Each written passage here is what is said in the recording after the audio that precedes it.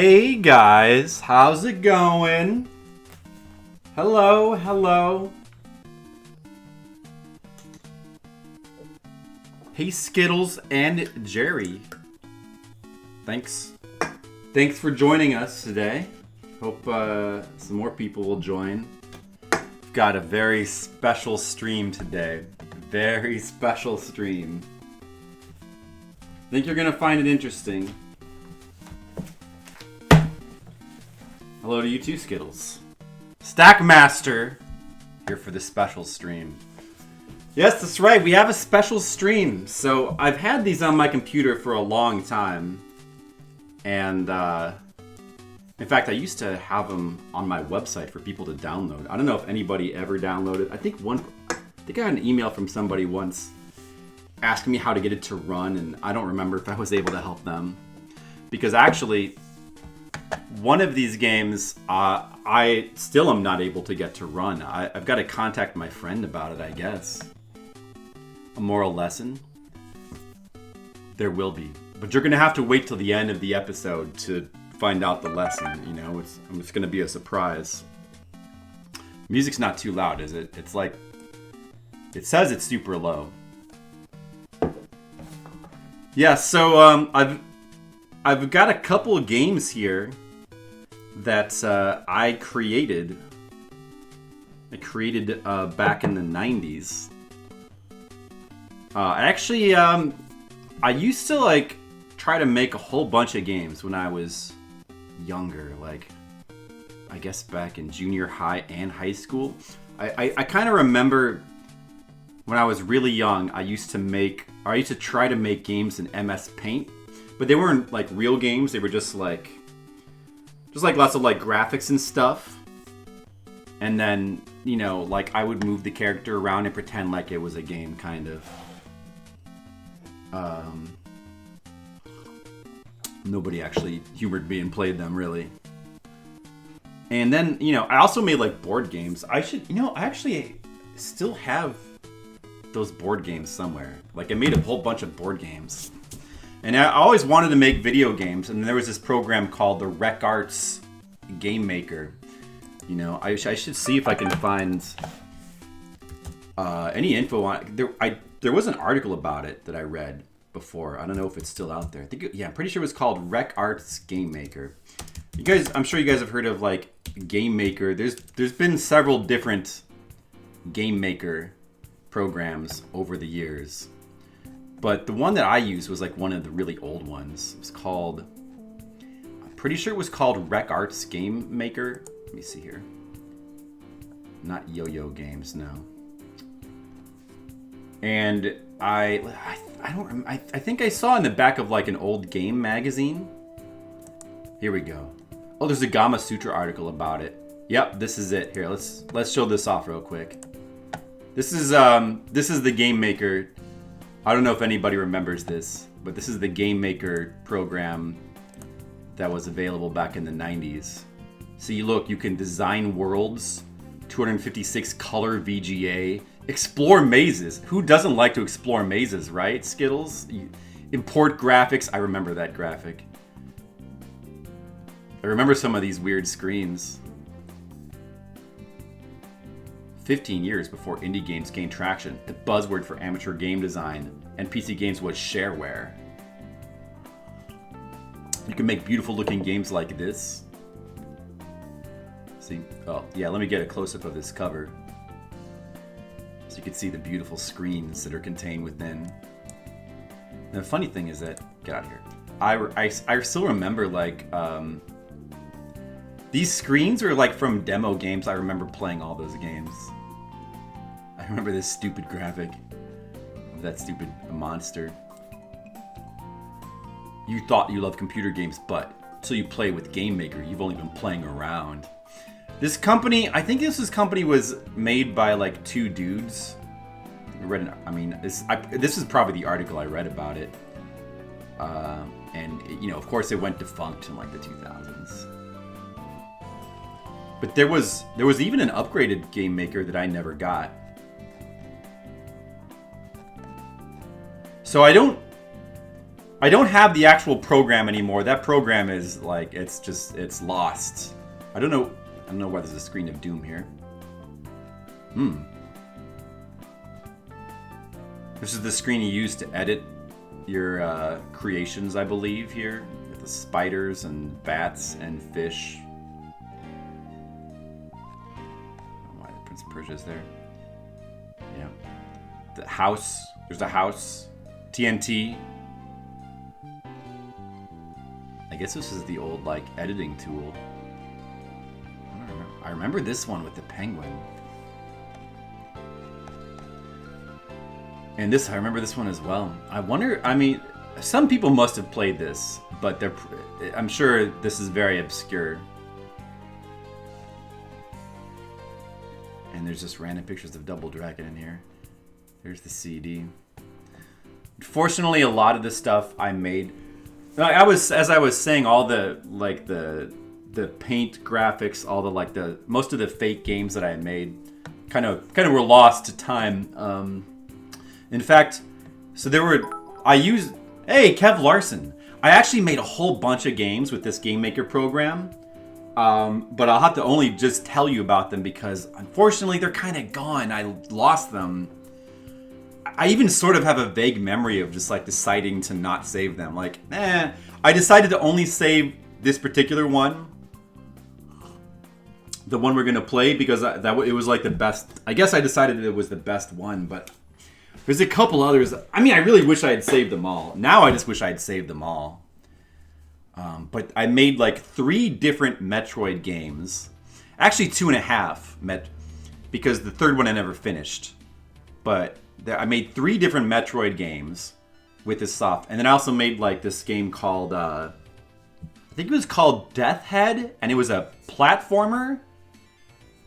It had like I remember it had like a Mario-like map screen, and you'd go to like different random levels. And I made like a game that was sort of like King's Knight a little bit. You were like a knight and you went around and you threw swords. Yeah. Was there? I think that's it. But I lost all that. That's all gone. It exists only in my memories now. So they will die with me. But yeah, as I was saying, I do have one of those. I've retained one of them, and I just tested it, and it still works. So we're gonna check it out, you guys. We're gonna take a look at the game I made with the Game-Maker. It's called Metroid. Originally, I called it Metroid 2, but then I retitled it to Metroid X, and it's my homebrew Metroid game. So that's gonna be pretty weird. Alright, we're going to turn off the Cosmic Carnage music. Hey, Kev Larson. Did I say hello to you? Kev Larson, hey, thanks for stopping in. Kev Larson, I'm about to show you something completely unique that's never been seen before on Twitch. I guarantee it. You were in for, man, you're in for a treat. Hey, Dr. Balance yet. Hello to you too. Metroid X. Maybe that's the name of your Metroid game that you made. Mine was called Metroid X. Thank you very much. Yeah, like Malcolm X, exactly. You got the reference. All right, so you got DOSBox here. You got DOSBox up. This game will not run in Windows, or at least not. It might have ran in Windows 95, I think. It won't run in Windows, whatever, Windows 10. So, but it does run in DOSBox, thankfully. All right, well, here it is. Super VGA chip detected. Whoa. It uses Sound Blaster for music. And I believe it's like, like 200 by 320 resolution or something like that. Oh, you did? They're lost in time like Tears in the Rain. Yeah, a lot of that stuff gets... Yeah, I wish I had the foresight to save all that stuff. I really did. It would just be like neat to go back and look at it now, but things get lost. What can you do? Time keeps marching on. Someday this planet will disintegrate and all of this media that we have will be lost to the wind. So let's just enjoy it right now while we still have the chance. Anyway, you guys are lucky though, because this one is still around. All right, Metroid 2. Normally the title screen would go here, but I don't know if it's glitched. I don't think I ever made one. I think it's supposed to use a stock title screen, but it just glitches for some reason. There's the highest scores. You can see the highest score is by fuck. It saves that. That's been there for a long time. I must have put that there, but I don't remember. We have the credits. Take a look at the credits, guys. Created by Brian Folk, art by Big Bry, sound by the Bry Man. A lot of different people worked on this game. Music by the GM Sound Crew, because it's all their stock music. Got the song from Jaws here. Samus designed by Nintendo. Monster designs by Nintendo. Not Nintendo, but Nintendo. Additional monster designs by Super Bry. Graphic design by Sly Bry. Storyline by Fryin Brian. Game design by Big Bad Bry. Loss of Pressure, Wilotech. That was my friend's code name. And it was going to be the name of his company. This game is a sequel, which is spelled wrong, to the computer version of Metroid 1. So it's the second Metroid game I made in Game-Maker. The first one I didn't save because I guess I decided it was too crappy, which it probably was. It was like, I still love to go back and take a look at it, but don't drink and drive, take a bite out of crime. There you go. Always the Bry made, never the Bry. Yes. And we have the instructions here. We have to use the numpad to play this game. It's probably possible to hook up a controller, but I didn't feel like bothering.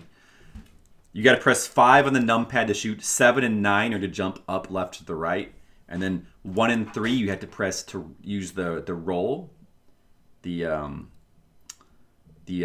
ball that turned into a ball. Once you get that ability, and then 2 is to set bombs. And there's also missiles, an ice beam, a flame beam, an energy beam, and a maser beam. And it's got all these instructions to tell you what all these things do. Look at that. All right, let's check out the game. Here we go. Let's see how would what if I graduated from high school in 1995. I think it would have been, I don't know, probably like 18-ish, 35. So here we are, this is Zone 0. Now, you're supposed to go to the right, but the first thing right away, if you go up here to the left, there's a secret.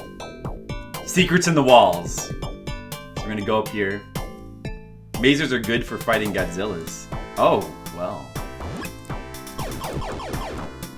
And Mothras. I did not know that. Well, if Godzilla shows up in this game, which I don't want to spoil it, but yeah, speedrun strats. So we collected the secret energy. So that energy tank, what that does, you press F2, you go to the inventory screen, and so there are hit points there. They start at 100, and then that adds 100 hit points. There is no maximum hit points. Game-Maker doesn't support that feature. So the energy tank, it merely adds 100 hit points to your total. There's no maximum number, so you can just keep collecting them if you can keep finding them. But yeah, I was probably like around, I don't remember exactly, but probably like 18, I'm guessing. This is better than you were expecting. I know. There's some artistic talent here. Like, it's not bad. Okay, so you can press F5 to save, which we're gonna do. So there's another secret here. It's kind of obvious, you can tell by the tiles being all one tile, but you can actually go down in this lava here to the secret wall. And it's a shortcut that not only gives you like a ton of energy, but you can skip the whole first zone. But we're not gonna do that. We want to actually see the first zone, so we'll reload our save. What's the music?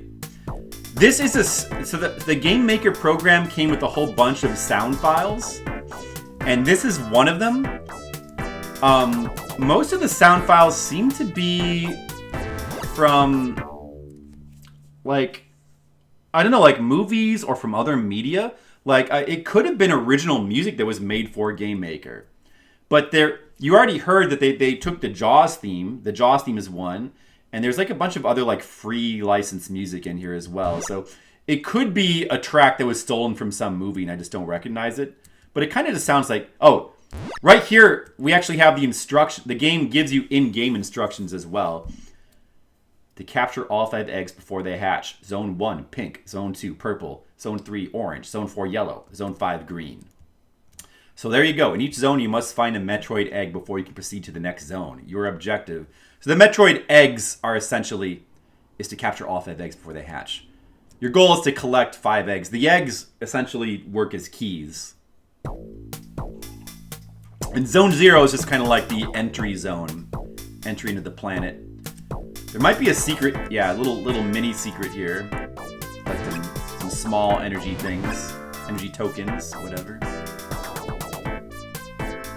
So, honestly, I've always kind of wondered where a couple of these tracks come from. This is, yeah, it's stock music from Game-Maker, and it's actually pretty cool music. Most of the music was pretty lame. Like, there was like it doesn't... I wish I could show you some of the lame music that came with it. I'm trying to remember what they were. Like Ald Sign something. One like Canadian... I think it's like a Canadian anthem song was one of them. And there was like... I think there was a Christmas song, I believe, as one of them. Do you have any formal training in game design and programming? No.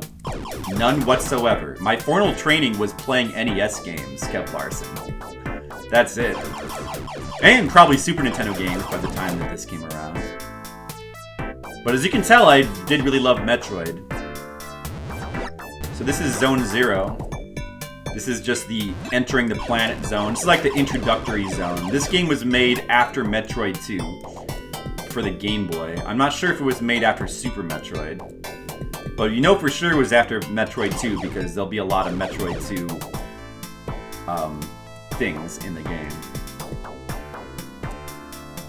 And there we got the little enemies that, you know, cling to the walls. You gotta have those. I think your hitbox is only in the bottom half of the character, so that's why that character just passes over you and does no damage. And I don't remember if there's any secrets, like in any... I don't really remember the rest of this zone that well, because every time I would replay this, I would just skip the zone. So, maybe we can find out. I don't think I've played through the rest of this zone in a long time. Maybe there's like some secrets somewhere, who knows. I always love secrets, you know, you probably know that about me. I love secrets in games, so... I would like try to put as many secrets in these games as I could.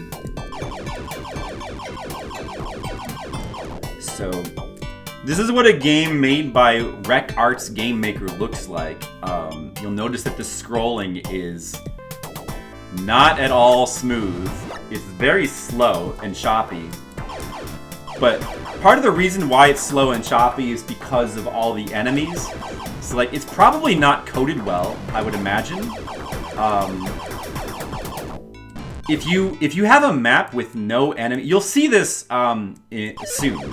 If you have a map with no enemies, it actually scrolls very smoothly. But the more enemies are in the map, or the more sprites or whatever, the slower the map scrolls. So there's like a whole ton of enemies in most of these maps. That's why they scroll so slow. I probably should have put less enemies looking back on it. That's one game design mistake I made.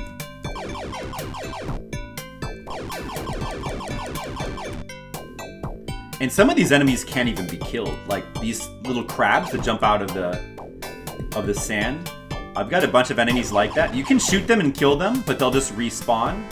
And the reason why that is because to have an enemy like this that does that action, what you have to do is you have to tie it to 2 separate enemies. When you kill him, it spawns an invisible enemy that goes down into the ground. And then that enemy, like, is set on a timer. When it dies, it spawns the first enemy. That's the only way I could make these, like, make enemies that, like, jump out of the sand like that. But because of that, you can't actually permanently kill them. They'll just keep spawning. Which was not what I wanted, but... And then right here, this sand, you know, it has a gravitational effect, pulling you to the right. to simulate, you know, like a treadmill type of thing. But because of the speed it pulls you at, it can't possibly match the speed of scrolling, so it just kind of like forces you against the right wall, which is, you know, it's not ideal. This is not, you know, it was still very exciting at the time, this Game-Maker program, because you could make your own game, but it had lots of flaws. You just had to put up with it. Let's check our hit points. They're at 328. We must have picked up a lot of energy tanks somewhere along the way, so these enemies probably do like very little damage. Yeah, the game has no... I'm beginning to question if this adventure is Metroid canon. That's a good question. Hey, Dima, how's it going? The frame rate hurts your eyes? The frame rate? Is it the frame rate, or is it just the really slow scrolling? Or is it the blinking? I have no idea what the frame rate for this game is, but it is very choppy. But it's more... I think it's... The problem is more just like the blinking, the sprites, like the very slow processing that the game it probably has. The blinking and the very slow scrolling. But the character moves okay as long as you're not moving against the edge of the screen. Sorry, Demo, but that's the best the Rec Arts Game-Maker could do. All right. Now, all the graphics in this game I made myself. They have Game-Maker programs now today, like Game Salad. Yeah, I don't know. I mean, like, one of these days, I probably should. I've always been fascinated with, like, trying to make my own Metroid game. I also tried to use, you know how they have those, like, those hacking tools for various NES games? You can go and you can, like, you can edit an NES game, and I tried to do that with Metroid several times, and I finally gave up because I could never get what I wanted out of it. But I always wanted to, like, make my own Metroid game. This is the closest I ever got, really.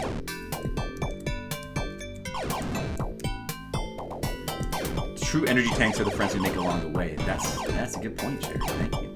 Sam's post-apocalyptic tire. Yep, I designed the... You know, all the graphics are designed by me, but I should caveat that and point out that I did copy some of the Metroid sprites directly from the games. I did that on purpose, because I wanted the game to feel as much like Metroid as possible. I mean, you could say it's laziness, but I just like the way that the sprites looked. So you'll see, like, these enemies here are, like, all unique, I believe. They're all, I mean, they're all my own personalized designs, but you'll see later, I mean, it'll be obvious. There'll be some that have been, that I copied, like, you know, pixel by pixel from, like, actual Metroid enemies. Like, all these tiles, though, were made by me. Like, the background tiles and the actual Samus sprite was designed by me. It doesn't look that bad. She's got the idle animation, she's got the flowing hair, and her little crystal on her chest, like, blinks. And these particular enemies were drawn by me. They kind of wiggle their tentacles. Like, they're not great looking, but they look... You notice all the graphical glitches the game has, too. Like, when you shoot a bullet, it's supposed to do this little animation where, like, it kind of expands into a circle. It's just the graphical effects. But it, like, doesn't complete the animation because it's running too slow. Alright, made it to the end of Zone 0. That was the introductory zone. We're gonna play through this whole game.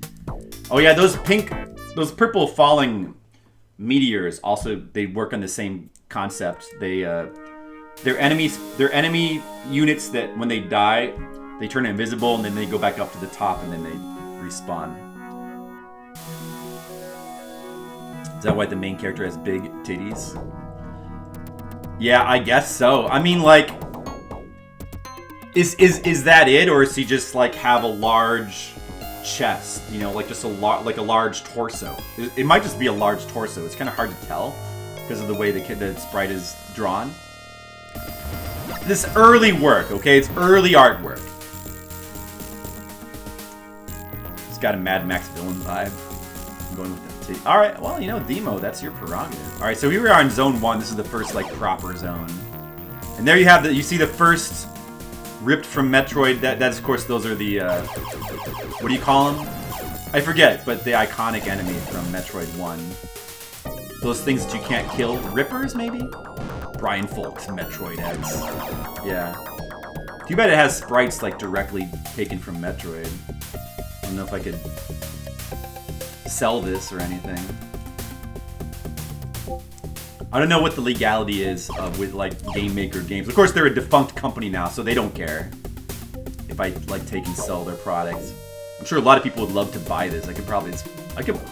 I'm sitting on a gold mine here. Clearly, I could probably get rich. There you have a red door. There's the first red door. These actually damage you if you touch them. Hopefully not a lot. I think all the enemies do 1 hit point damage per enemy. Yeah, so the red doors are actually 2 enemy sprites put together. Enemy sprites couldn't be bigger than 1 block, so you had to put them together like that. Whenever you like want to block her path with like something, a destructible object that you need to shoot, it has to be an enemy sprite. That could cause some problems because it's easy to glitch through those. That's why I made them damage you. But it's definitely possible to glitch through those doors. So there's the missiles. We just got some missiles. Although we do have an inventory, they don't show up there because they are like... They're like the main sub-weapon, and since they have ammo, they don't show up here in the inventory.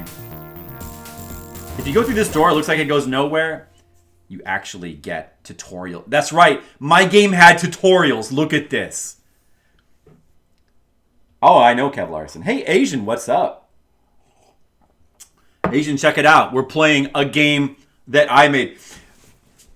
I know, Metroid McFly. Dude, somebody like tap Metroid McFly in the shoulder and tell him to get in here and take a look at this. Yeah, so look how this screen here, I use this map for tutorial messages. So look how much smoother the scrolling is on this screen and how much like faster it is. No lag at all. It's because there's no enemies in this map. So you can see the difference that the enemy sprites make. It's too bad this program is not better coded. Use your missiles on the red doors by facing them and pressing enter. It even tells you the keys. DOS scrolling. This next GDQ game. Oh, that would be beautiful. If only. I'm going to be playing this indie Metroid game created by a close friend of mine. I think it's... Look how beautiful it is. Alright, so now we have the missiles. It only takes 1 missile to defeat, because you can't really have enemies. In Game-Maker, enemies can't take multiple hits to kill. Enemies aren't allowed to have hit points. If you want to have an enemy have hit points, it has to turn into another enemy upon death. Which I've got a couple enemies that do that. Because of that, you can't really have like more powerful weapons. It doesn't really work. You're gonna have to rate your game on the big list. Yeah, I mean, I'm not gonna rate my game. How can I even rate my game? Oh, those waiver enemy sprites are taken from Metroid 1. Oh, I forgot to point out, did you notice the secret? We passed through that secret wall to collect that energy tank. That's good game design, you know, you can see it from below, you wonder how to get to it. Good game design. Yeah, I wish I could say I made the music, but fortunately not. This track right here is like my favorite track from the Game-Maker. Is like one of the best tracks, so I always used it a lot whenever I could. Press P to pick up an object. Another tutorial. There you go. Press 1 and 3 to roll into a ball. You can tell that it was going to change the text because I had the ... Now, I don't know why I didn't just have both of those, like both windows displayed at the same time, because there's clearly room, or I could have made room. But I guess I wanted to have that text animate just because I could. Just because I could. It's probably the reason. Some more tutorials. Yeah. This music's actually really cool. I wonder if it comes from a movie. Or like some other game and they stole it. Because a lot of the assets of the Game-Maker are like stolen. I mean, they have the Jaws music in here. I'm sure they didn't get the rights for that. But yeah, I do like it. Is this Photon, the ultimate game on planet Earth? Hey, Virus, exactly. No, it's Metroid, the ultimate game on planet Earth. No, it's a game that I made, Virus. I made this with the Game-Maker back in the 90s. The Rec Arts Game-Maker. I made this game. Behold its beauty. These enemies here, they're more of the respawning enemies. You kill them, they turn into a different invisible enemy, which moves down back into the pipe, and then it turns back into the enemy. More sprites ripped out of Metroid 1 right there. And here we have, of course, the morph ball. You have to press P on the keyboard to pick it up, like it says. And now we can turn into a ball. I didn't. I made this game. It's true, Virus. Now look at this, guys. If you press the 1 and 3 keys in the numpad, you can do this. Look at this. Look at that amazing morph ball sprite I made. Pretty beautiful, huh? No, I mean, yeah, it's not bad for back then at all. No, it really is not. I mean, I don't know. Like, when I look at this, I mean, I can't brag about it being amazing, but considering I made this when I was a teenager, I think it's really not bad. Right now, this door to the right will go to the next zone. But you can't go there yet because you need to get the egg first. The egg acts as a key. So there's 2 ways to get the egg. There's the normal way and a secret way. I'll show off the secret. I'll just do a little save right here. Game save. There's only 1 save slot, so make sure you use it well. The secret way, see the warp that takes you back to zone 0 is in the upper block of this little gray door here. So if you roll into this door, you get a secret. Look at this. Look at this secret. She faces the player whenever idle. Oh yeah. Well, yeah, because they couldn't have the idle sprite couldn't change to reflect the direction. So that was it was not a choice I made. It was mandatory. Unless I wanted her to always face right or something, but that would be kind of weird. You get a whole bunch of missiles, you get the egg, and you're done with zone 1. It lets you skip zone 1. But we don't want to do that. We'll play through the game legit. So we're gonna, not that that's not legit, but we'll take the normal non-secret way so you can see the rest of level 1. Yeah, I think down here is just nothing. It's just water. I'm not sure if there's any other secrets in this level. There could have been something that I forgot, but I don't think there's anything else. I drew every tile by hand. However, some of the enemy sprites are copied from the first 2 Metroid games. So some of them are some of the enemy sprites are copied. Some of them are original. And some of the wall tiles may also be based on Metroid wall tiles. I'm not sure. A lot of the graphics are just like original though. Like these wall tiles here, which actually look kind of cool, were created by me. Those are original tiles that I made. You can roll under the enemy.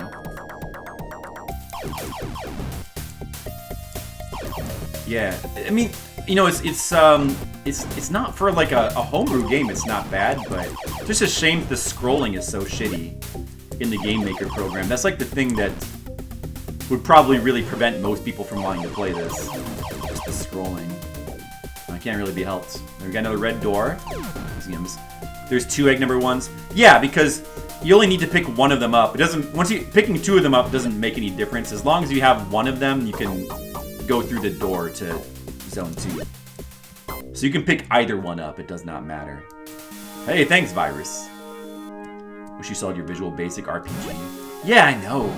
I was just saying before that... Oh, look at the lava sprite that I made. Now, Game-Maker does not have hit stun. So, which I think might have been a common problem with a lot of early DOS games. There's no iframes. So, you tend to just get hit over and over again if enemies go into you. But the lava actually sort of gives you pseudo iframes. If it didn't, it would be really hard to jump out of that. Yeah. And I did that because only 1 frame of animation on the lava actually damages you. There should be a secret here. There it is.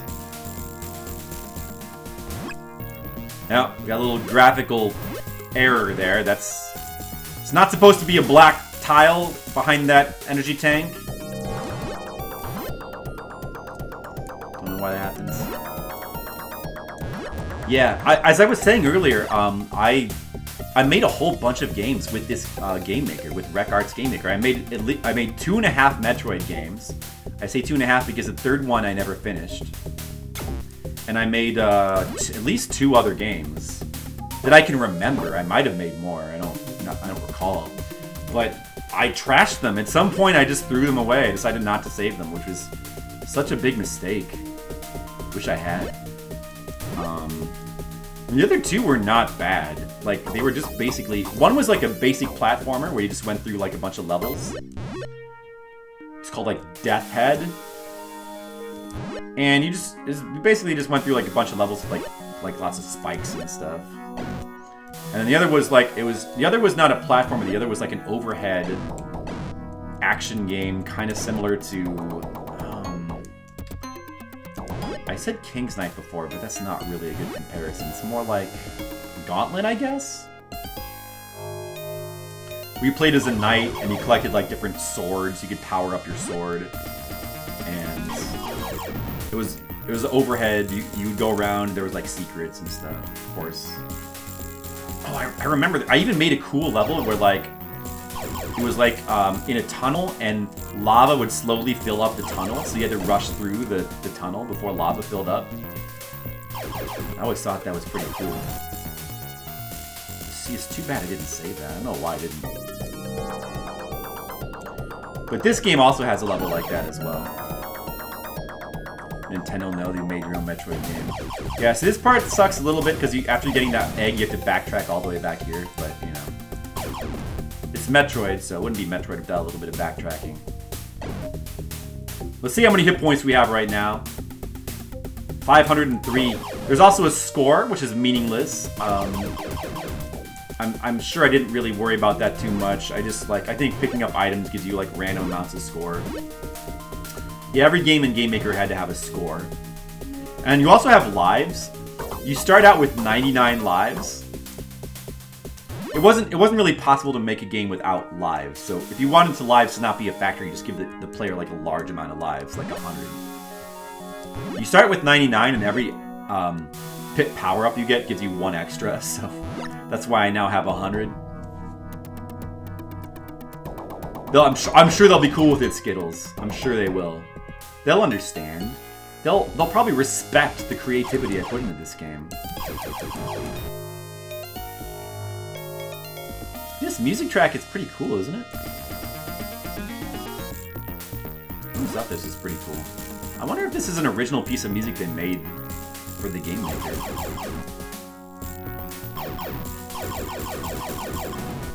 It's hard to believe, though. I'm sure they must have stolen it from somewhere.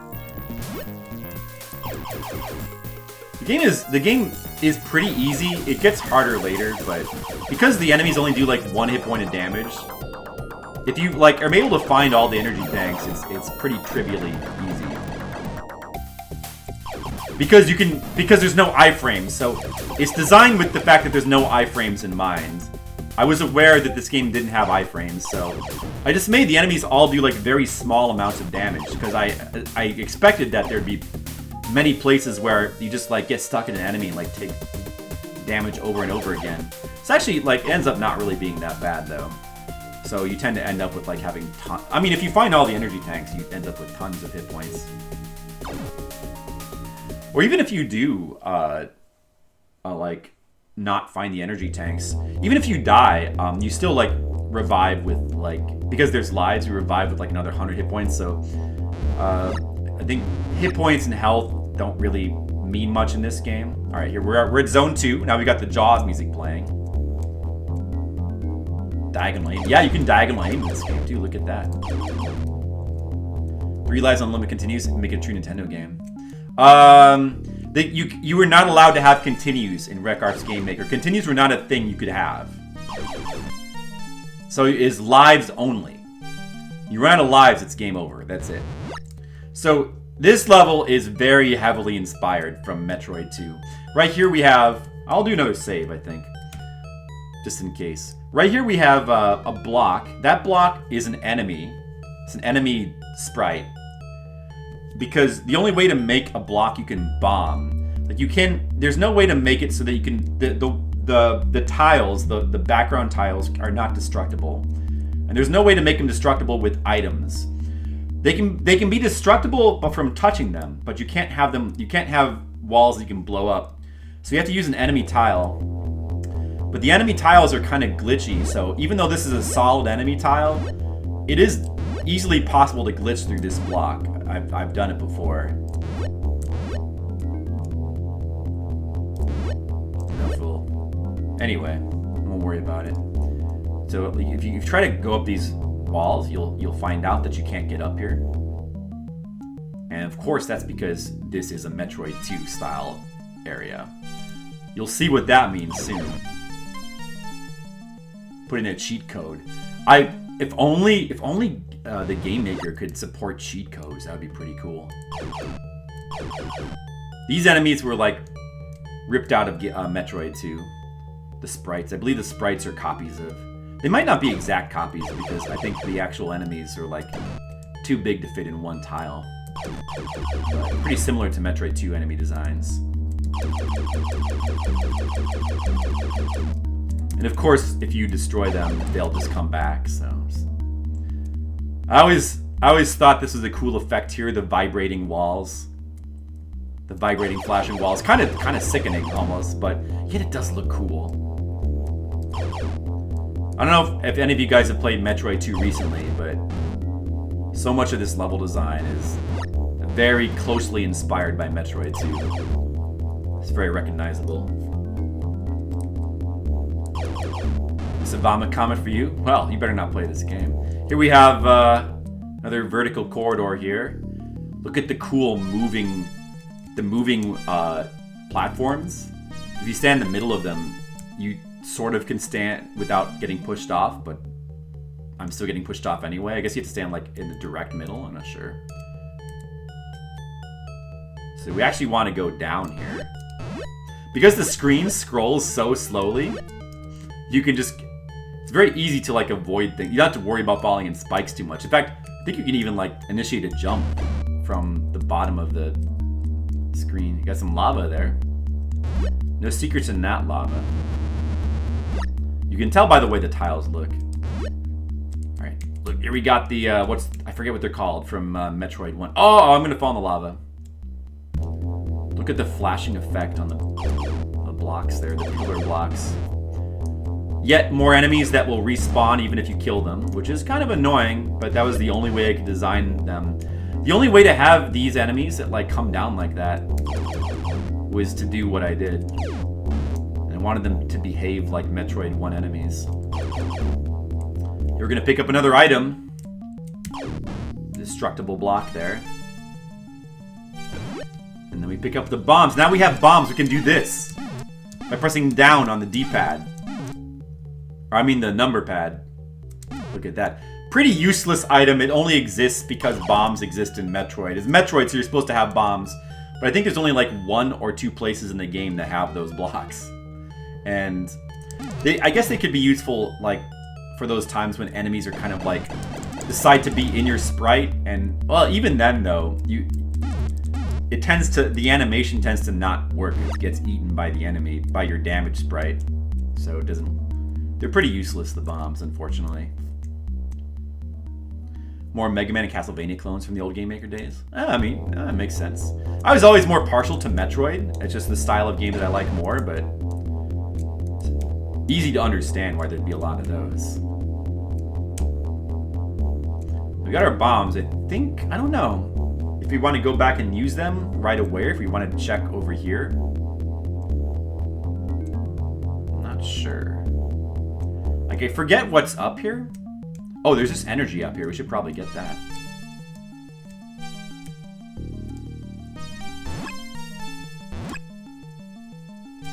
Maybe we should take a look. Because when I was playtesting the game, I only played through the first level, so I have not refreshed my memory on any of these level designs. So all I have going for it to like navigate these levels is my memory of a game that I haven't played in over 20 years. You replay Metroid 2 a lot. Yeah, I still really like Metroid 2 every time I replay it. I probably played through it 4 or 5 times. Your favorite Metroid game? You know, it's almost, it's hard to put it above Super Metroid, but it's almost my favorite Metroid game as well. It's certainly my second favorite. It's like a close second favorite. It's just got such a cool atmosphere to it that is kind of unmatched by any of the other Metroid games. Even Metroid 2 doesn't have the same level of atmosphere. Oh, so going through that door, that just took us to the top up here. And then if we fall back down, we'll fall back down to the starting point of the level. So that's good, actually. It's probably a good way to go. So I think we want to go in here now. Castlevania 2 sprites more than the other games. It had very good sprites. I don't know. Anyway, we can bomb this. There we go. That's the normal way to get through that block. And the level design here, man, it's so blatantly copied from Metroid 2, but that's okay. There are some touches to the level design that are original. So what do you think we just got? We got the spider ball. However, the spider ball will not show up in our inventory because the spider ball is not a regular power-up. There's no way to have a spider ball functionality in Game-Maker. You just can't do it. So what I decided to do instead was to sort of do a trick where the spider ball is a temporary power-up now. And what it does is essentially takes you to a separate map that uses like gravity. There's like invisible gravitational features of these walls to simulate being able to climb walls. Yeah. So that's how I was able to make a spider ball. That's why this little worm here doesn't even appear in the normal map. But honestly, kind of clever, really. It's a clever way to do it. So now we can actually climb up these walls. And just like in the real Metroid 2, there's going to be parts where you're going to have to be really careful to not get knocked down by these worms. I don't remember if the worms were taken from Metroid 2 or not. They could be. You can bomb them if you want to.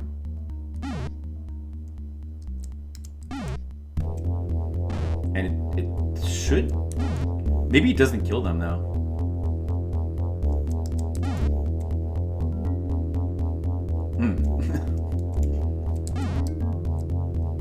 I don't know if this kills them or not. Do they have, like... Do they take multiple hits? They're kind of hard to hit because the bombs just don't, like, last long enough. Okay, guess they're invincible. I think that's because... I don't know. I think it's because... yeah, probably... There's no way to make an enemy like reappear and disappear like that. So they had to like change from one enemy to an invisible enemy that doesn't damage you in order to make them like go into the wall like that. All right, now right here, this is where it gets a little bit tricky because it's very easy to like accidentally fall off of this wall. Of course, those spikes damage you as well. Especially going around corners like this, you gotta be real careful. We don't want to fall here. That would be bad. We'd have to go... Of course, we could just save. We could just do that. This Game Maker fully supports save scumming. So I guess it's not really a big issue. We'll try to minimize our save scumming, though, because it's cooler that way. I mean, I'm the creator of this. I shouldn't have difficulty.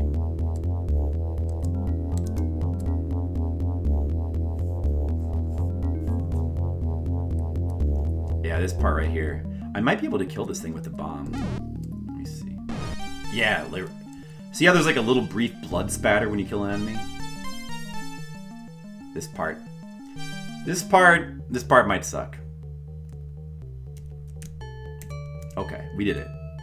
Nice. Alright, we made it up to the thing, I think. No limit to the amount of bombs you can just like throw down. Game-Maker didn't limit your projectiles. It would just instead let the game just glitch out. They didn't care. Oh, that's okay. How do you guys like the Jaws music as Metroid music? The Game-Maker, it did come with a couple of pretty cool tracks, but most of the tracks were like really weird or lame or just didn't sound like good video game music, so there's really only a couple tracks you could use. So the tracks that you've heard already are pretty much the only ones I used, I think, because the other tracks just weren't good. So unfortunately, the soundtracks for all these Game-Maker games tended to be the same music, and they were pretty limited. It used... Yeah, so what's weird is that the music files that they used, the type of music files, it was very difficult to find music that would like fit into the Game-Maker. They were called... Let me see, what were they called again?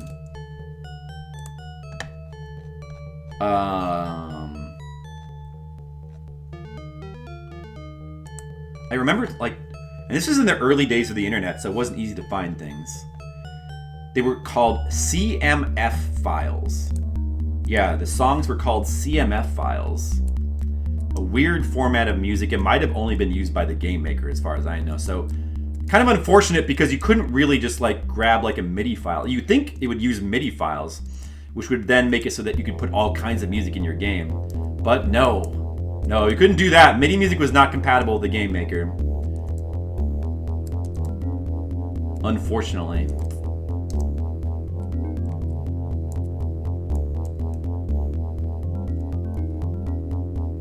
Alright, we still got a ways to go. If we fall down here, we would still like go all the way back to the beginning, so definitely don't want to fall. You gotta use caution or save states, whichever you feel like. We're almost there. I believe right now we're trying to get to the high jump,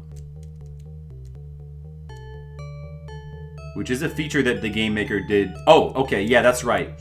So, like, in my version of Metroid, once you... To get out of Spider Ball form, you had to find your body. But, so you would just find a different version of your body somewhere else. So, we've just found, like, a spare body lying around, and our old body is just like, whatever. It's just gone, I guess. I guess that's how it works. Oh, I don't remember exactly where to go from here. Hope I don't make a mistake. Need to make sure that we don't fall.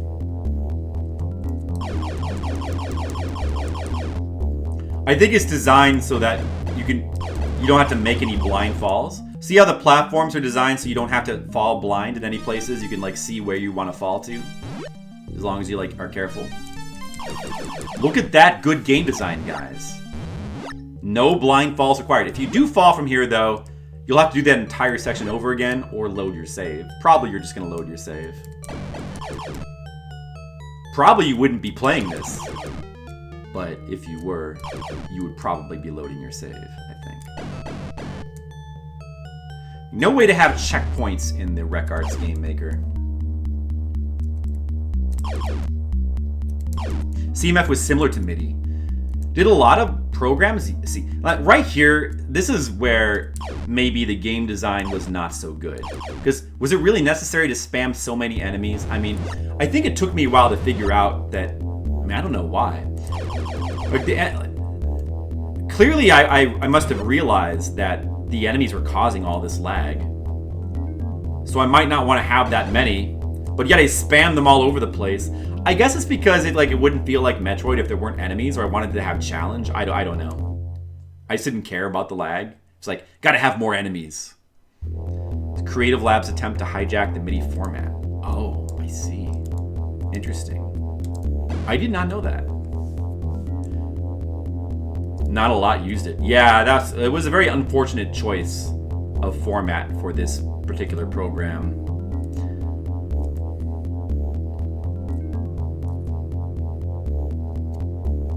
These spikes only damage you on the tiles where they blink red. This lava damages you a little bit faster than the yellow lava because the animation cycle is faster. And you can't get through that door as the spider ball. I think it's just solid. So you have to turn back into Samus. So you got some like kind of almost like puzzly aspects, although it's very linear, this section. But you're turning back and forth. And I reused the spider ball later on in Zone 4. And I try to do some like sneaky stuff with some of the level designs. If you were to be able to jump through this, you would actually get stuck. So I believe that black... Yeah, you can tell.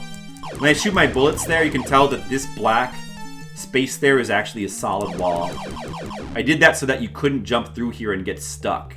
Because if you fell down there, you might not be able to get back up. See, look at all the good game design in this amateur game. I thought about stuff like that. All right, now we can go through the space. Sound fonts with their Aw32. Oh, I see. Okay. Yeah, I always wondered what CMF was and why freaking Game-Maker used it. It's still like, I mean, they probably didn't make like a deal with Creative Labs, or did they?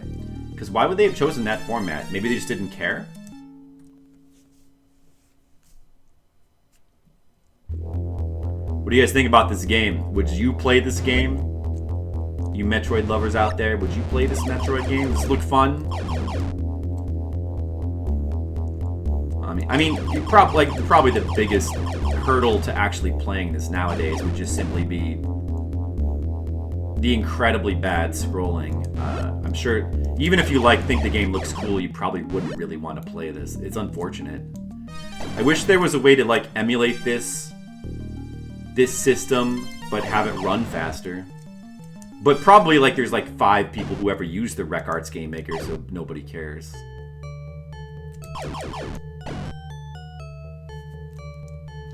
Oh, good, Dr. Balance, yeah. Well, I don't know, I might not have it anymore, but I used to have a link to it on my website. I'll have to check to see if it's still there. I don't think it is. I think I took it down. But I should probably put it back up. Alright, let's see. What do we want to do now? I think so we got... Wait, what did we get? What did we just get? What did we get? Wait a second. We got the egg, right? Is that what we got? I believe so. I kind of spaced there. We still need to get the high jump.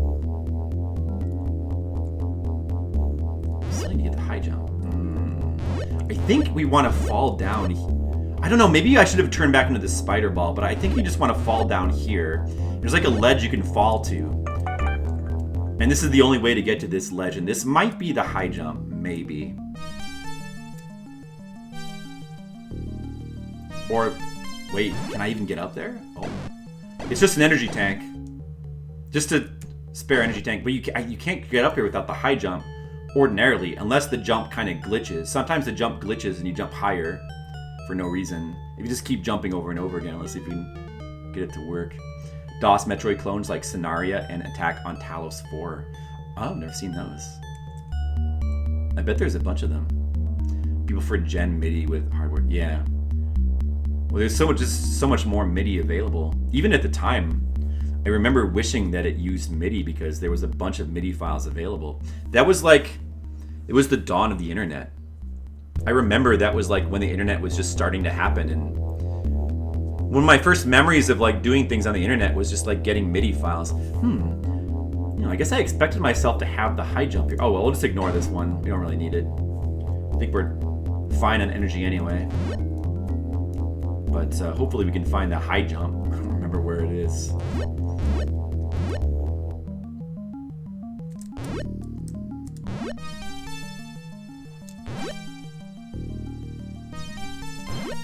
There's the exit to Zone 2. So we have the egg, right? So we could go to Zone 3, but let's not do that yet. I'm pretty sure there's still something we need to get from here. Do a little bit more exploration. Yeah, also all the power-ups and stuff respawn whenever you zone out of an area or die. So, do I want to... I don't think I want to go down here. I won't be able to get back up. I'm not sure. I'm not sure if I miss anything down there. Let's try going back this way. So yeah, there are places where you can just farm infinite energy if you feel like it. Not that it's necessary at all. Let's go down here. This might be where the high jump is. I think it is. I think that this door is going to tell you how to use the high jump. The Ego Review featuring Bry Flipsider. Look at this smooth scrolling. To use flamethrower, hold F. Oh, it's the flamethrower. Oh, that's right. You get the first weapon here. Maybe the high jump was in the next level? Oh, that damage. Oh, we just took a lot of damage. We just got generated. But we're still doing fine. They only do 1 damage each. Let's see what's in here. Maybe there's... This is probably the flamethrower. Yep, see, it's one of those... It looks like the weapon design from Metroid 1. And now if we press, I think, is it F? Yeah. Look at that! We can shoot a flamethrower! Whoa! It's a continuous weapon damage thing. Like, debatable whether this is actually any better than the main gun. I guess it probably is. LDO, Yachts, and Gabe. LDO? What's LDO again? Now we're actually gonna have to like start exploring because I don't remember some parts of this level. So I thought maybe the high jump was in this level. Let's try looking at what's down. Maybe the high jump is down here. Oh, it's another spider ball down here. Okay. Well, I guess we should get it. Let's drown out. Okay. Oops. Level unfortunately spawns you on top of some enemies. My bad. My bad, guys. Sorry. It's okay. The damage is pretty irrelevant anyway.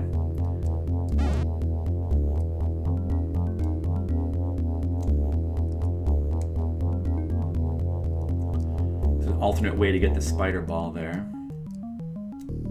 I guess we should get it.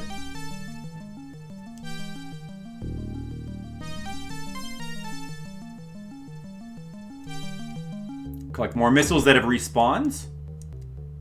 More energy that's respawns. It's good. I don't think there's any secrets in these tiles.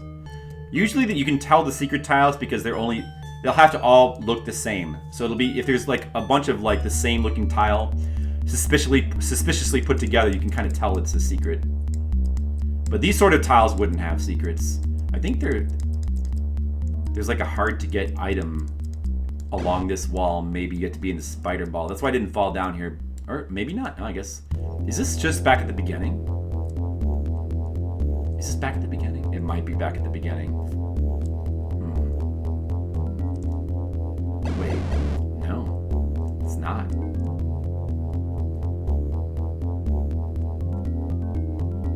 Oh, I see. It's not back at the beginning, but almost. It's like the middle part of the level, but now we're going to be forced to go back to the beginning. You can't use doors as a spider ball. So you have to go down here and turn back to human. Or wait, actually, no, you can. You can't, because you can't get back up here as a human. No. That sucks. I'll have to go back the way I came.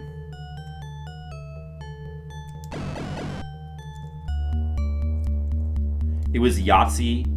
I remember, oh, Yahtzee, the guy who did the 0 punctuation. Yeah, I remember him, yeah. Less serious, let's play serious with his friend every weekend. Oh, okay. You like that? Now for him being a complete Asperger's asshole to his friend, while his best friend says things that are somewhat stupid. That sounds good, I guess. I guess that sounds good.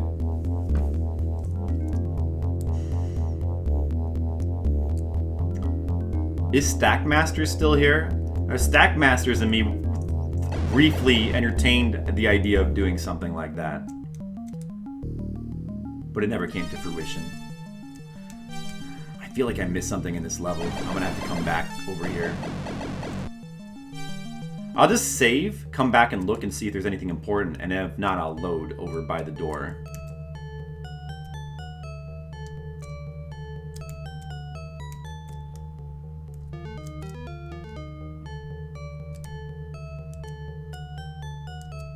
subsection of series called Ego Review, where he had his friend play all his games he made while a teenager.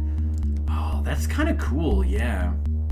And does that stuff exist anywhere still? Like, can you still see that?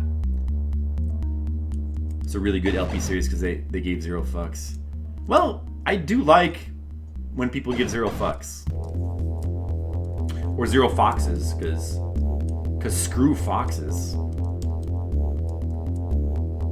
Didn't even monetize.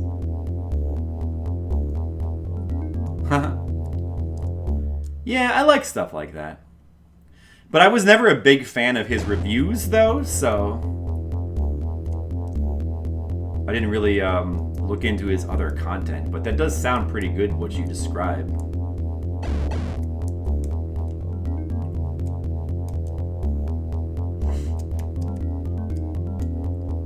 And maybe the high jump isn't in this level. Maybe it was in like level 4. I don't remember.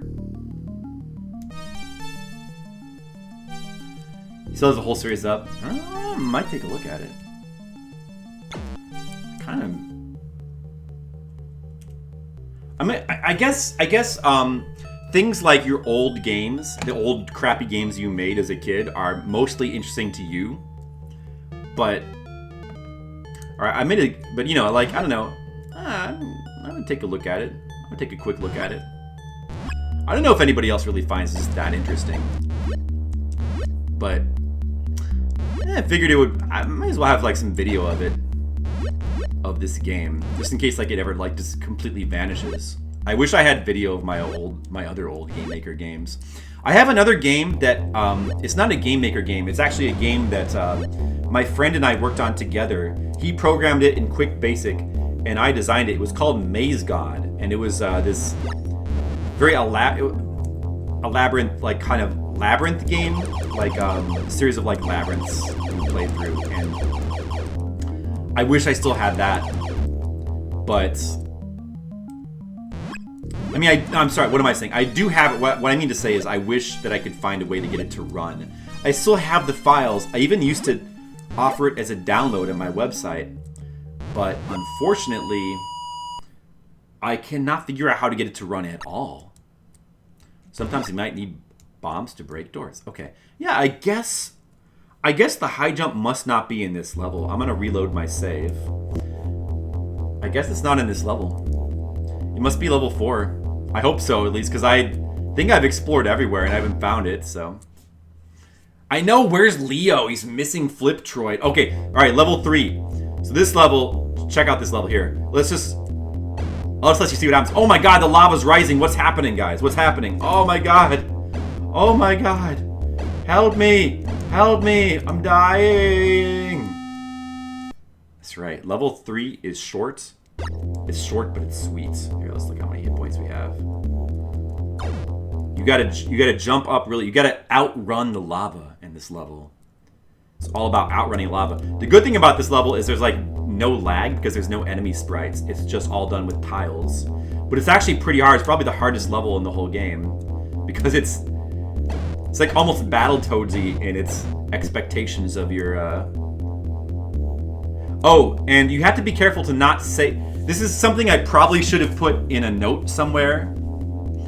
But you must be careful to not save inside this level. If you save, it'll screw up the timing and the lava will start to rise super fast, which is obviously very bad. And it's pretty strict too, so you gotta make sure you jump precisely. It's a good thing there's less lag in this level because of no enemy sprites. It just goes straight up. It's like a straight vertical level. And you just have to get to the top before the lava does. That's it. Oh, yep, see? One mess up and it's like over. Although, you can kind of tank your way through the lava to the top if you're already pretty far, but it's hard because of the frequent damage you take. It's hard to get the jump inputs get eaten a lot, so you're pretty likely to die before you get up to the top. So, we'll just have to keep trying until we get it right. I mean, I play tested this game myself, so I tried to tune it so that it would be hard for even me, the creator. And it is. That is my goal. Like, you have to be fast. I mean, look at this. You gotta be really fair. Here, let's try it again. I'm gonna get it. Fliptroid is a great name. Guinea would like to. Yeah, I wish Guinea was here. He made his own games as well. Played some of them.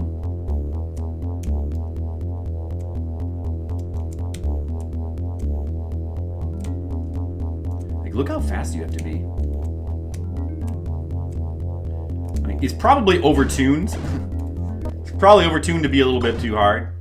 Hey, Brigand, this is something I made. Yes, I made this game. It's a Metroid game I made with an old Game-Maker program called the RSD Game-Maker back in the 90s. Crazy, huh? Oh! It's over. You made a simple RPG in Visual Basic. Oh, that reminds me, there were other games I made too. Before I had Game-Maker, I used to try to make games in Quick Basic. This is back in junior high school, maybe? But I had a couple of games I made in Quick Basic, and I think I don't know what happened to them. I think I just lost them, but... Oh, we're doing it, guys. We're doing it. We're doing it. Come on. Oh, this is a tough jump here. You gotta be fast. We're doing it. We're doing it. Uh-oh. This is the tricky part. Oh! We might be close enough. So we can do the rest of it. Oh no, that's bad. We almost had it. Yeah, this is pretty hard.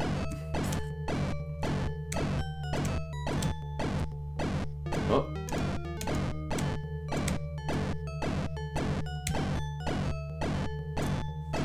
Even if you do like, if you save inside this level, like I said, you'll be screwed because the lava will start to go up really fast. But even if that happens and you do die, you have like essentially unlimited lives, so you'll just respawn with another 100 health. You can try again. It's not the end of the world. Man, this is tough. Meet the bear, you run. You lost your files. You know how formatting your drive with % of trouble. Yeah, it sucks. I wish I still had some of that old stuff. I made so much old video game stuff when I was a kid. I really wanted to make video games. That's what I really wanted to do for a long time, was make video games. You can tell by some of this stuff that I made. And then at some point I just decided to do comics instead. But I still have that urge to make video games sometime.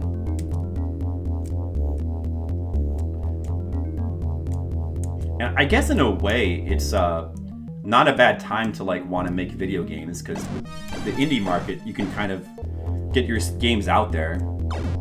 But on the other hand, the market's just so saturated, and I don't know.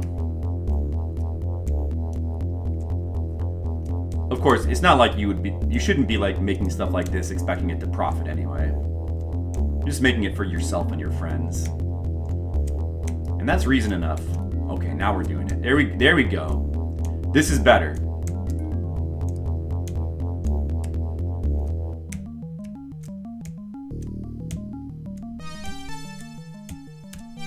See, that one jump is tricky right there. Oh, these jumps are tricky too. These jumps are tricky too. Why is it? Oh, it's all so... Oh, look at these tricky jumps that I expect you to do. Look at the... Oh, it's like barely possible. Wow, man, I forgot how hard this was. Well, it's the only part of the game that's actually challenging, so... Yeah, we all had that dream. I guess so. Envious of kids these days. Well, a good Game-Maker program. Well, I'm sure any Game-Maker program you choose today will be better than the one I had to use. So at least, you got that going for you. Man, I gotta focus on this. I did toy with the idea of like making Doom levels as well, but I sort of gave up on it because it was gonna be too much trouble. But yeah, that's another thing that I sort of thought about doing.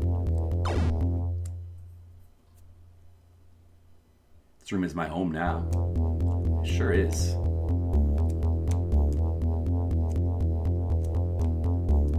Yeah, I really made this hard.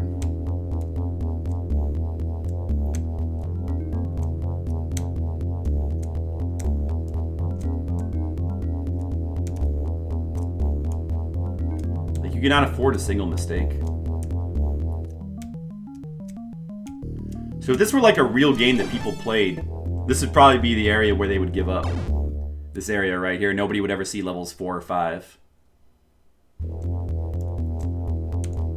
There's like no way to really cheese through this level. I don't think there's any shortcuts either. I think you have to do this level. I think. I mean, maybe there is a shortcut. Let me just check something. Maybe there is a shortcut. There might be. There might be. The bomb rolling trick might work here. No. Or maybe you go through the lava. Let me check.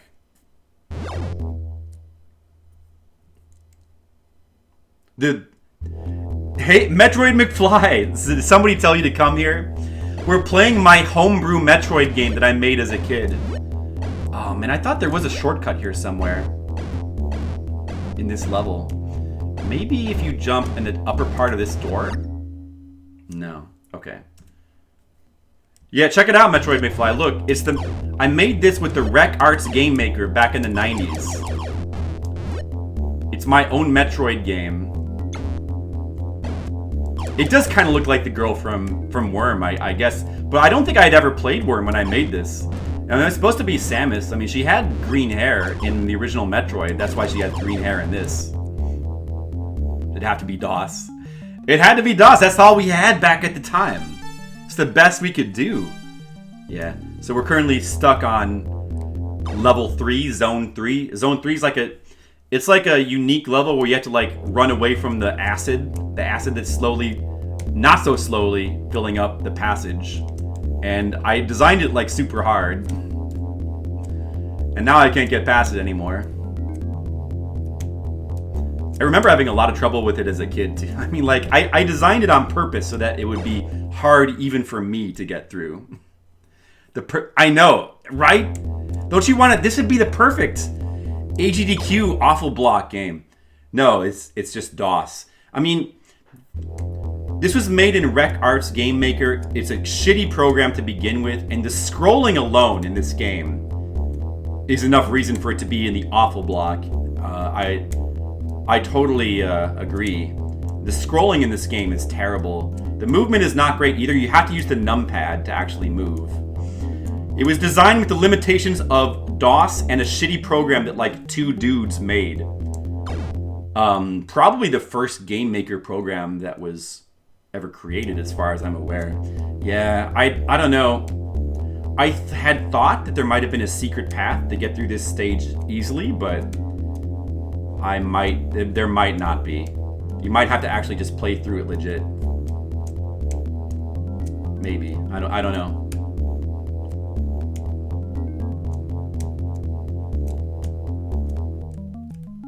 Oh shit. Oh, still alive. Still alive.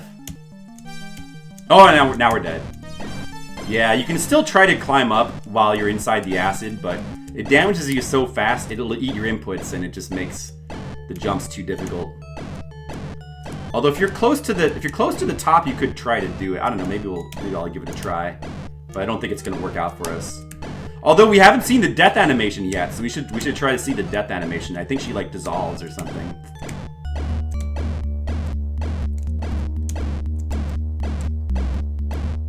OS2 Warp. ZZT games. I don't remember that.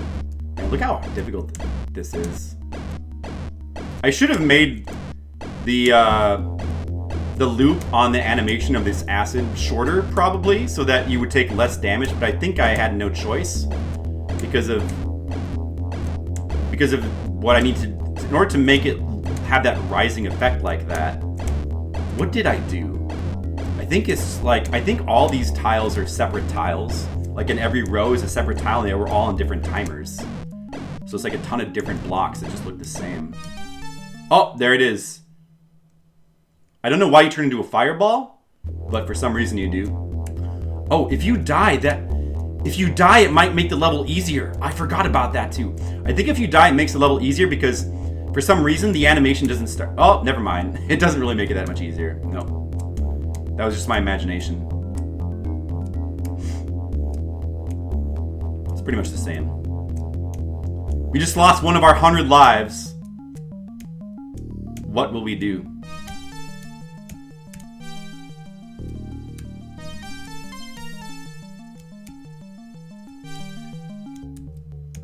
Shits! Shits! This will be the level here that's gonna hurt the speed run. We try to. Yeah, thank you. Yeah, I got the idle animation there on the hair. It's not bad. I mean, these graphics are not bad. Some of the graphics are ripped from Metroids, but there are a lot of unique tile sets and enemy graphics and stuff. And of course, the Samus graphic is, I don't know, I could have copied it from NES Metroid, but I decided to make my own. So it's pretty cool. Yeah, I think it is a little bit easier when you die. I think the lava like takes us a little longer to rise, maybe. Like a bit longer.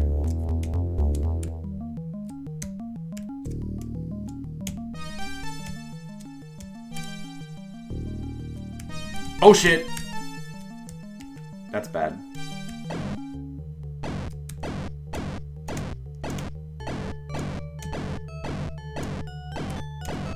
Yeah, that jump right there is probably impossible with the dark basic.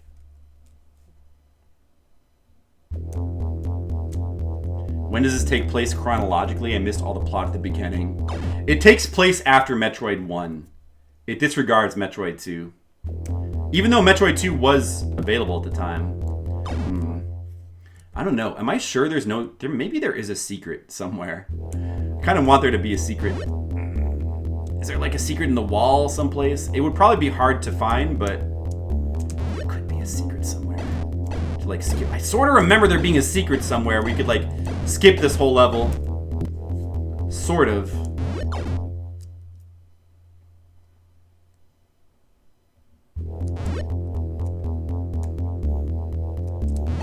I mean, I could swear that you could like go in this pit and there'd be like a block you could roll through, but I guess not.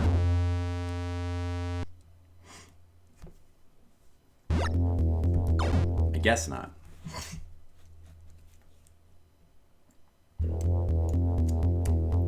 Man, stuck in my own game. How embarrassing.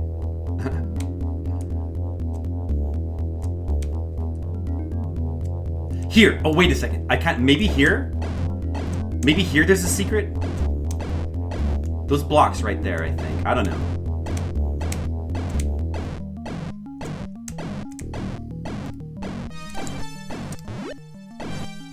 No? Okay.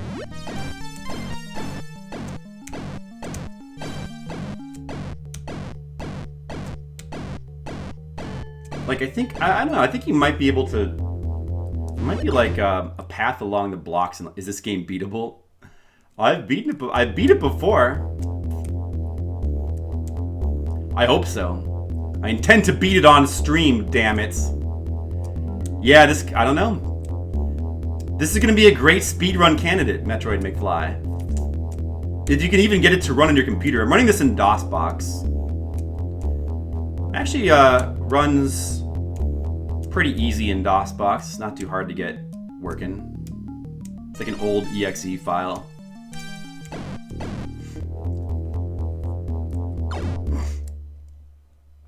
I need to come up with some strats. I wish I still had the Game-Maker program so that I could load this map to check if there were any secret blocks somewhere.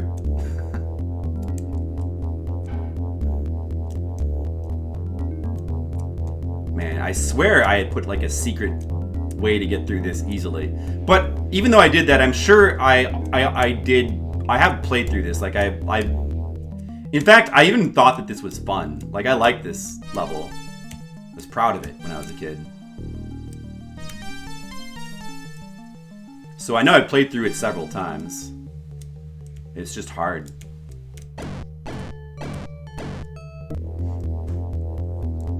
Yeah, just look up a walkthrough. There you go. It would be a hilarious submission. It would. I wonder if there's any other like homebrew. I mean, there must be a lot of homebrew Metroid type games. I mean, there's that you can do. But like a game that's like made in Game-Maker using mostly original tile work and stuff like this has got to be pretty rare. Of this alleged quality. Okay, I might have tuned the difficulty a bit too high on this level. I might have tuned it a bit too high. Maybe a mistake. Perhaps I should have made it a bit easier. I'm gonna keep doing this until I complete it. Gosh darn it. I know it's completable.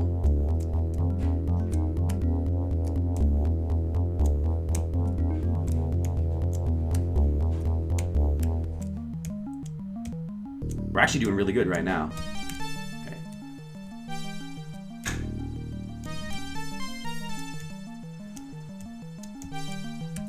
See, part of the difficulty with... Oh no! Part of the difficulty with... I hope that the reason... Like, part of the reason why this is difficult, I hope it's not because we're expected to have the high jump now. I don't think so, because these blocks are all 3 blocks high, and it all seems to be expecting you to not have a higher jump. I'm pretty sure the high jump was in the next stage. Pretty sure.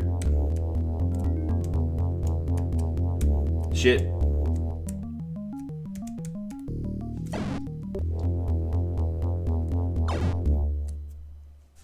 Another Metroid 2 remake. Yes, there is that. That's true.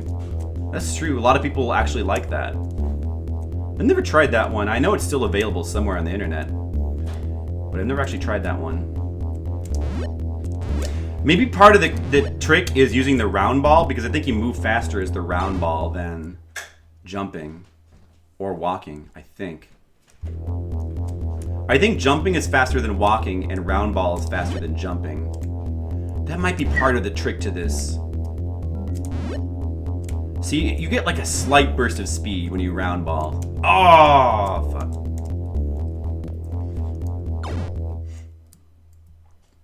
As long as Nintendo doesn't shut it down.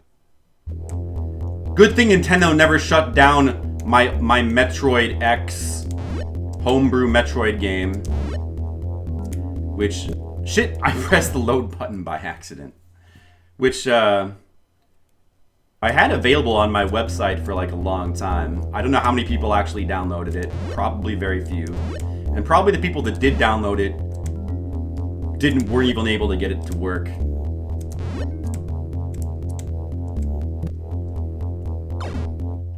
That was your Bible when you were 15?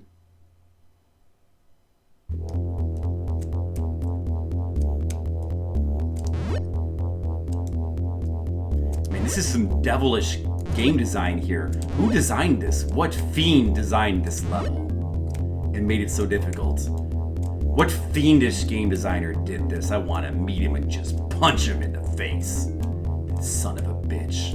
How dare he do this to me? Who did this?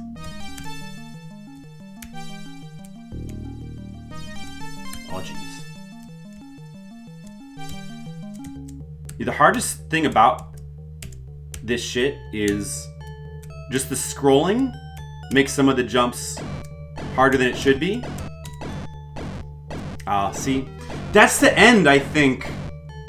I think that part right up there is the end. So we were like almost there. That last part is pretty freaking tricky. I probably should have practiced this. I forgot all about how difficult this level was. I probably should have practiced this level before the stream.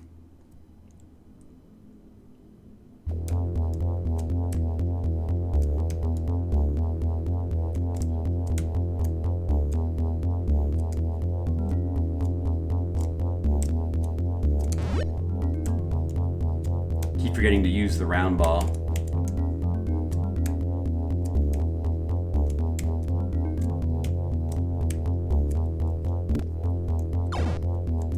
In case you're thinking, why don't I just like use save states in the middle of the level? Since it'll let you save state, it's because if you try to save state in the middle of this level, and this is not my intention, it's just the way Game-Maker works.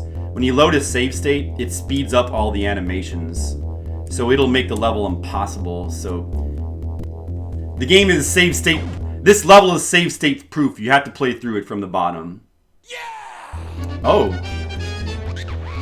Ripsta with the subscription. Wow, 8 months. Wow, thank you, Ripsta. I appreciate that. Hey, thank you. Check out this game, this stupid Metroid homebrew game. Who do you think made this? What idiot do you think made this game? I don't know who it was, but they need to go back to game design school. Because they suck.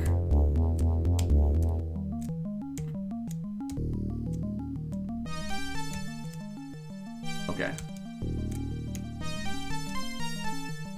Doing pretty good here. I gotta focus. Shit. Oh! So close. This looks special. Doesn't it look special? It looks very special, right? This game right here definitely needs an HD remaster. Absolutely. I would play an HD remaster of this. Somebody make that. It's gonna be way better than Resident Evil games remade or remastered or whatever. It's gonna be way better than that Final Fantasy VII remake that came out. Who wants to play that when you could be playing this? I mean, look at this. Look at this impressive level design here. These stupid Mega Man jumps here. We have to jump around the block, but we have multiple of them. Eric MLP, hey, how's it going? Yeah, it's been a while since you've been here. How are you today? I was staying around for half an hour. Okay. Well, thanks for coming in. It's been a while. How are you doing? Gotta keep the frame rate. Yeah, gotta keep this very... Well, honestly, I have no idea what the frame rate of this game is. I'm not good at, like, reading frame rates. So I don't know what the frame rate is. The problem is the scrolling. I mean, the choppy scrolling is just it's such a problem. But the actual character's movement is not that bad. It's fluid enough, but the scrolling is just the worst in this program.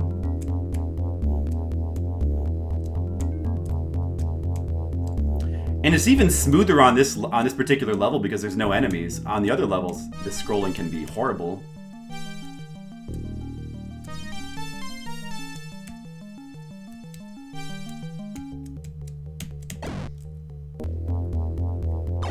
But like the scrolling messes with your jumps too, which just makes this level harder. Exacerbates things.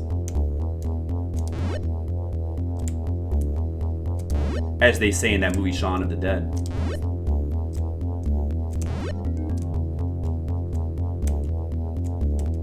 Yeah, so in case you just came in, I'm playing Metroid X, a homebrew Metroid game made by me back in the 90s using a Game-Maker program called the RecArts. I think it was called the RecArts Game-Maker. I think that I might be butchering that name, but something like that. You won't find it anymore. It's a defunct Game-Maker program. Bummed out because some stupid personal issue. Well, I'm sorry to hear that. The last piece of the puzzle. You have to give a new... Maybe, what if... Maybe because of the changing tiles, you have to wait a little bit before the secret tile opens up or something like that? I wonder if it was something like that. I could have sworn there was a secret down here at the bottom of this acid. Maybe I took it out. Maybe there was one in an early build of the game and I took the secret out. I wonder. I can barely even... Okay, there we go. Sometimes it glitches when it like goes through the animations. You can see there. Oh, that's no good. What Mega Man X was to Mega Man. Exactly. I see. Yes, I made it myself, Eric. Are you impressed? I want to try to get through this level so I can show off the rest of the levels I made. The level after this one is actually probably the coolest level in the game. Actually, both the levels after this one are like the coolest levels. And most people will never see them. So I want to try to show them off. But this level is just really hard. Maybe I'm just too old to play through this now. When I was a kid, like I was like, yeah, this is the right difficulty. This feels good. Now it's like a whole new world. How did that happen? Or maybe there was some like movement tricks that I used to know with Game-Maker that made this easy. Oh, I knew I jumped up on the wrong side there. Metroid X2 when? In Rondo? Oh, you're playing through Rondo of Blood. It's an amazing game, isn't it? You're impressed? Yeah, well, most of the graphics are mine. you can tell that some of the sprite graphics are copied from Metroid games. Some of them are unique and some are copied. Most of the tiles are my own. I think all the tiles in this particular one are my own tiles. I think it's just some enemy graphics that are taken from Metroid 1. But there's some unique ones as well. You can kind of tell by the level of quality in them, to be honest, which ones are unique and which ones are Nintendo made. Okay. Oh man. That stupid jump right there is the jump that fucking sucks in this level. It is. It's pretty amazing. I still sort of consider it to be my favorite Castlevania. Rondo Blood. Although sometimes I go back and I think maybe Castlevania 3 is just the best. But I think it's Rondo. There's some really good Castlevania games. I gotta play that X68000 computer Castlevania. That one lost Castlevania that not a lot of people know about, but it looks really cool. I think Castlevania Chronicles was based on it. Damn, that stupid jump right there. Stupid jump. Let's just try to do it in the acid, then, I don't know. It might be possible. Oh, man.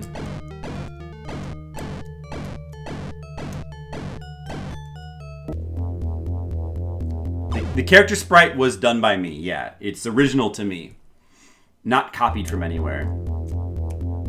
That's why it looks a little bit weird and chunky looking, but it's still, like, not a bad sprite.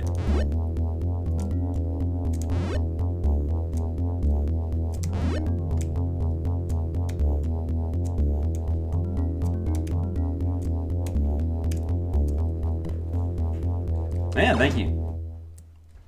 Yeah, I did it as like a young adult. I think I don't remember exactly, but I think I was around 18 when I made this.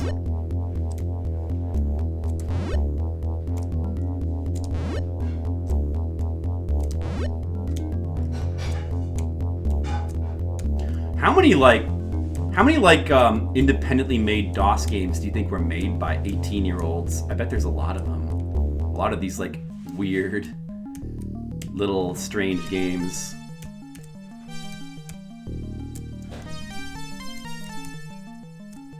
I gotta be more careful in this part here. Aw, man. Too bad we can't save state practice this. She looks buff. She does look surprisingly buff. I mean, I tried to give her like an hourglass-like figure there, but it doesn't quite read exactly. She's got that flashing crystal on her chest, though, so she's got that going for her, which is nice.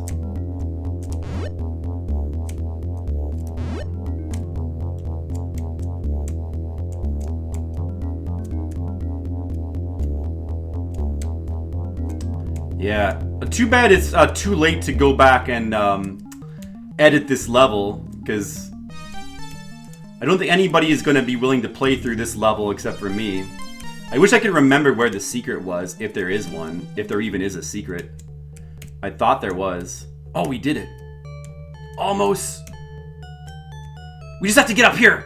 Oh, we did it. Okay, I think we're basically finished now.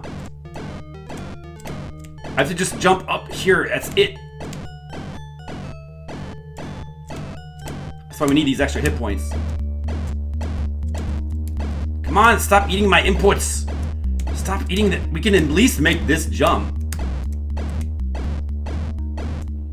Should definitely be possible. There we go. There we go. Oh. Oh, we did it. We got the free energy. Okay. Save. Save. Good time to save. Good time to save. Let's see. We lost. We didn't really lose that many hit points. I think the acid only does like 1 hit point damage per hit. It's like everything else in this game. Mr. Leo, you're here just in time. I just beat a really hard level. Here's Egg 3. We just got Egg 3. And down the tube we go. Mr. Leo, we're playing a DOS Metroid game. Made back in the 90s with a Game-Maker program. What do you think about... You think this looks pretty good? This game?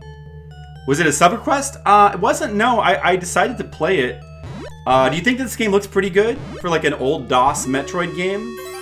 Think it looks pretty good? Whoa, the raid from Felly. Wow. Guess. Well, you came at a good time. Guess who made it? Guess who made it, Mr. Leo? Who do you think made this game? That's right, we're playing my own game that I made in Game-Maker. Hey, Felly, how's it going? Thanks for the raid. Felly is actually my cousin, so this is a good time for you to come over. I don't know if you've ever seen, you might have seen this game. I might have shown it to you, I don't remember. Let's check the door. Oh, back in this level, but luckily we have the key for that door now. Alright. Zone 4. We finally made it to Zone 4. Let's do another save. Yeah, hey, Felly, what's up? I made it. Yes, I was about to guess Metroid McFly made it. Yeah, I can see that. 1995. I think so. That sounds right. It might have even been like... 1995 was the year I graduated from high school. It might have even been like the first year in college. It's hard to say. Or it might have been before that a little bit. This zone has many secrets. Search in flames and red bricks as well as yellow sand. Also beware of fake items. But look behind them for an additional secret. Whoa, all those clues. Look at all these clues. Look at that. Look at this game design here. Wish I could make such a game. I mean, it took a lot of like effort to make this. Oh shit. Oh, so the enemies in this level I think are all like unique enemies. Like I think that I designed these. They're not like ripped from any sprites or anything. All right, this is actually a pretty cool level. It's got some interesting features. The spider ball comes back here. Berserk for Atari. Tried to make it an Apple II. Your features with basic. Yeah, I also made some games with basic. I wish I still had those. I had some fully functioning games in basic. Now see this tube here? See that tube? It goes. You can't actually go through there, but this is another level design feature I sort of stole from Metroid 2. How there's like some parts with tubes, and the levels kind of crisscross. Later on, we'll be going through that tube, but we can't go through it from here. We got to find the spider ball in this level. This level is kind of complicated. It's probably the most complex level, so we'll have to see if I can remember.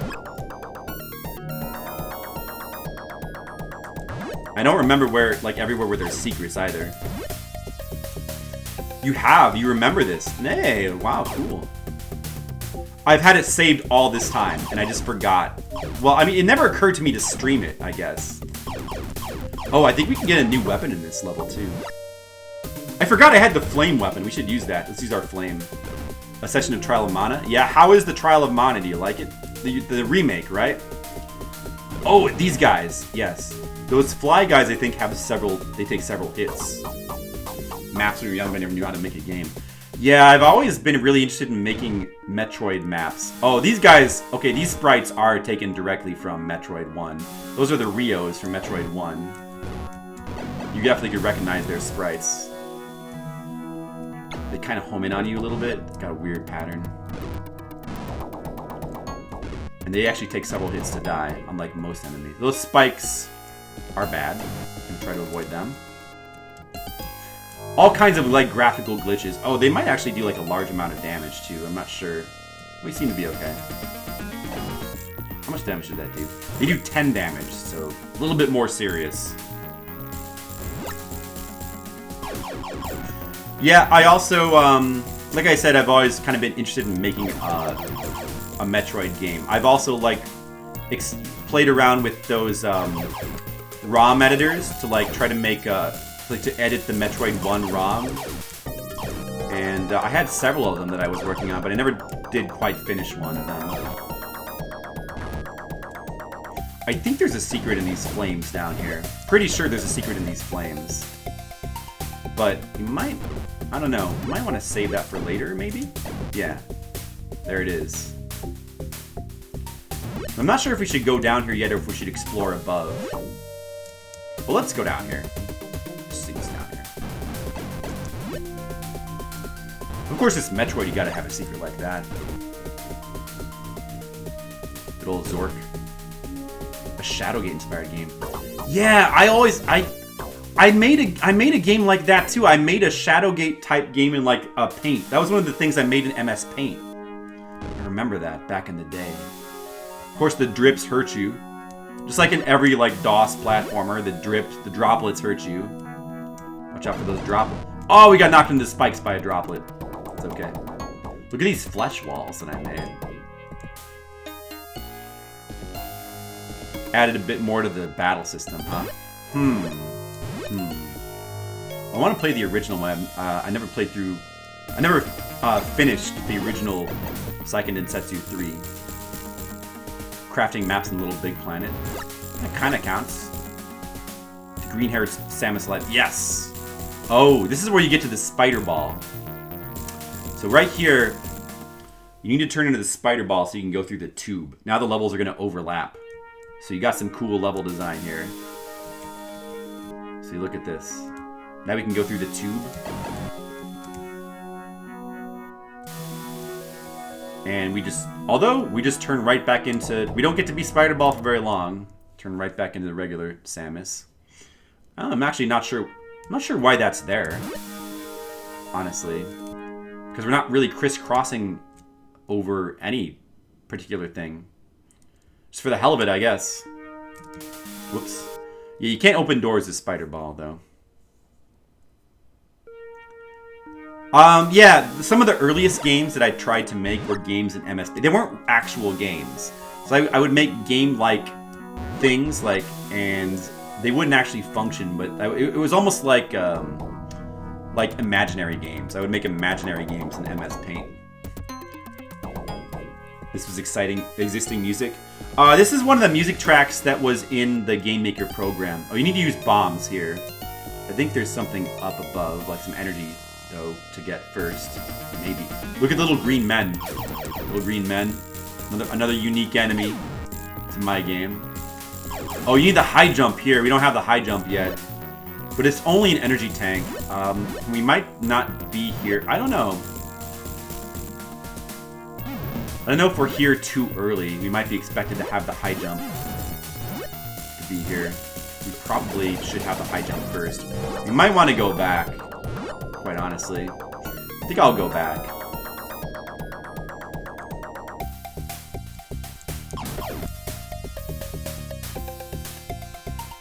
Yeah, 25 years later, they acknowledge their mistake. Well, did they ever release Mother? They never released Mother 3, right? Do they still need to do that, right? Or was that released? I don't remember. Yeah, exactly. Yeah, I made a whole bunch of stuff, and I made some Shadowgate-like style games as well that way. And I tried to get my family members to play through them.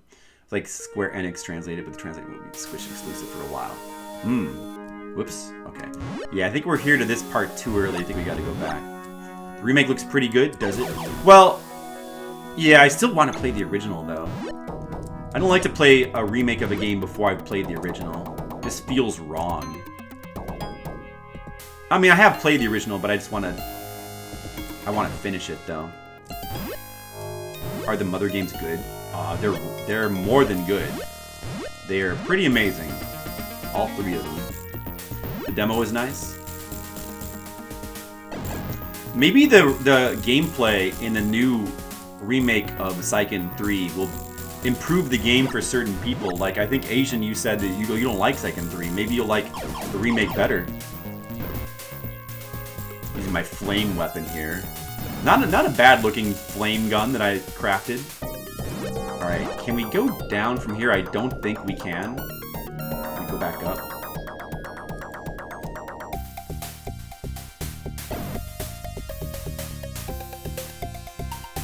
Yeah, this music was, it was in the music pack that was released for Game-Maker. Game-Maker came with its own set of music, but some of the tracks are, there's only like a few good tracks. That's why my game, like, uses the same 3 tracks over and over again. And it used CMF files instead of MIDI files. It was really hard to find, like, other CMF files of, like, cool music. So I was never able to find, like, any others I could, like, plug in. And I mentioned before, but it's like a shame that this game they didn't use MIDI files. Oh, there's a secret up here too. Well, let's check through this door first. There's lots of secrets everywhere.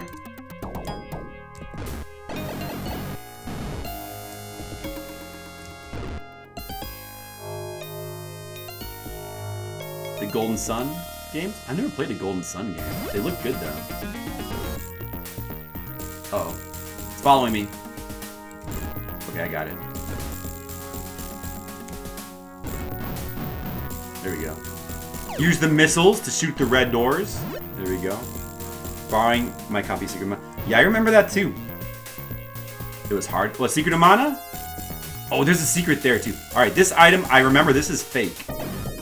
See? It says fake and then it damages you. Fake! The item is fake! Just in case you didn't realize, that was a fake item, but of course there's a secret. I even tip it off in that text at the beginning of the level. We can go to the real item. This secret, like, is pretty much like... A lot of the level design aspects of this are, like, taken from Metroid. This is reminiscent of, like, that one part in Norfair in Metroid 1. We have to, like, go behind an item to get to, like, the real item.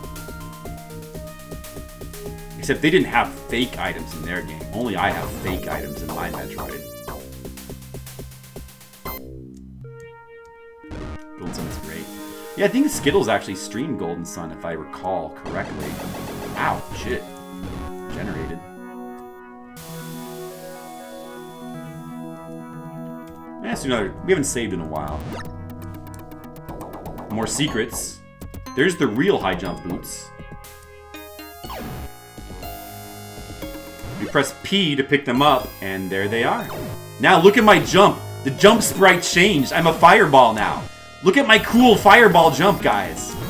Isn't that cool?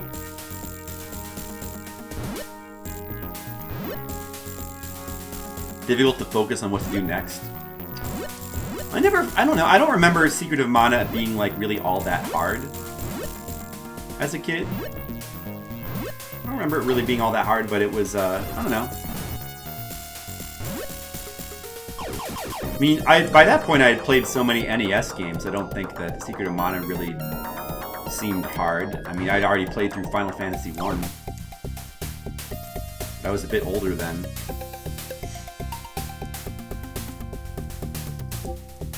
Alright, now we can jump high. This is good. Let's go up here and see what the... So, if you don't know about that secret, you might go up this way. This leads to the... I think this is just a dead end up here. It's like a secret that leads to a dead end. And the only purpose of it is just to show you... Oh, look at those illusion floors. It's just to show you the item and then torment you with, like, how do I get to it? This big jump here. I think. Oh, there is an energy tank, though. So it's like, how do I get to that item? And there's like a little secret here. You might think this is the way to get to it, but this goes nowhere, see? It's a secret that goes to nowhere. Just to that's good game design. You have to have secrets that go to nowhere. Just little things that, like, make the player wonder why. I actually do think that's good game design.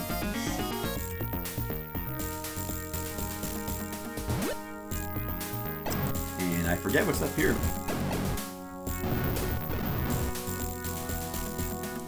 We got the high jump. What else do we need to get in this level?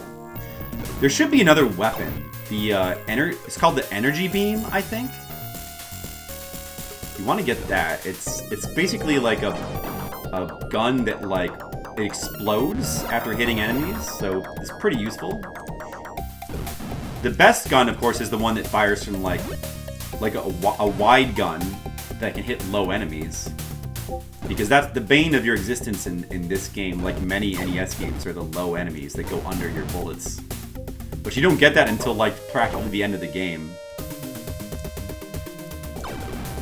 It's an interesting choice. More missiles. Oh, that's bad. our hit points. Hit points still doing okay. Ooh. Does this stream go nowhere too? Yeah, it goes nowhere, Brigand. Sorry. It's a stream to nowhere. Okay, let's see. I don't think... this goes back to the beginning of the level, I'm pretty sure. So I don't think we want to go that way. I don't think there's any point. Let's go back here and check to see what was up at the top.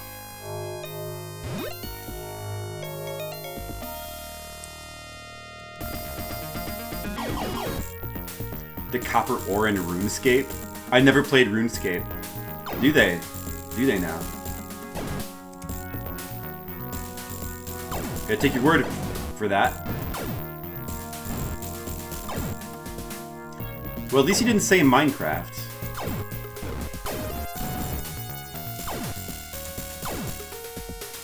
Look at this door to nowhere here. Of course, it does go somewhere. It goes to a hint screen, I think. To use the energy beam, press E. I love how these little tutorial messages always tip you off that there's something nearby you can find.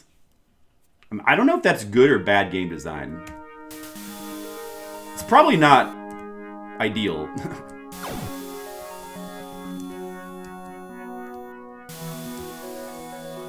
RuneScape, huh? But I believe the energy beam is probably through here.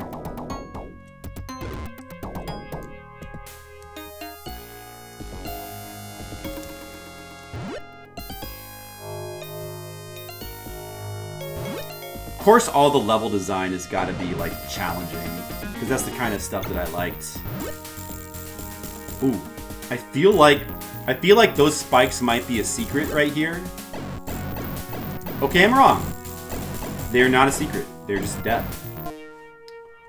I feel like there might have been a place with fake spikes. Let's try to not... the spikes do a lot of damage, actually. Let's try to not touch them. I think the droplets only do 1 hit point of damage, but the spikes do 10. We don't want to be generated by them. Not far from Minecraft? Well, thank you. I'm going to take that as a compliment. Okay, we get the spider ball here. Probably this leads to the weapon. Alright. Time for some spider ball excitement.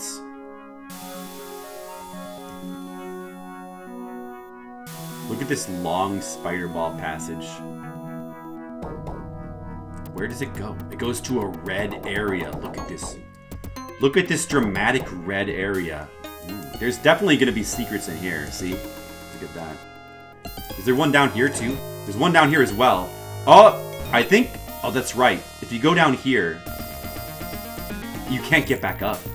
You can't actually get back up from here. There's an energy tank, which seems good, but you don't really want to go down because you can't get back up. Not that you're trapped. This just goes back to that other spider ball section from before. We don't actually want to go... shit. Okay, yeah, good thing I saved. We don't want to go that way. We want to go up instead. Pro tip, guys. Oops. I pressed the load button by accident. Pro tip, don't go down there. Go up instead. If you go down, you get trapped. You don't want to be trapped, do you? No, you don't. Of course not. I think those guys are unique enemy sprites. Kind of a cool enemy design there. I like that one. I don't think that that comes from any Metroid game. And now we're back into our own body. Should I be using a timer with this game? I thought about using a timer. I decided it would be too silly to use a timer with your own game. And there's no point in using a timer for a game that nobody else will ever play. It's kind of pointless.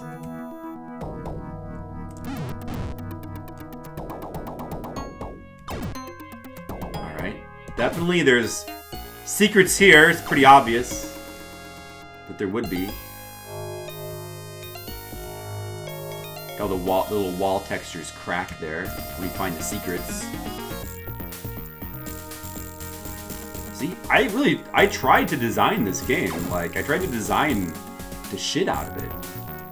Look at all these design elements. Secrets and traps. psychological tricks.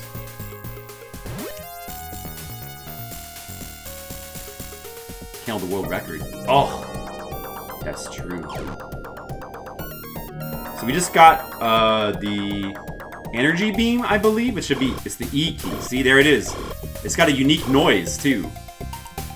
One thing that's Game-Maker did let you do, it lets you create your own sound effects. So I created the sound effect for this. Do you like it? Do you guys like my sound effects? All the sound effects are custom.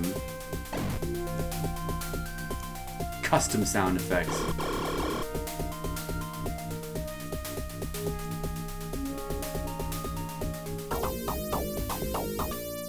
Damn. It's not letting me do the jump because of like slow jittery scrolling. Alright, there we go.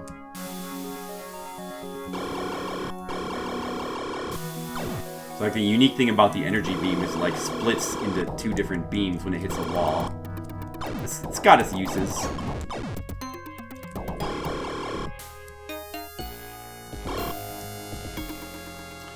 Yeah. So, like, in the Game-Maker program, you could not, like I said before, you couldn't give enemies hit points. Enemies always die in one hit. So your weapons don't have, like, different power levels. Instead, they have... It was really weird that your weapons have priority. Because I believe the weapons sprites were all, like the shot sprite. Wait, where did that come from? The shot sprites are all enemy sprites as well. And so when two enemies like run into each other, the one with higher priority dies. I think that's how it works. Dude, where did I... Oh, there we go. There we go. So now we may as well... We got the optional weapon. Now we may as well go down here and collect the energy tank. Lagging behind a bit. Well, that's okay. And these little slime walls here, you actually can't climb them with the spider ball. That's a pretty cool piece of level design. But these walls you can climb, the ones that aren't slimy. Oh, I think I don't want to fall here. I'm not sure if I want to go through that pipe or... Let me see what's at the bottom. Let's explore this. I don't really recall this area. Like, I vaguely remember it, but not super well. There's like actually like a lot to it. It's kind of complex. I think this might be a trap down here at the bottom. It's like an energy tank and then like on kind of a trap. Like, how do you climb back up? Because some of the little blocks are fake. But you can still, even though they're fake, you can still kind of exist within the... You can kind of jump off of the fake spot anyway. So I probably should have just made them all fake. You know, I like this level design still. It's pretty good.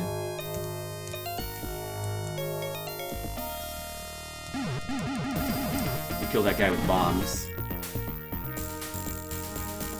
One of the few things the bombs are useful for are for destroying those enemies. Let's see. I think we want to go this way here first. I think this is where the egg is. Alright, Eric. Well, thanks for stopping by. I hope you appreciated looking at my completely original game you'll never see anywhere else on Twitch ever. Unless Metroid McFly decides to start speedrunning it. I hope so. Yeah, I remember this part of the level had lots of secrets. Like, there's lots of... it's kind of a maze. Lots of alternate ways to go. Let's see if we can luck into the right way. We can kill these guys. This seems like a dead end, maybe. Nope, we can go through here. Gotta go through the fire.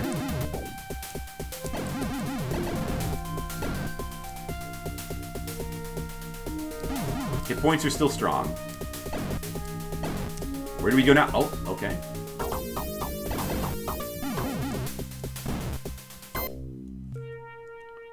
Doing good. How long has it been since I played this? Probably at least 15 years. Maybe 20. Look at this necessary damage you have to take here. Oh, here's the part. This is the cool part. Remember when I pointed out this pipe back at the beginning of the level? And now we're crossing it through the pipe. Crisscrossing level design. Not bad. Yeah, Metroid 2 did some of that as well. Yeah, it is. It is interesting. I'd kind of like to see some other people's. If anybody else has any games they ever made, I would like to see them. Interconnecting world. See, you need to have the high jump here to like get a... That's why I had to go back. Before I remembered you needed the high jump here. If you didn't have the high jump, you would just be out of luck. Let's use our new weapon, our energy beam. It's actually pretty useful. Like the spray of the energy can be pretty useful for taking out. You gotta love all the graphical glitches that this game has.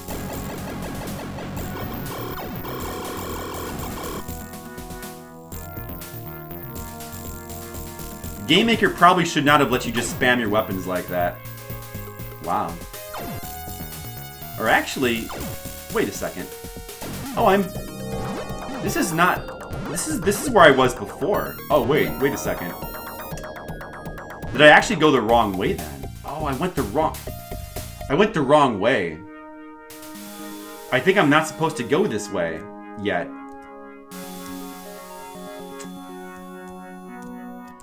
That just goes back to the earlier part of the level. Oh, darn it. Yeah, that's right. I think there's two ways to get... You're supposed to go to this pipe up here. There's like two ways to get it. You can either go through that yellow area, or you can come from the top, from the energy beam. That's what it is. This is the way we want to go, I think. Weird games and corrupted ones, and bootlegs. Oh yeah? Who are you talking about? Who is that? That sounds good. I know it's hard to leave, isn't it? Alright, Eric. Well, hopefully we'll see you some other time.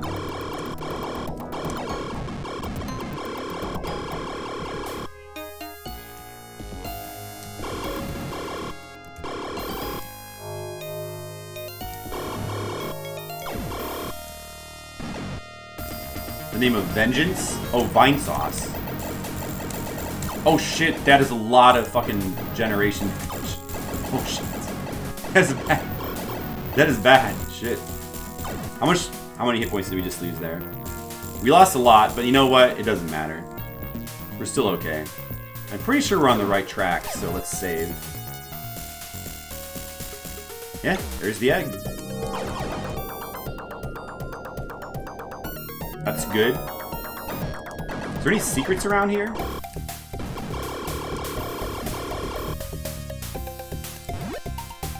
Any secrets? I don't think there's any secrets.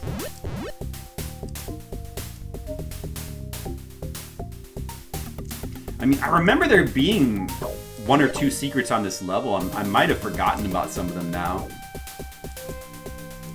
And if I forget about them, nobody will probably ever find them. Yeah, still going. We're on level 4 out of 5, Stack Master. That one acid level took me a while because I made it really hard. We got past it. Well, that's good, Eric. Well, thank you. Appreciate it. You love Vine Sauce. I guess I should... Yeah, I've heard about Vine Sauce from Mr. Leo, but I've never bothered to check them out. I guess I should. I like trash and weird games. Alright. Alright, ciao. Ciao, Eric. Alright, now we gotta go back this way. I wonder if there was any alternate paths through here that give you a secret or something? I don't remember. Not through here, I guess. I just gotta go this way. I remember there were some dead ends in here, but we got lucky, I guess. Oh.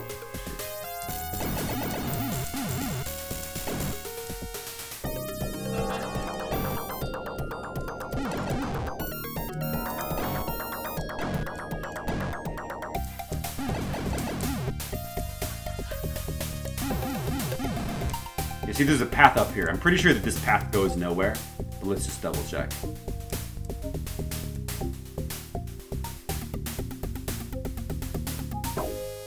Yeah, this should be a dead end, probably.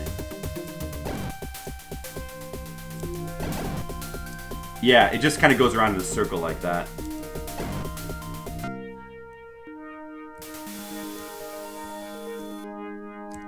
Well, there's even a little path here, too. Probably a dead end. See? Yep. There's like, I don't know what that's supposed to be, this red area, but it's kind of like jelly-like. It still looks pretty good, I think. The tile set is it's really not bad for an amateur game. In my biased opinion, I might be a little biased, but I don't think this game is that crappy for a homemade Metroid game.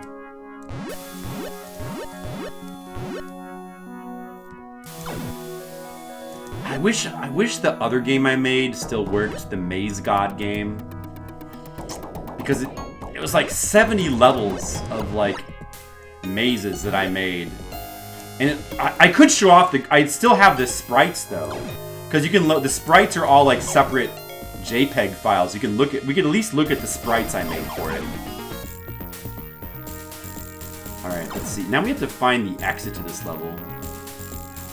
Where is the exits? Where is the exits? I don't think it's up here. What DOS game is? Hey, Ponicus. It's called Metroid X. And it's a homebrew Metroid game that I made myself. I made this game when I was in high school, probably. Pretty crazy, huh? I'm trying to find my way out of this stupid level because I don't remember. I have no memory of where the exit is. I know, thank you. Yeah, I mean, it's pretty crazy. It's pretty nuts.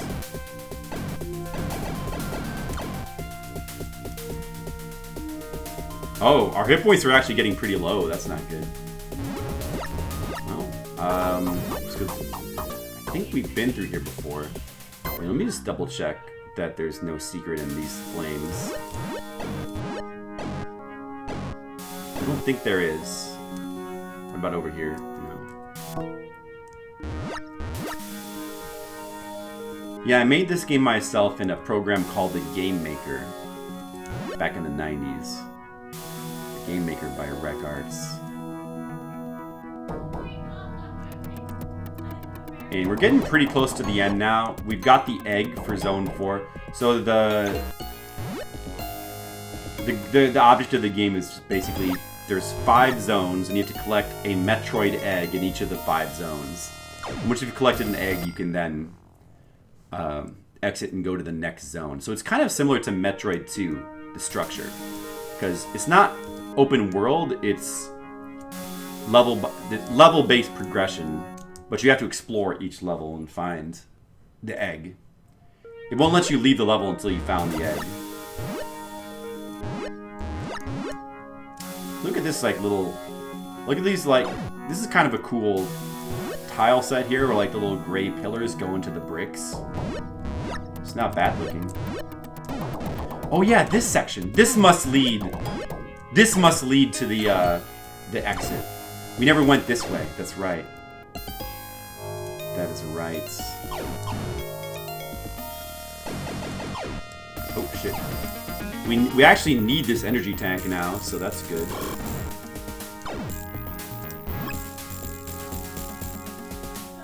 See that little spot up there? To the upper left? You can actually get in there somehow, but I don't remember how. Oh well.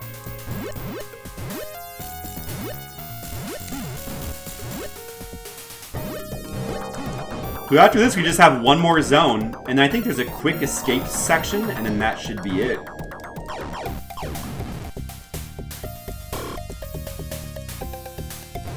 I'm trying to remember to use all my weapons. Oops, there's the help screen.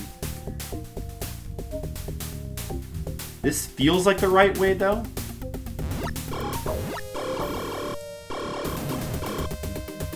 Yeah, yeah, this looks like the right way to the exit. All these flames, tricky jumps, enemies, and whatnot. Gotta have that stuff. Oh, shit.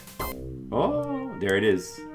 The exit to Zone 5. Alright, final zone. It's the final zone, guys. Okay, let me just check something. I'm gonna save here. Is there a secret in this door?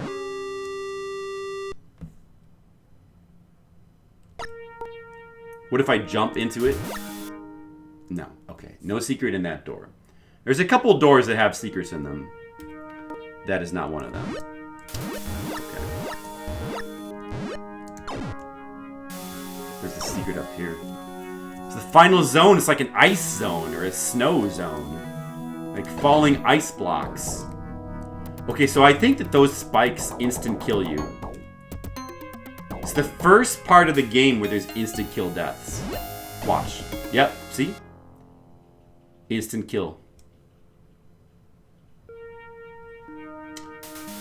Oh, when you die in this zone, it spawns you in a pretty weird spot. Okay. That's probably like a game design flaw there. If you die, it should put you back at the beginning of the zone, but it doesn't. It does not, for some reason. It puts you like in this random spot in the level.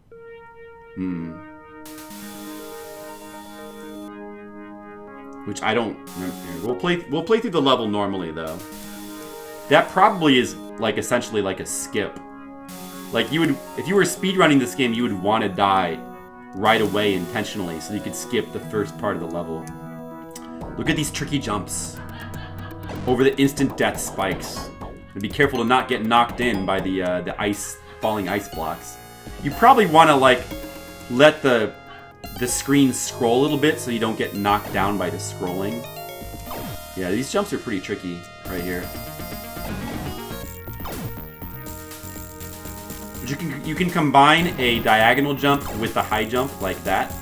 The way it works with the jumping, the high jump item, it can only replace one of your move functions, so I couldn't make it so that you can't have a high jump to the left and right. You only have a high jump going straight up.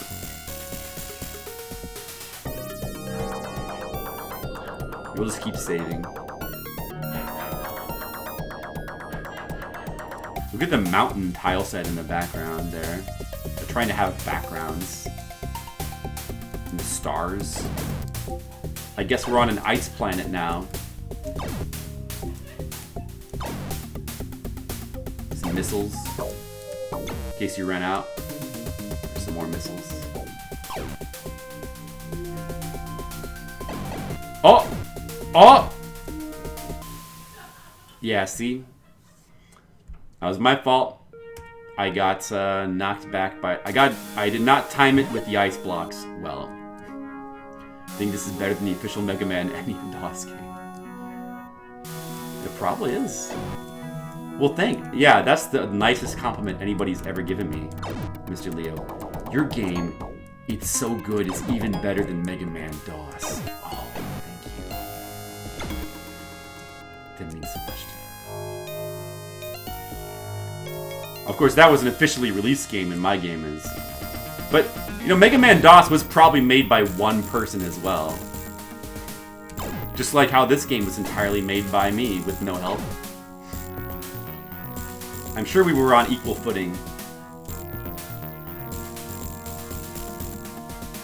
We can do a lot of climbing in this level. Climbing up the ice mountain. At least this level has like a pretty unique design. It's like not copied off of any Metroid levels. Hey, Visionary Shark, what's up? Dude, thanks for the 25 months. You got a lot of subscription months stocked up now. All right. These guys, although we can't kill them with... Okay, I'm gonna save here. We can't kill them with our regular gun. It will go over their heads. But if we like bounce it off the ceiling, we can even kill the low enemies. Alright, so these guys right here, this is a cool trick I did. See these purple floating orbs? Harmless. Harmless. But, look what happens if you shoot them. They just come right at you and they just fuck you up. If you shoot them, they fuck you up. So that's right, you have to not shoot them. Be very careful. That's the major level design of level 5. Don't shoot the purple orbs. Oh, we got some switch puzzles on this level, too. Weird looking Metroid. Thanks! I made it myself in Game-Maker. So the purple beams, of course, those are walls. We have to find like a switch to lower the purple beams. Hey, Ginyu, we were just actually... We were saying earlier that we hope you show up. Because I'm playing a game that I made. We're playing original user-created games here. This is a game that I made back in the 90s. What do you think? What do you think of my game? You're somebody who likes to make games. Alright, we got the energy beams here. I think they do a lot of damage. Gotta time it. Gotta time the energy beams. So that's fun. Can't get to the energy tank yet. We can get it on the way back down. I only have 30 hit points left. Wow. I'm gonna probably die. We're gonna really need that energy tank now. Yeah, we gotta be more careful of those guys. No.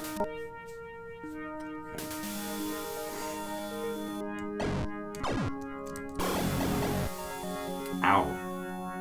Now we only have... I better load, I guess. We're down to 10 hit points there.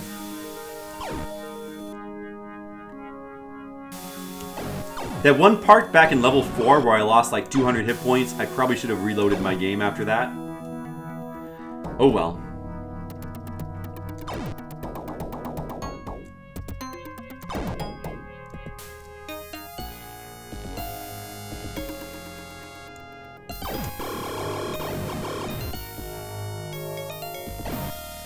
Shit. I hope there's some energy up here soon. Oh, there's the switch. We found the switch. Turns the... First, let's see what this door has to say. Another tutorial door. These switches will turn the power on and off. Use them wisely. Look at this helpful tips for the player. My game is so kind. It's so kind to the player, right? All these helpful tips. Yeah, you can actually jump into that and the switch goes from on to off. And I just basically used 2 separate maps, an on map and an off map. So you had to outrun some green water. Oh yeah, yes. That's like the hardest level in the game. It took us a while to get past that. Alright, so when you turn the power off, the energy beams stop functioning, so you don't have to worry about timing them anymore. But there's also some new invisible enemies that spawn. So you gotta watch out for that. You can see them though sometimes because they like walk into the walls. Alright, we really need this energy tank very badly. Now we're at 117 hit points. Yeah, the switches... I believe there's some good puzzles that work with those switches.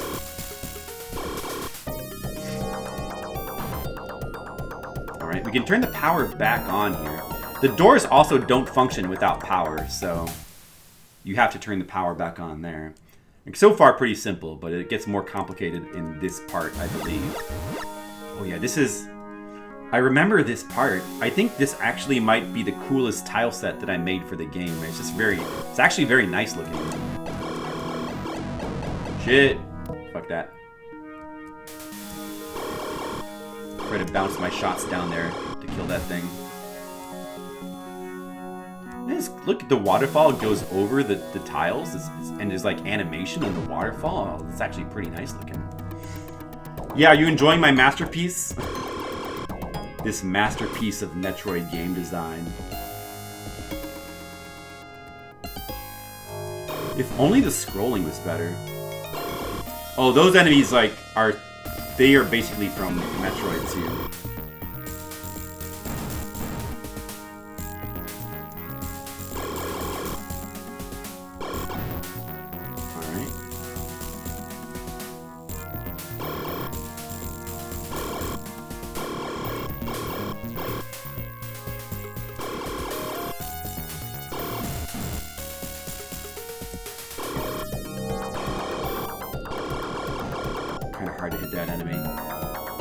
Alright, we got another force field there, so we have to go up into and around the waterfalls. Kind of reminds me of that one Castlevania level. Hey, Shark Warp, what's up? Look, I'm playing a user-created DOS game created by one person in the Game-Maker. That guy's, and he should be crawling on a wall, but he was not. So that's like a badly placed enemy there, I think. Shark Warp, guess who created this game? I'll give you 3 guesses. You waking up? That's incorrect.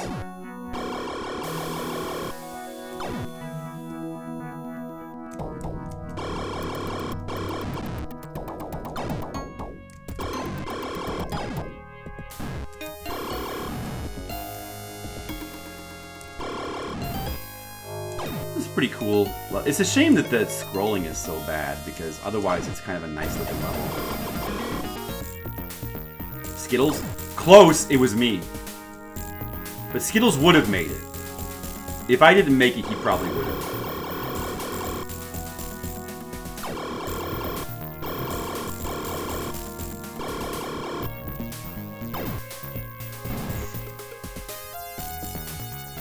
There's even like little bushes along the sides of the walls too. Look at that. Alright, force field here, so we have to go to the right. Gotta go to the right.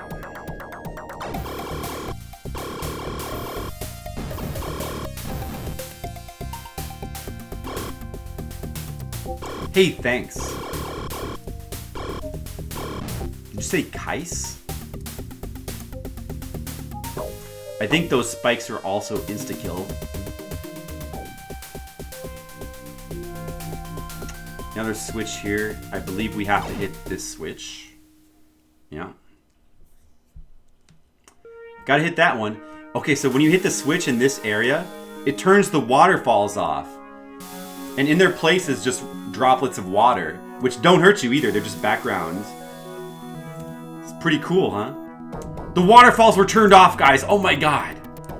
Oh my god, that's amazing game design. The waterfalls were turned off. The switches do more than just turn the force fields on and off. They also turn the waterfalls off. Can you believe it?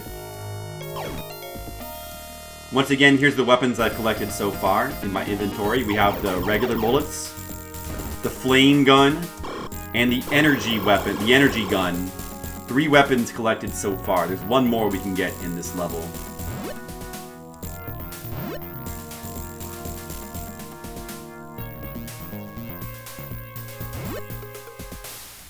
Alright.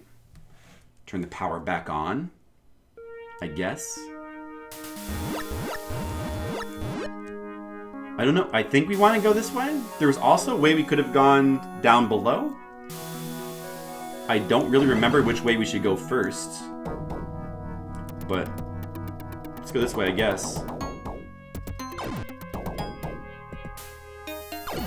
And I'm not... This is like a tough area, I remember. So hopefully I'm going the right way. See, right here we kind of need to scroll the screen up a bit in advance. So that we're able to jump up here in time. Oh, it's like really hard to make it up there in time. Hit points are getting a little bit low again.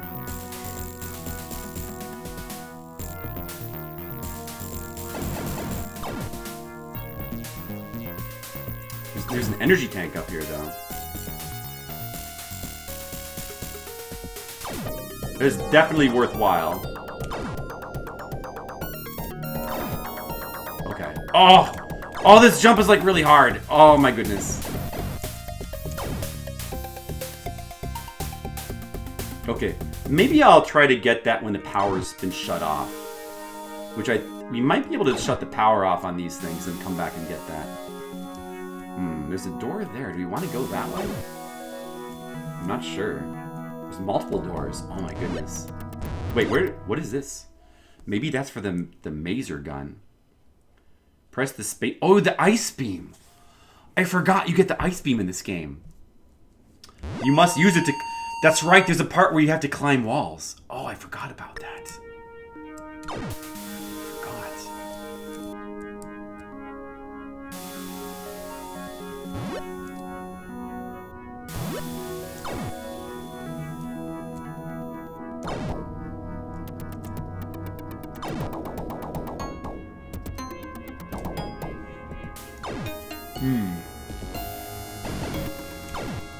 Uh-oh, that's bad. So many different ways to go, too. There's a switch here. But even if we hit this switch, we won't be able to go back through this door, because the door will be turned off. I'm not sure which way to go here.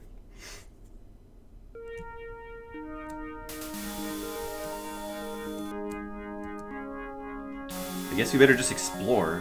More of these purple things. Oh, the ice blocks that crumble. I forgot. They're not slippery, though. You can't. I don't think you can have slippery physics in Game-Maker. But they just crumble. Crumbling blocks as you walk on them. So you gotta be careful. I don't know if this is the right way to go. I guess it might not be.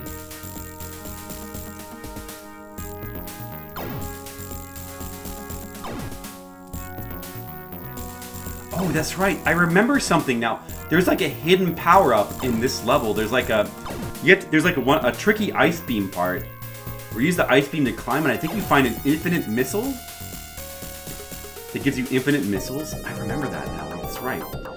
There's a secret infinite missile power-up. It's like not even mentioned in the instruction manual. Wait, I don't know. I think we're going the wrong way, though. I think we're going the wrong way.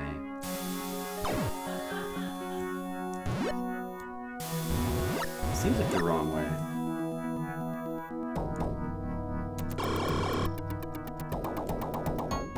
What was over here?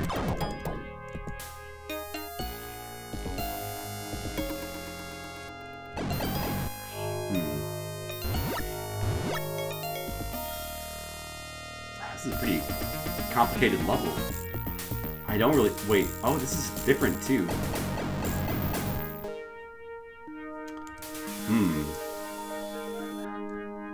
Having some doubts about which way to go here. I'm gonna try that one force field that was back this way. I want to see what was in there. Maybe there was something... I don't want to miss the optional weapon. So we better go back and check this. Because there's clearly a lot to explore in that area.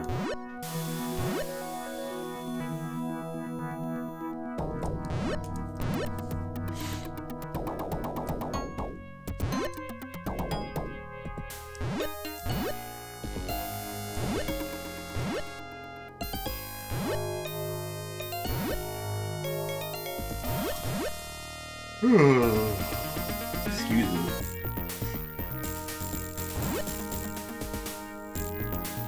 Yeah, see, there's also this passage over here, which leads to a switch.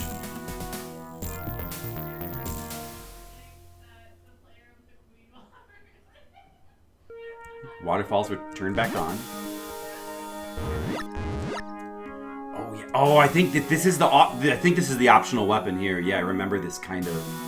Or wait, maybe this is actually the end of the level. This could be the end of the level, and like you have to come back here later after you get the egg. Maybe. You gotta be really careful here because of the purple little orbs there. You don't want to hit them with your weapon. You want to be careful shooting. Look at, there's a lot of like unique tile sets in this level too. Like we got the emerald spikes. It's not bad. It's not bad level design. Yeah, this is the end of the level here. Okay. Come back here later.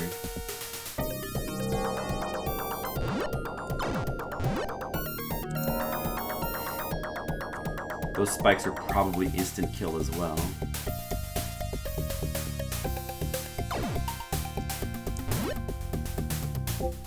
Let's see. I think the weapon might be down. I'm not gonna fire my gun at all. I don't want to risk hitting one of those purple orbs. Is basically death, so you don't want to I don't want to risk it. I think it's down here. I think. Yeah, still pretty cool level design in this area. I think this, because there's like a lot of switches and stuff, I think this level uses some tricks to, it actually consists of like multiple maps. More than 2, I think. More than 2 maps in this level. To use the maser beam, press M. That means we're close. We're close to the maser beam, that's good. I want to get that maser. To get all the optional weapons. Look at this awesome scrolling. Alright. And this one tile set only used in this area, I seem to recall. Not used anywhere else.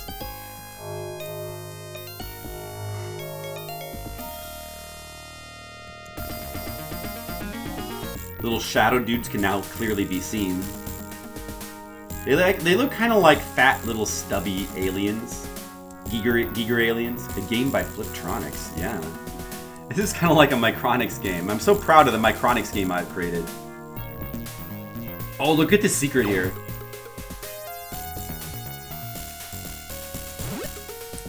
Alright. We're navigating the secret area.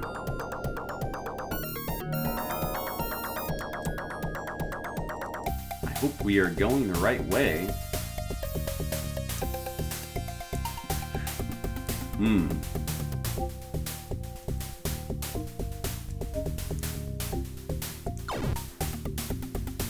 There we go.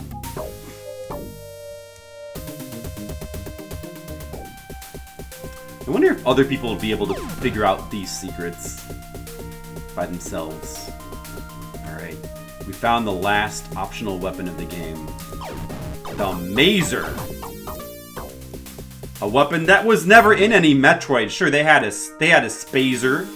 Wait, what is this? Oh, these blocks aren't even solid.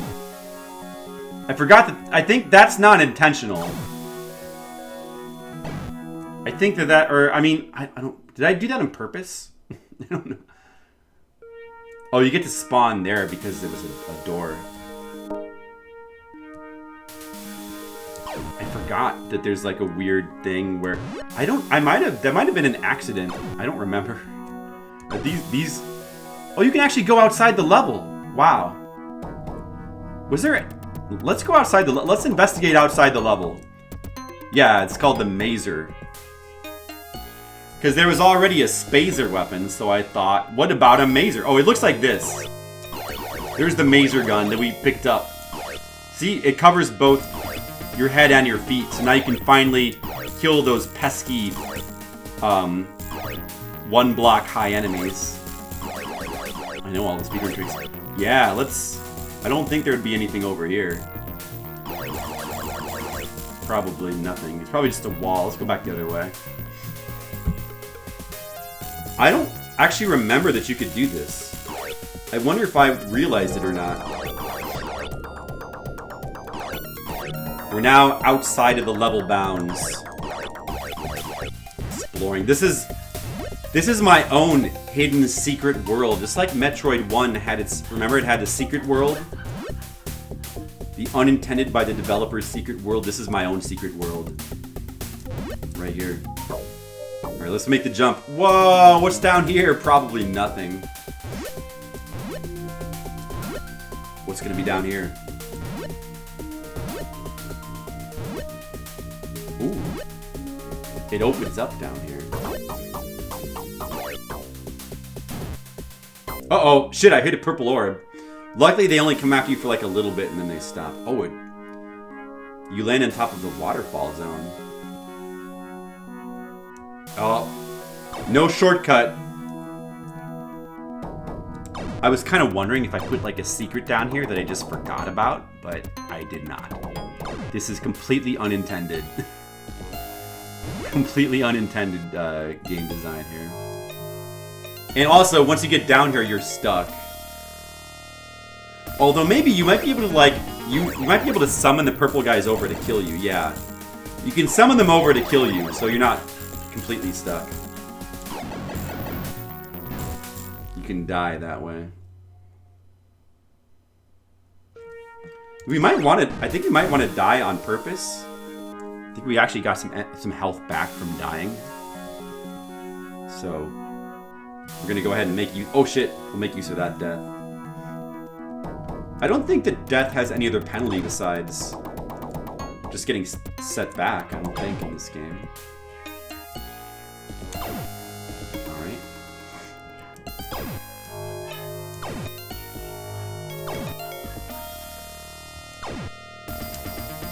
I don't think there was a... I remember I wanted to put a space jump in the game, but I don't think I was able to because I think there's just no way to make it work without like having like a separate screen that just simply doesn't have gravity. Which I could have done, but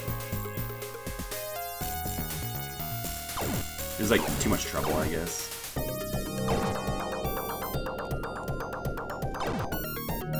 See. I don't remember what's up here. Let's check.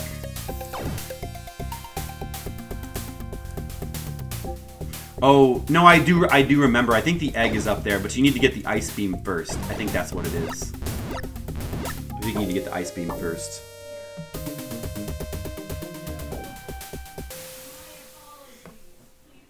You're currently in Zone 5, the final zone of Metroid X, the homebrew Metroid game made by me. I made this shit. I made this shit. It's crazy. Now it's being played on stream to be saved for posterity forever. So even if I accidentally delete this later, I'll still have this video.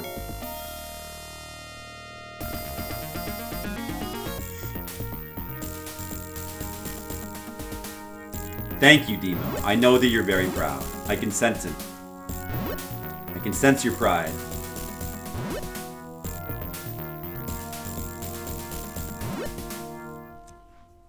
Doing the ball jumps. You can kind of do ball jumps in this game as well.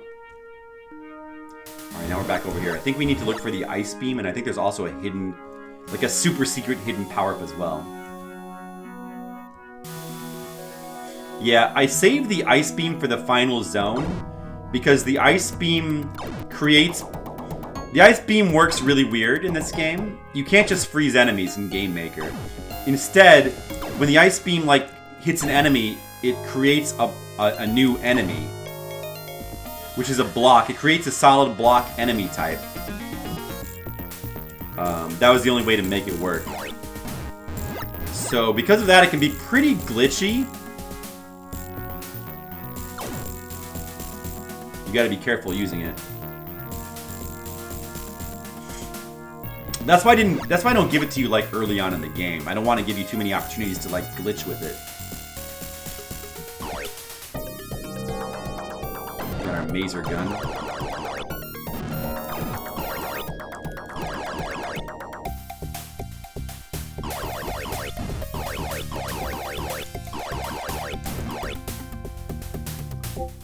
Yeah, it's not a bad looking effect on that gun. Man, it's really good for those guys. That's for sure. Alright. I feel like this particular area here is going to have some sort of complicated switch puzzle. I really like those complicated switch puzzles. Big fan of those. When I was a kid. Man, I still like them. They're cool. Like, whenever a video game uses some kind of complicated switch puzzle, it's always... I find that fun. I mean, Zelda uses those, of course, in Link to the Past. You get some fun switch puzzles. Yeah, let's see. Is there a way... You might need the ice beam to climb up here. I think you need the ice beam. Okay, we gotta go the other way. I got some energy, though. That's good. Maybe we can recollect it later.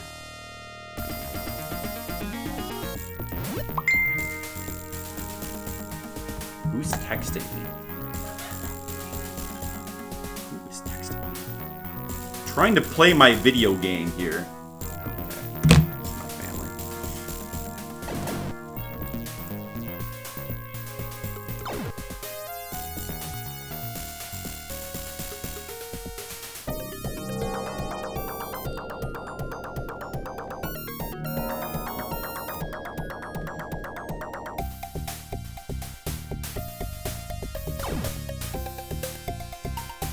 Whoa, I glistened into the... That was weird for a second. But it's fine.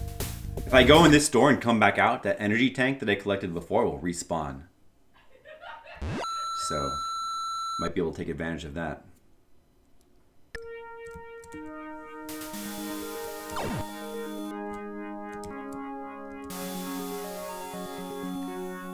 Look at these complex traps. Yeah, I'm not gonna go for that energy tank down there. It's just like too hard to collect. I think you almost have to take advantage of the spawning of, or I mean, of the screen scrolling to like actually get that.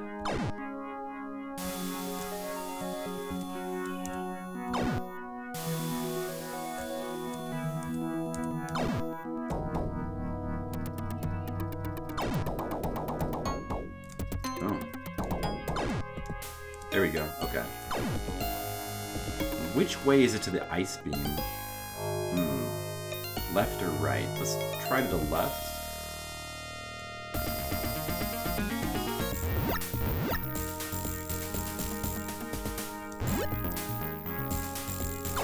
Up here. I think that's where the super secret item is, up there. I think that's what it is. Oh, this takes us to the top of that one area, I think.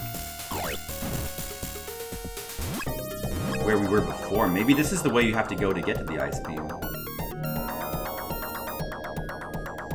Not sure. Oh yeah, okay. So you have to take the top route so you can hit the switch, and then you can fall down and go through the beam. I see.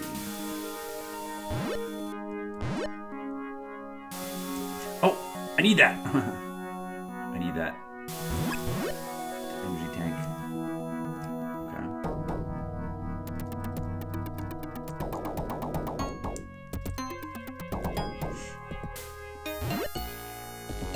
Seems right so far.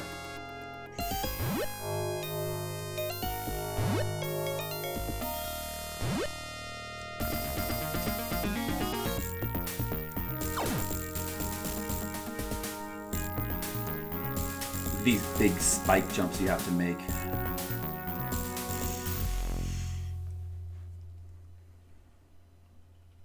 Okay, hope I'm going the right way. Ooh, another one of these blue areas. Oh, that's right. You gotta go through all these energy bolts.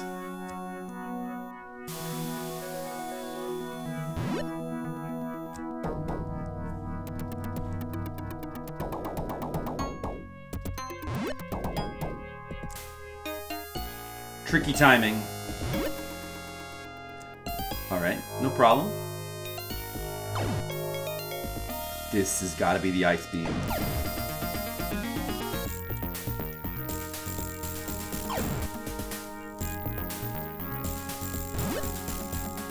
Alright. We now have the ice beam. Let's see if we can like jump out of here. Are these actually solid? That's so weird. In this particular map, these blue things are solid. It must have been, I think that was just like an oversight. Like I didn't mean for those pillars to not be solid in the other map. They're solid here. So we can't go outside the level here, unfortunately. Ooh, ouch. Well, these energy beams actually don't hurt that much. A little bit though.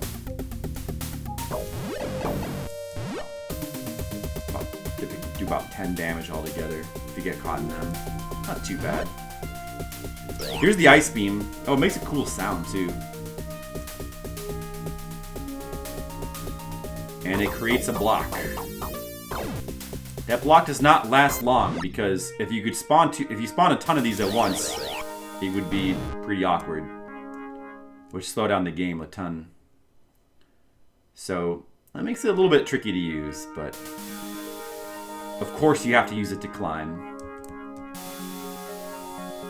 It wouldn't be Metroid otherwise.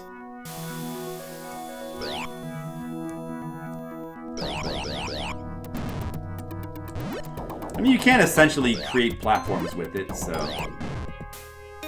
kind of works how you would think the ice beam would work.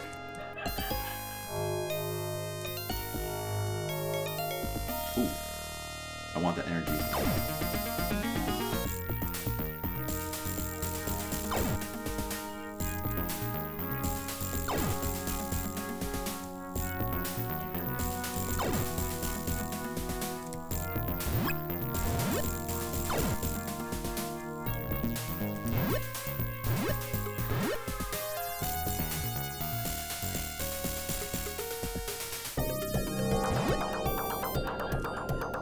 Oh, I need to turn the power back on.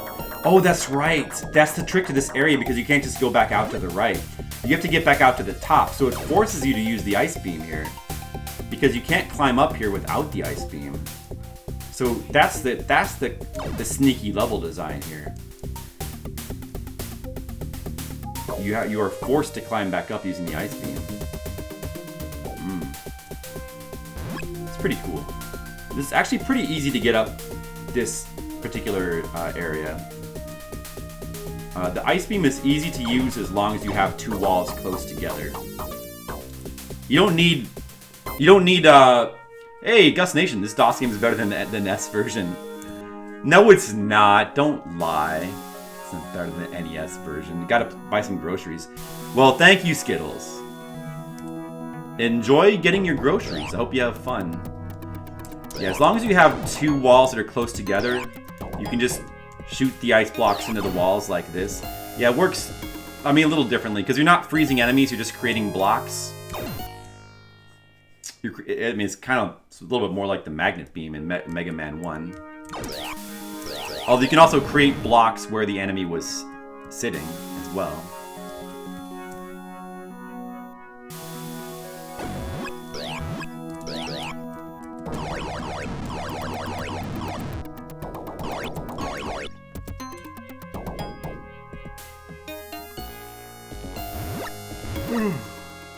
So basically, you pretty much can shoot the ice beam into a wall to create a block, and if you have two walls close together, you can keep like going up that way. Like right here, this is supposed to be a super secret right up here. But I guess it's not really that hard to find. You get to like climb a long way up using the ice. And eventually, we will reach something.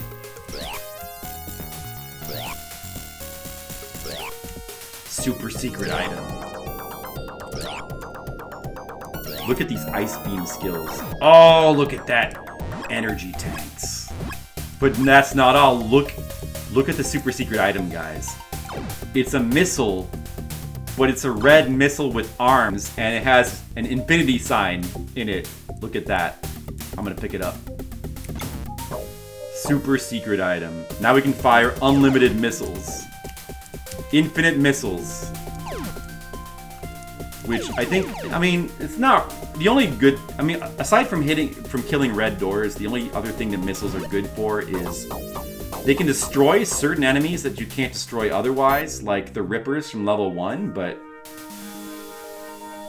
I think on this level they might be useless anyway. So I don't think they can't even kill the purple things. Because those just simply spawn a different enemy type when you kill them. It's cute. I don't know if they're really good for anything on this level. Probably they're good for nothing. But I have them though, and that's the important thing. Now we need to go this way. The character graphics, more in this with the flowy hair. What, than Metroid 1? I do not like them better than Metroid 1. Metroid 1 has good sprites. I mean, some of the best sprites in this game are the ones I copied from Nintendo. But, I mean, yeah, the flowing hair is nice, you know, I like it. I appreciate it anyway. I appreciate you saying so. I happen to not like this sprite better than the Nintendo one, but, I mean, it's not a bad sprite for an amateur, though, at all. So we got the crumbling ice blocks here. Oh, shit! That was bad. That was almost bad.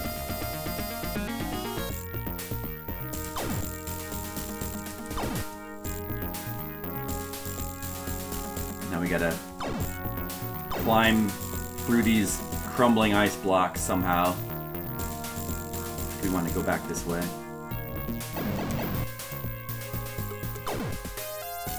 key is just to keep jumping. And saving.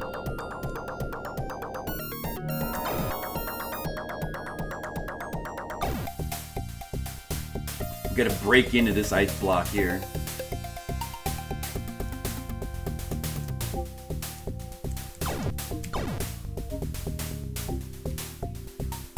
Uh-oh. Ooh, I was lucky that my jump registered there. Because there's death spikes down there, I'm pretty sure. Let me get the energy.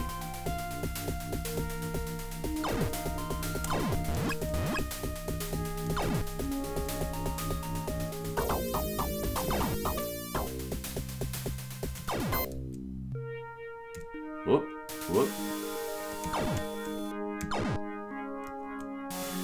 Yeah, definitely easily possible in this part to, like, screw yourself up by, like, destroying too many platforms.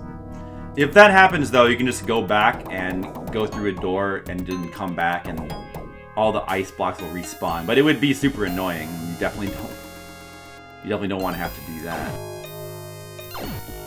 I mean, you wouldn't get stuck in an unwinnable state or anything. You can see the water droplets coming from above because it's one of those water zones.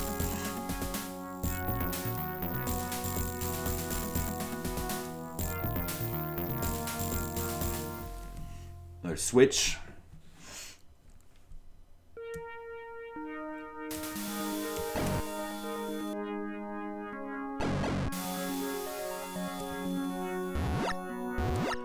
Alright, this is probably where the egg is, I think?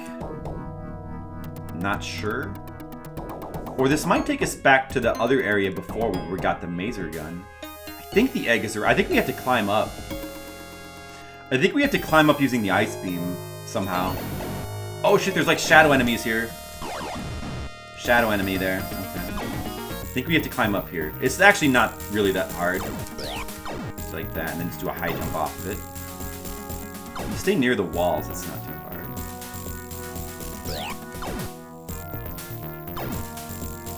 I believe the egg is like at the top of this section, or something is.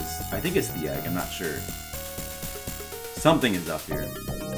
You can also do this, not besides just hitting walls.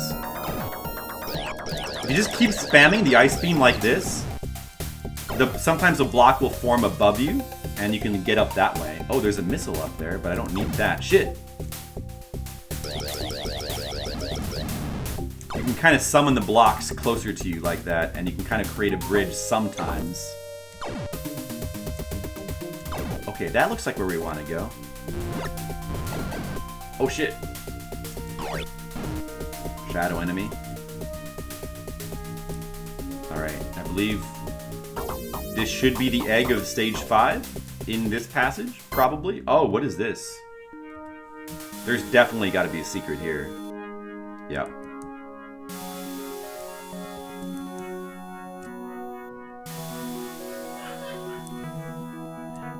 Don't shoot those purple things. Remember, if you shoot the purple things, they turn into ugly monsters and they come kill you. So you gotta not shoot them. Gotta be careful. And there's egg number 5. We now have all 5 eggs. Unfortunately, there was no way to display the eggs you have. Oh, you know, at least Game-Maker does... We don't even need a timer because Game-Maker does display, like, your in-game time. See, look at that. So you don't even need a timer for this game. That's kind of nice. I forgot that Game-Maker did that. So now we know we've been playing this game for 1 hour and 58 minutes. Not counting time spent in menus. Because the timer doesn't pass in menus. But close enough. Alright, now we can just go straight to the end of the game. Which I believe is probably down from here. I think it's designed so that you don't have to go back through the ice section. I think this section connects up with the section with the maser gun, I think. So we're pretty close to the exit. I think anyway. Hopefully. I'm no better. Yeah, I know my own game better than you, too.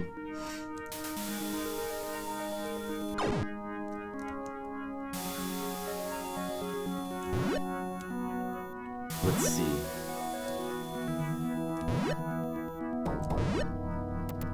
Look at the background tiles, too. Like, the background tiles are pretty cool. What I did there with those. Is there anything down here? Get out of here, fuckers. Is there like a secret or something down here? Missiles. No, not a whole lot down here. Nothing too exciting. So I'm like mostly invisible. With this choppy scrolling, this would be a home on MSX. Yeah, it's like this is MSX. There you go. This is the perfect MSX Metroid that was never created. Nothing down there, just a missile. That's okay. I guess you do have to go back, damn it. Man, I thought there was a shortcut. Hope I'm not missing anything. I thought there was a shortcut, maybe.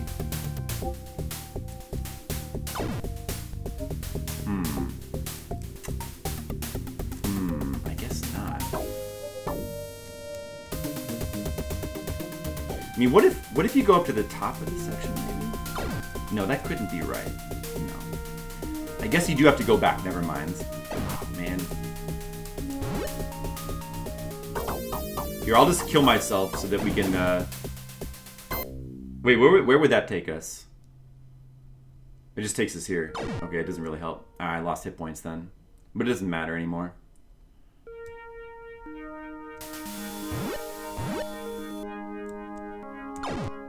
It takes you back to the last place where you warped. When you die like that. Oh, man. I think there is a trick, though, because of the way the ball works. If you roll underneath a wall, you can fall into the wall. I remember that trick. You can do that in a couple of places. You can use the ball to roll into a tunnel, roll into a wall, and then fall into the floor. That's why, if you notice, well, actually, I think if you notice with the design, there's very few spots where you have to like go into like an actual tunnel.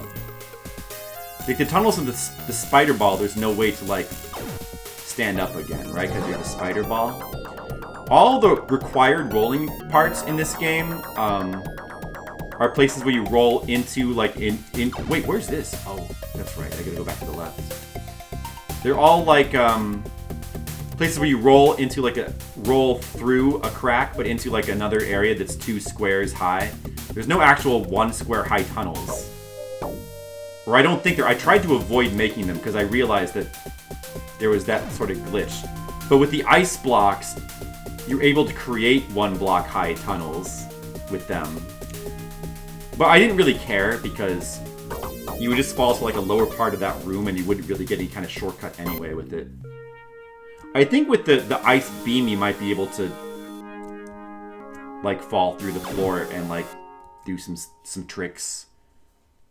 Get out of bounds, but you know, that's why I don't give the ice beam to the player early because I didn't want them to figure that out. That's why they don't get it until like this late in the game.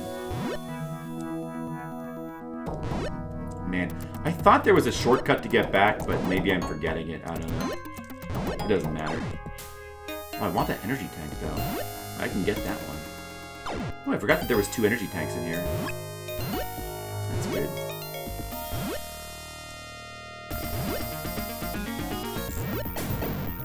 I think you're meant to need the ice beam to get that one. Shoot.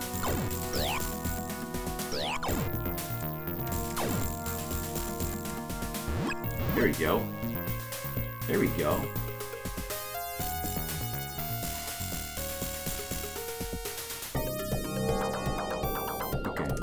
Let me see if I can show off something here. I'm gonna save, and I'm gonna load right in the spot. And watch the beams. Oh, they're not doing it. Okay. Okay, never mind. Well, maybe you can save state in that one acid level because it's not speeding up the timing anymore. I feel like it used to do that. Well, I'm sure it did. But it doesn't seem to do that now.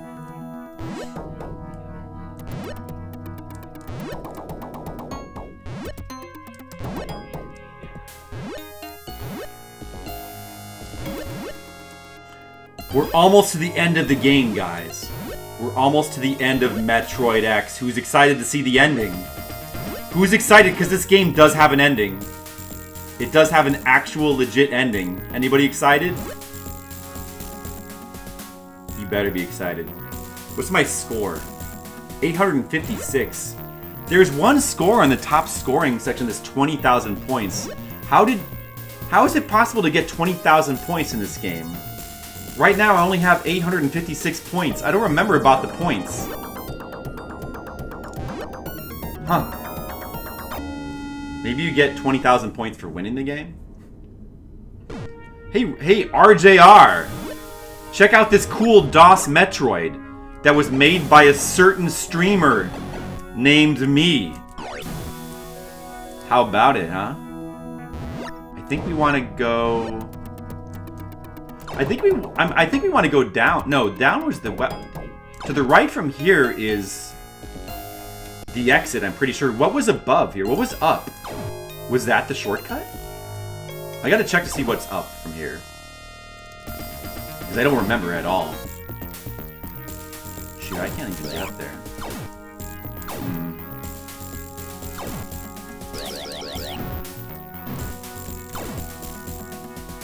There we go.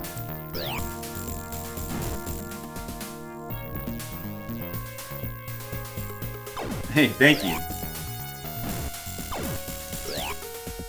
It's not bad for a homebrew game, huh? Yeah. I've had this game all this time and it just never occurred to me that I should probably stream it. But I'm glad that I am. Alright. Let's see what's over here. I don't remember. I feel like I have all the items, so I don't know what's supposed to be over here. Oh, man. Stupid shadow people.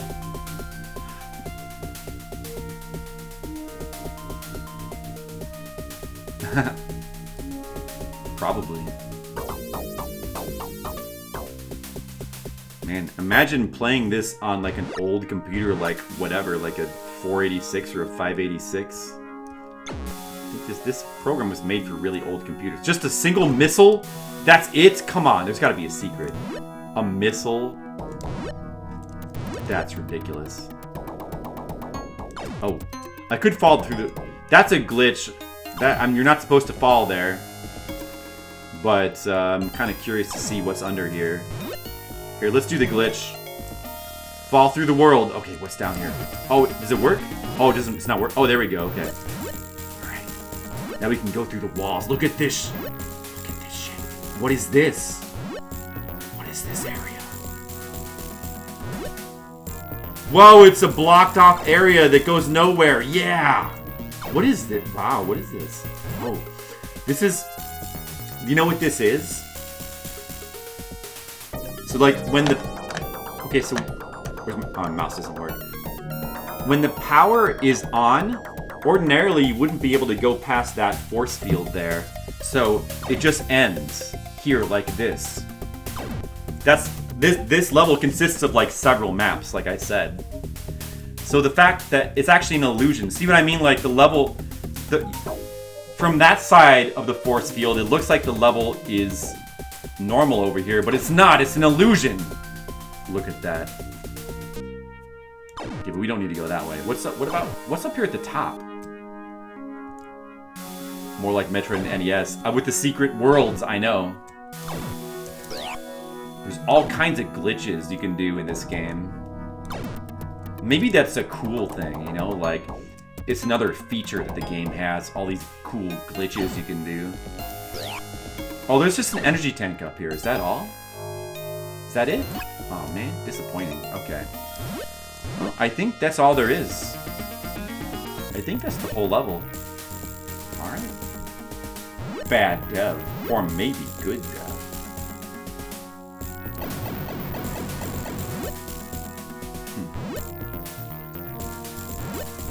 I only wish that there was like more secret stuff. I remember thinking that I wanted to make like a secret zone, like a secret level, and I never got around to it. But I wanted to do something like that.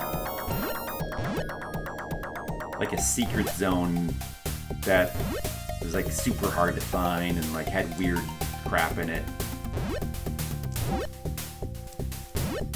I could have even made it so that you had to use a glitch to get to it. That would have been cool, actually. I mean, like right there, that part where we like phase through the wall, that would have been the perfect place for it. It would have been the perfect place.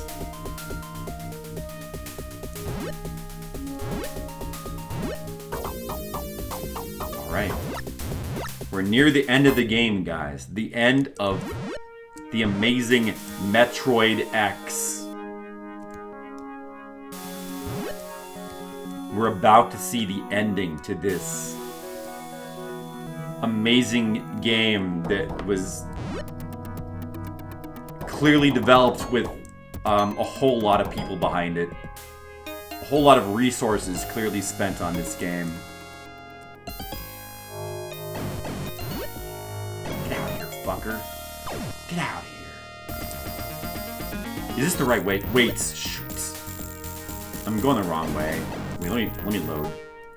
That goes back to the where we got the mazer gun, which is this gun, in case you forgot. Kind of sucks because this weapon is a little bit useless on this level, since you don't want to hit any of the purple orbs. It's actually not that useful at all. Oh shit, I'm kind of stuck. Not actually that useful. Probably should have given the player like more weapons earlier in the game, but you know what? Whatever. I needed more content to put in the later levels. Like, it's a cool weapon, but you just have to be so careful using it. Because of the purple orbs of death. And once again, if I hit one of those purple orbs with a weapon, it turns into like a heat-seeking death enemy that just comes after me and tries to kill me. So you really don't want to hit those with a weapon. So I'm trying to not fire too much in these particular areas. Alright, I believe the end of the level is up here.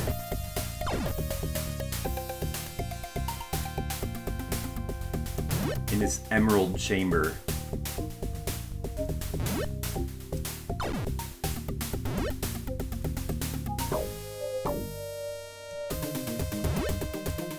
Ooh. Excuse me. I'm only yawning because this game is so good. Zone 5. The end of the level. Save our game. A game you had a skull dude. Yeah, I don't have... That was called Death Head. That was that Death Head game. That was like a platformer. I don't have it anymore. It's gone, unfortunately. I wish I still had that. Do you have it, Felly? You probably don't have it either. It's gone forever. It only exists in my memories and your memories, apparently. Alright. Here it is. The final area, no music. For atmosphere. There's no music. We got to do a little, short little climb. It's, you know... It's not exactly the intense... you know, escape sequence from like most Metroid games, but it's, you know, it's a little something. Little escape sequence. There's no timer or anything. You just gotta climb up here. The sounds of your own thinking about what... It's quiet so that you can think about what a cool game you just played. That's why it's all quiet. How do you even get up there? Look at that. The ice beam, that's how. That's how you get up there. Look at this complex platforming.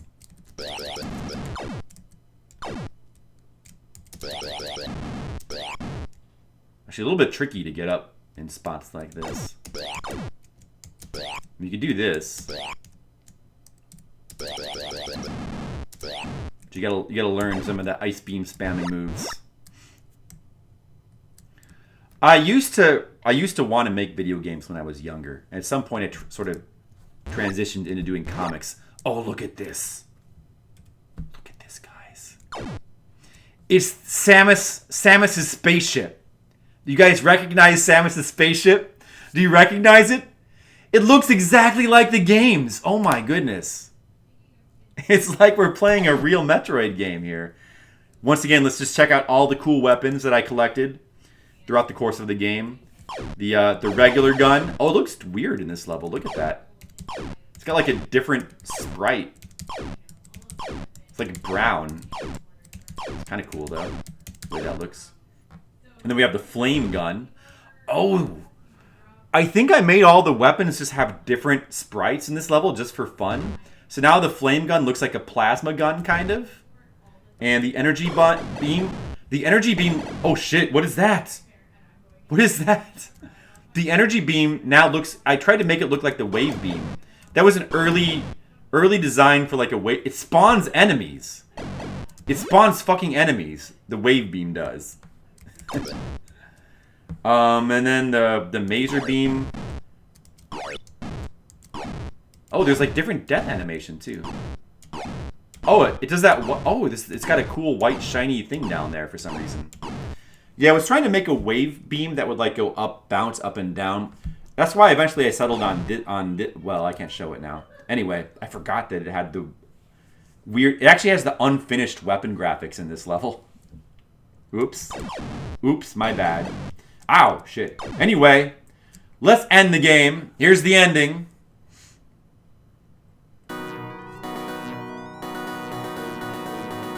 It scrolls, look at that.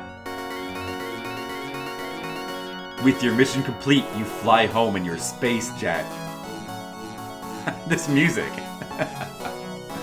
This is one of the dumb tracks. Oh, here comes the anime graphics. Hoping that you have seen the last of the Metroids. Very brief ending, very brief, not a lot of cutscenes, just those two little graphics there. But that was an anime graphic there. This little anime graphic. Oh wait. It's not over. Watch this, guys. Watch this.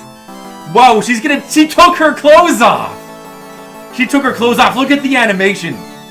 Look at the animation. She took her clothes off.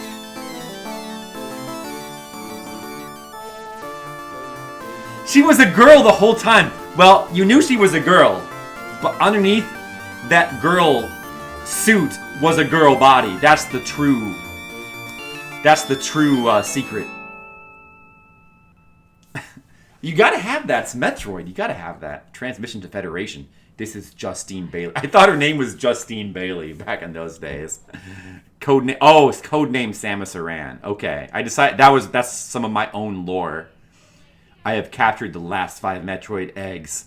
This time we know they are the last, because the egg I destroyed on Garnith was only a decoy. I think that's a reference to my first Metroid Game-Maker game, which is now lost forever. Don't worry about it. It sucked anyway, guys. Don't worry about it. The real egg was brought here to Planet X, and they used its DNA to create 4 other Metroid eggs. They were planning to create enough to invade. By the way, who's they? I don't know. I told you she had picked it. You were right, Demo. You were right all along. Wielder of the Narpus sword. Oh, I should have given her a Narpus sword. Federation, but I have halted their plans. Oh, is the Federation the bad guys? This time, I know the eggs are not decoys because I have brought them to my ship and have run DNA tests on all of them. You see, the lore is very elaborate. I also know that no other eggs were created because I scanned the planet carefully. Makes sense. Checks out. She scanned the planet carefully, so there couldn't be any more eggs.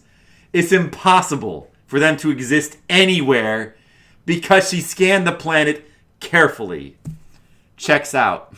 When I destroy these eggs, absolutely all threat of a Metroid invasion has been removed. After many years, my mission is finally complete. Return transmission. This is Commander Joshugan of the Federation. That's the name of a character I just stole from Battle Angel Alita. There has been a change of plans. You are not to destroy the eggs. You are to deliver them to Ceres Station 2.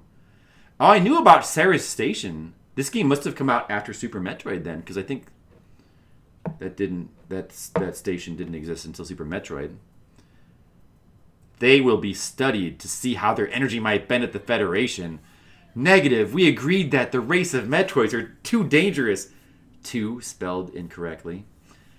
To be left alive. They must be terminated or our galaxy will be in danger. I haven't read this text since I made this game. I haven't read this text since I made this game. This is practically like brand new to me. Return transmission. You are to bring the eggs to Ceres Station 2 alive. If the eggs are not on board your ship when you return, we will open fire. Is that understood? Transmission. Yes, sir. This chapter in the Metroid saga has ended. Prepare yourself for the final sequel. Oh, which I did start on. I had it like halfway done and I gave up on it, unfortunately. I don't have those files anymore. But I was making a third one. The third one was going to be like more open world. Actually, the first one was very open world. The first one I made in Game-Maker, the first Metroid game, it was just called Metroid, and you had to find 5 keys, I think. You had to find 5 keys to get to like the final zone so you could collect the Metroid egg, I think. And it was more open world in this game. There was like this hub world which connected to like all these other worlds. Like there was like the fire zone and the maze zone and like the trap zone and the emerald zone. All these different zones. And like the levels were like these gigantic mazes with like nothing in them. Like these gigantic mazes that all like mostly went nowhere. It was like all this like gigantic barren mazes you had to go through and explore. Although there were lots of like death traps and stuff. It was like crazy. It was super crazy, weird level design. I wish I still had it because it's definitely not a good. This game is miles better than that game, even with the weird acid tunnel. Does it tell you the date you made it? I wonder if that still works. Maybe. A Fire Quest, Earth Quest, Sea Quest. All right, created by. Here's the credits. We read those before. Brian Folk, Big Bri. Oh, I didn't capitalize my last name. Don't drink and drive. Take a bite out of crime. You have scored number 8 on the top 10 list. Enter my name. Flipsider 99 on stream. Bitch. Nice. I don't know what those scores are. I don't remember how the scoring works, but why are there like 6 games with a 4,000 score? Probably those were like test plays. The Beaver Walrus Wally Sandwich, that was a friend of mine named Wally, I remember, and he probably was played through as like a test. I think that in an early build of the game, you might have started with 4,000 points. Loser got only 6. But in the final build, you can only get like something like I think you get like 1 point per enemy or something like that. So and you get like a certain amount of points for items. I don't remember ever putting any thought. Who is loser? I have no clue. It's probably me. And then fuck is probably me also. But it has to be in an early build of the game where you like could get a higher score, I guess. I don't know. This top scoring section doesn't make any sense. But yeah, anyway. There it is. Metroid X. Metroid X. Even though it says Metroid 2 there, that is false. It's called Metroid X. That was it. Alright, so I would love to also show you Maze God, but I can't. I had this other game. It was called Maze God, and this game was not made in Game-Maker. It was actually made completely from scratch by me and my friend. My friend was like getting into programming. He like knew like basic type of programming. So like I did all the graphics and level design, and he did the programming. That was the deal. And I have the game, like I have it here. It's right here. I still have the folder, but it doesn't seem to work anymore. It doesn't work in DOSBox. I think that this might be a Windows 95 file, but I tried to run it in admin under Windows 95. It didn't work. So, directory. Oh, I forgot. Yeah. Well, I mean, I could just show you. I mean, I could, but the file. Here's the files right here. Rating out of 10. I'm not going to rate my own game. I mean, it's a 10. What would you guys rate it? I mean, here you can see all the maps. Wait, maybe I can I like make the font bigger? I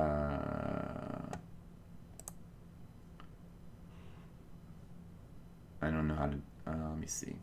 Well, anyway, you can see like, it lists all the maps here. Zone 0, Zone 0B. I don't know what Zone 0B is because there's only one. Zone 1, Zone 2, and Zone 2S. 2S would have been for the spider ball. Zone 3, Zone 4, 4B, and 4C. 4B and 4C would have been for the various spider ball areas. Zone 5 has a 5B and a 5C and a 5D and a 5E and a 5F. Yeah, Zone 5 is like by far the biggest zone. And Zone Clue, I believe that's the tutorial zone, which also has the final little jumping section in it as well. 1999. Oh, yeah, it does say that. No, but it's more than that. It was not these. 1999 is probably when. No, I don't. Was it made in 1999? Let me think about it. Does that sound right? That would mean I would have made it in college. Did I make this in college? I might have. Right click and look for the oldest date. Well, these files might have been created like after the game was created. Like I might have. I don't know. Or maybe, can you tell anyway? I'll do the exe file. Wait, so right click and then what? Properties? It says modified. Monday, March 8th, 1999. Created December 14th, 2019. Well, that would have been when I got the new computer. AW32 was rather late in the 90s. AW32. Oh, yeah. So maybe it was a bit later than I thought. Maybe it was 1999. It could have been. Look for a text file that has a date. Is there a text? Oh, there is text files. Oh, there's the text that's the credits text. The ending text is here. The endings are just text files. That's pretty cool. But they don't seem to have dates though. The help file.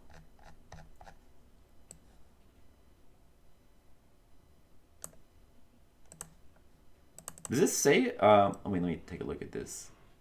Oh, it does have the infinity missile. This mysterious item will give you unlimited missiles.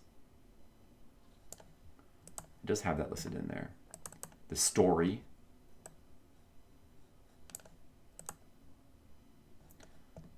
Yeah, it might have been 1999, I guess. That would mean that I was born in 77, so I would have been, assuming that I created this in 1999, I would have been 22. But I still feel like that's probably a little bit off because those files were, I don't know, I feel like these files were probably created a little bit later or a little bit earlier. Like I was probably working on the game in the mid 90s. and then like I finally ended up creating, because like these files they were created by the game maker, and I might have even recreated it later. The game maker can like output all of these files, and then you can use this folder to like you know, make your... Oh, I have something else too. I downloaded this. I don't remember when I downloaded this, but I have another Game Maker game that I like got off of the internet. It's called Octo Iris. I think I tried playing it. It's like super weird. Right. Okay. Oh, okay. Right click properties. Look at the details tab. Well, that still might not be accurate, but I'll try. Because if the files were created by the Game Maker program, it still could have been like years after I made the actual game.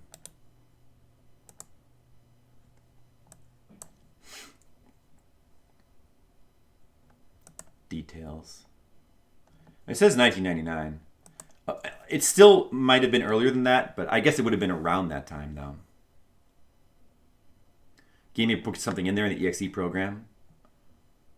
Maybe. We want to like date this as accurately as possible, huh?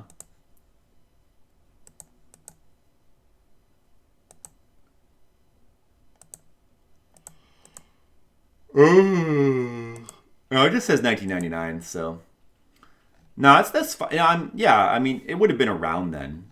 It would have been in the 90s at some point. It probably would have been in the late 90s. Okay, I want to take a look at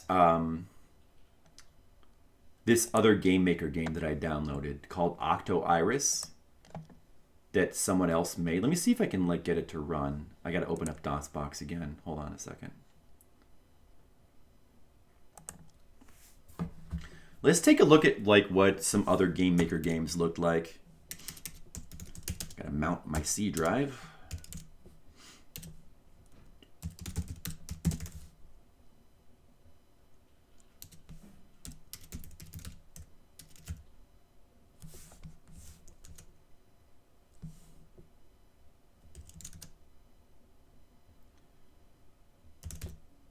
Got my dir/w. Yeah, so what it's called a new folder. Okay. Does that work? I think I have to rename that folder. Let's call it, oh, will this work?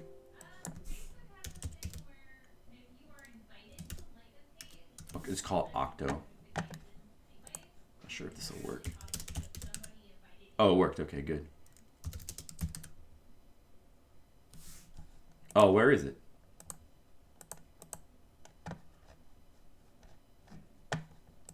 It's not showing the files, so I think that I need to like close and reopen DOSBox, because after you mount it, you can't change any like folders or anything, or it gets confused.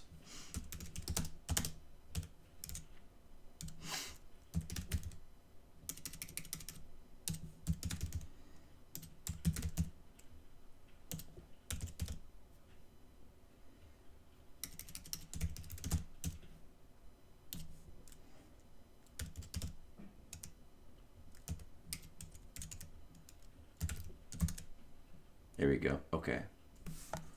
Octo Elris. Although I thought it was supposed to be called Octo Iris. Or maybe it's Octo Laris. This might be a Japanese one. Okay, let's see what this looks like.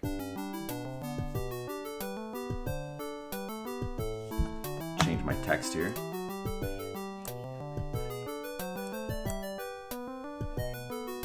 Oh yeah, I did look at this before. I think this game was like super weird.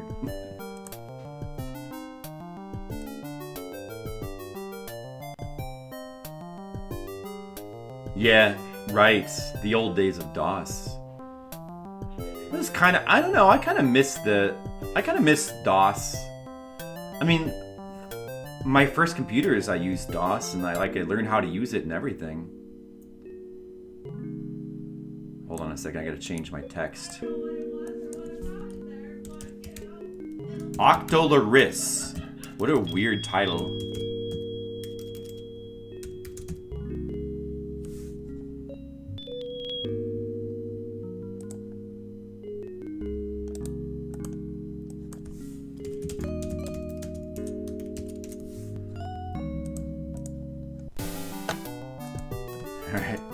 Let's see what a Game-Maker game, like an average one, looks like. Oh, it's even got a demo. Look at that. Instructions. Oh, geez, I don't even want to read that. Storyline. Oh, it has storyline music. Wow.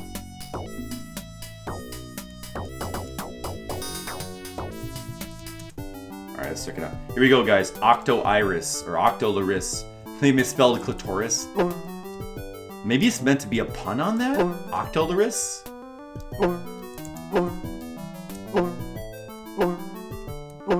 Oh, that jump sound effect is really bad.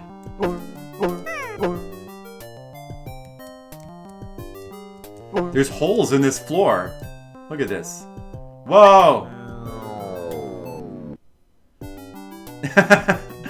there's a secret pit to a death spikes right on the first level, right in the first screen.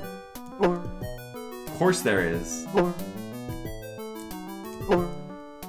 What do these potions do? Oh, it's hard to control your jump in this game. Like in Metroid X, you can control your jump in midair, but in this game, you have a fixed jump arc. It sucks.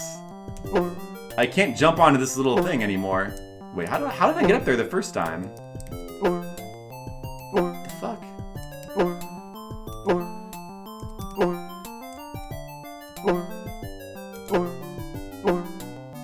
Oh my god. It's impossible.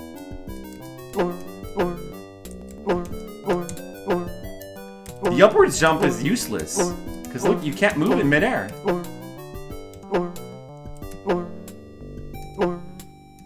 Whatever, I'm not getting that shit. Oh, I didn't die. Secret! Oh, we found a secret. Look at this. You found the secret. Can you climb this? Can you climb? Let's look at the help instructions. Up, arrow, jump upwards, up, left, up, right. Jump those ways. Duck, slide down, slash. Slash is to climb up. Little blue hearts give you a hit point, and the vials of slime enable you to climb. Oh, they do? Oh, sound effects.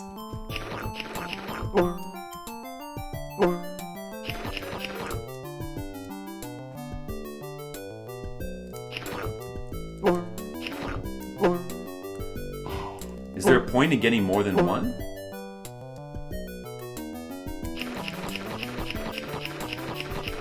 This music that they use does not sound like music from the Game-Maker program, so I think it's music that they got from somewhere and put it and stuck in here. Some CMF file that they found. Ow! Oh, I took a hit, I think. The spikes only hurt you when they're flashing, I see. How are you supposed to get back up here? What?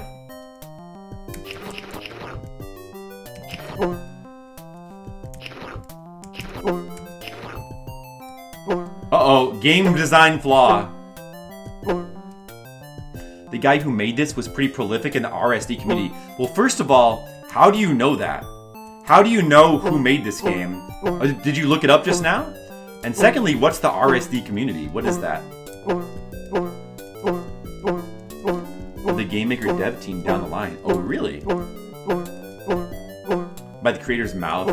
Just like Dark Castle, right? I think I'm dead. Oops. Oh shit, I tried to load a game save, it didn't work. This game has not been saved. Yeah. Well, just kill me then, I guess. I don't know. You think it was created by the creator's mouth? I think you might be right. I think you might be right. Ooh. Why is he bouncing off the fucking pillar? Finally, Jesus Christ. I know, Dark Castle. Alright, I'm gonna fall down here. You can still jump in midair.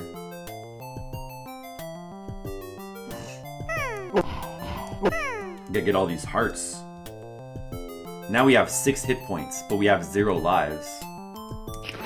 You get 0 lives in this game. Damn, that's harsh.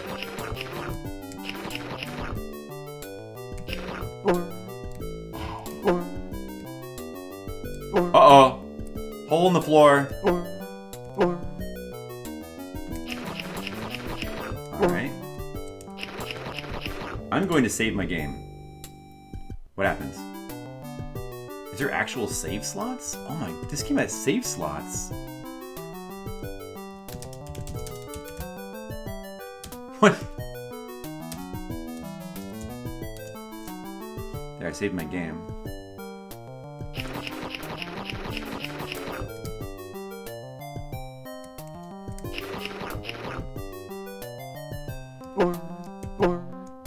I made it. I made it up here. Secret. Ooh. Look at these secrets.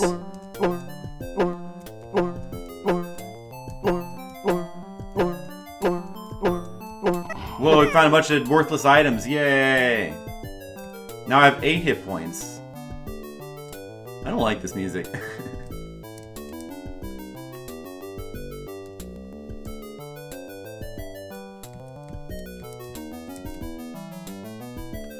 This must have been made with like a later version of Game-Maker where you could have save slots. Because you could not have game slots in my version of Game-Maker. Not quite as good as my masterpiece? I don't think so either. I don't think so either.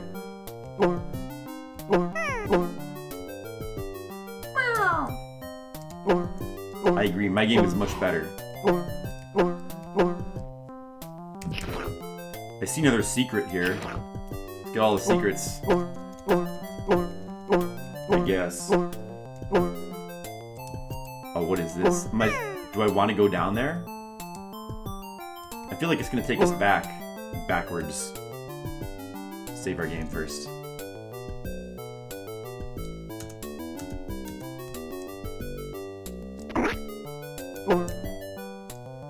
Where is this at? A new area. It's like all a secret area?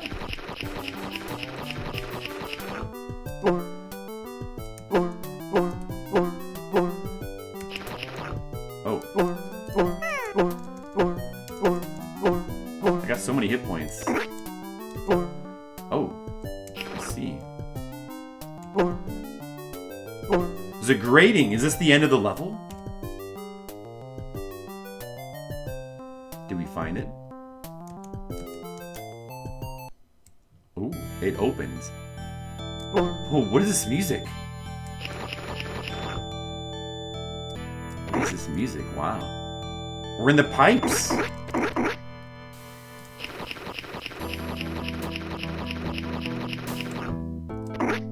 Music is a lot more intense here. Shubo and Macaw would love this.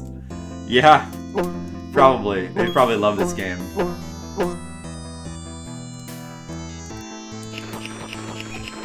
Well, I don't know if I love it, but it's kind of interesting.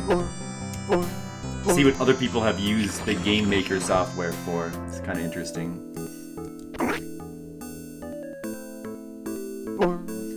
I mean, it's cool that they seem to have, like, unique music and sound effects for this game. Like, I was only ever to use the music that came with Game-Maker in mine. This level's gonna be like a maze, huh? We've been fascinated back in the day. It's not bad, I guess. Kind of gets off to a bad start at the beginning, but then it gets a little bit better.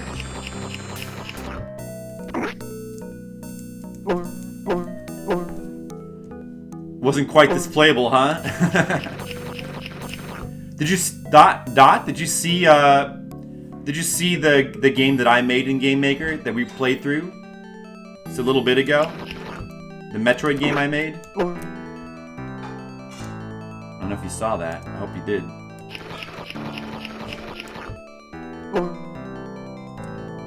I've been to your streams before, Dot. Been to 1 or 2 of them. You missed it? Oh man, well you gotta go back and watch it. I made my own Game-Maker game. It's a Metroid game using the old RecArts Game-Maker. It's I don't know, it's not bad. It's not bad. Might be better than this, but it doesn't have the unique music though. Or save slots. I don't know what to do here though. This music's actually kind of cool. I don't know what to do in this part of the game. I'm stuck. Seems to be no place to go. Wait, no. What about over here to the right, maybe? This is a dead end.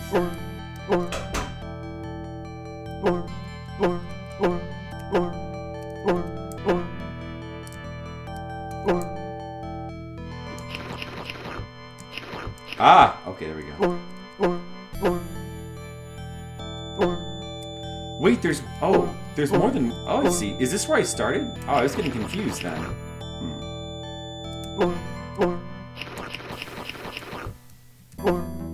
Maybe this is a different part of the level.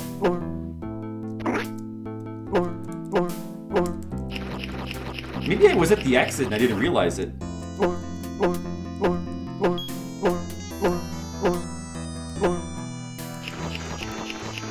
Oh no, yeah, it's this part again where you can't seem to go up.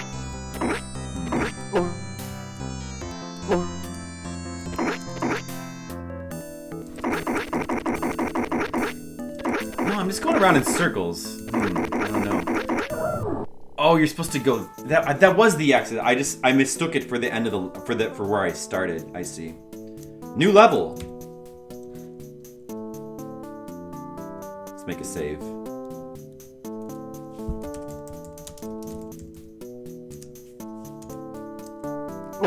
I think there's only 6 levels, so yeah.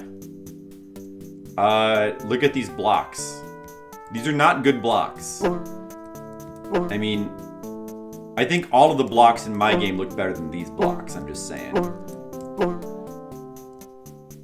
can climb on that? What is this music? Do you think that they made this music, or is this like some sort of public use music here? Or did they steal it? Oh shit.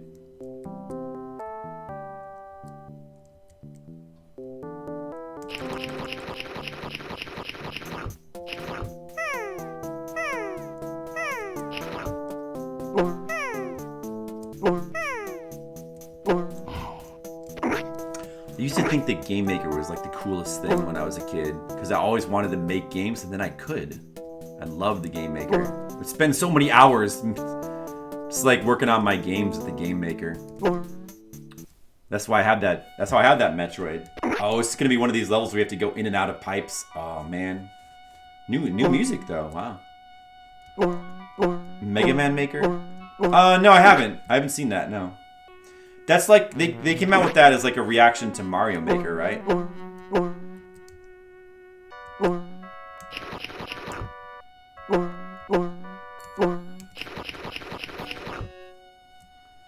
It's just some public domain junk we found to substitute while we wait for mod support. Oh yeah? Yeah, that makes sense. That makes sense. It's not bad, yeah, it functions pretty well. I kinda like this weird music here. Probably don't want to go down that way.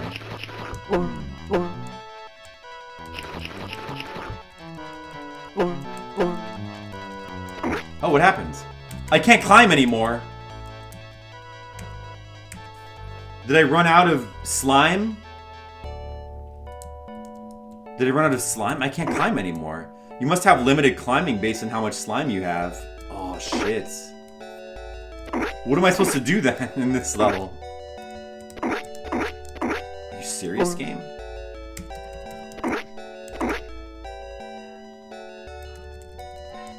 Huh. What's that? What did I just get? What was that? I don't know what that was. Did I shoot anything? I'm stuck now because I can't climb anymore. Oh, damn. This damn game? Well, this could be the end of our playthrough.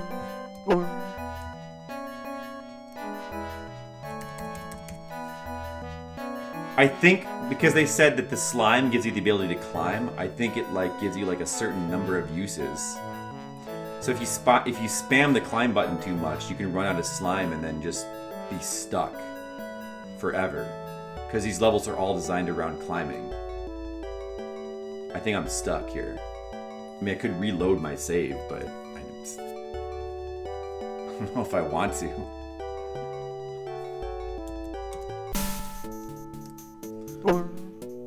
Ugh, that's not a good game mechanic. I'm just saying, if this was my game, I would not design it that way. Why is there a hydrant in there?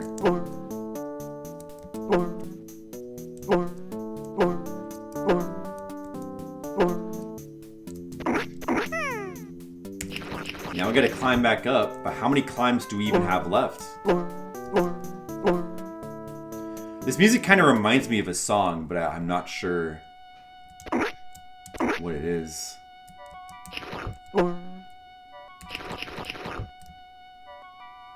Also, we don't know where to go in this level, so we would tend to use like a lot of slime, just like trying to figure out like a path. So, wow, that's not a good game mechanic. That was a bad choice. Bad choice to have limited climbing. I'm stuck again, see? Wow. This game's fucked. Congratulations, you scored number 2 on the top 10. Slime sucks. There you go. 3,000 points. Good job, me. That was Octolaris.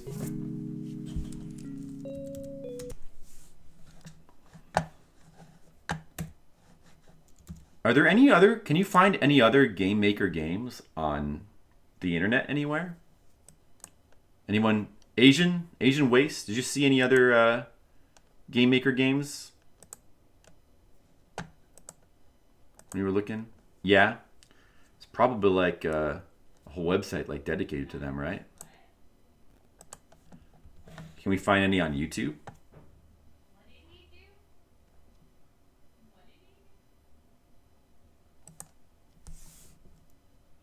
It went open source in 2014. Really? This version of the Game-Maker? Oh. Let me see if I can find some videos of Game-Maker games. This is a 20... No, this is not... See, the problem is that there's like a lot of different softwares called Game-Maker. It's such a generic name that if you just open up... Oh, okay. If you just like do a search for Game-Maker, it's going to be hard to find. Yeah, look at the Game-Maker archive. Oh, that's right. I have seen this before. I forgot about this. Game-Maker is now open source. As a result of the new license, it's also free to download and use. If you don't have a copy, go sign up at GitHub. Do you want to be a Game-Maker? Now you can. Oh, I've got to upload my game to this site. Do they have games, like uploaded games on here? See missing games. List of missing Game-Maker. These games are unavailable for whatever reason. If they existed, they're gone now. So these are games that people heard about, that somebody made. Dude.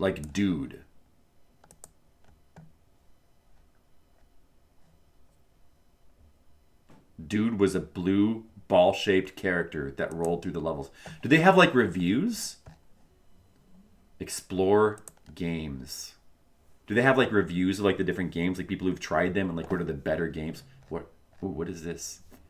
Featured games are highlighted in yellow. Ooh, maybe my game could be a featured game. It never occurred to me, but maybe I should like try to upload my game here. Probably nobody has seen it. I could be a featured game. Look, there's Adam 97, Adam 98, Adam 99, and Adam 2000. Look at these pictures. Is that Weird Al? With Adam? Who's Adam? The 5th game in Adam's birthday series, Adam 97, is probably the pinnacle. The games reach a height of ambition and creativity here.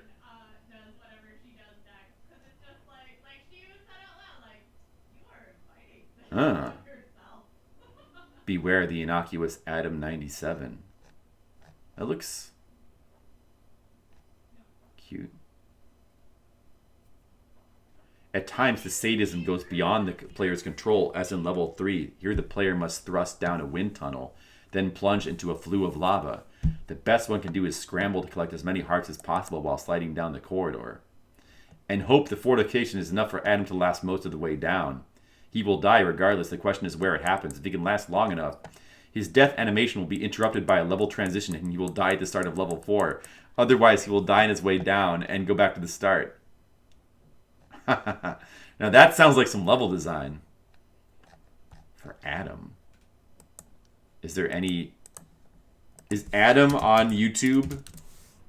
I want to see video of these games. They should have video. Adam plays Wonder for Game-Maker. No. Oh, what else do they have? Let's see. Let's look at the featured games. That's a featured game. Adam's birthday game. Man, I wish I kept all the games I made. It's such a shame that I lost my games. Most of them. Could have uploaded them here. Adventures in Melgrata? Like an RPG kind of game. Dude, that sprite's not bad. It's like a big map. Oh, they have video. Nice. Let's look at the video. Maximize, you fucker! Full screen is unavailable. What? Shut up. I can just go to YouTube. Full screen is unavailable. Oh, Adam's YouTube? Oh, okay, I'll check that out in a second.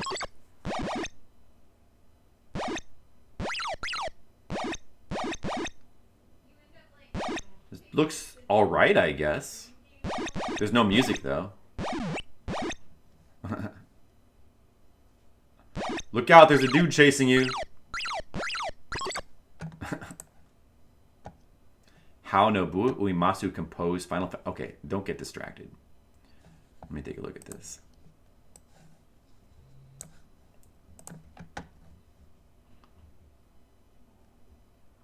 Dummy Duck? He's still making games. Oh, wow. But he doesn't have video of Adam? NES Maker. He's using NES Maker now, huh? Dummy Duck 7.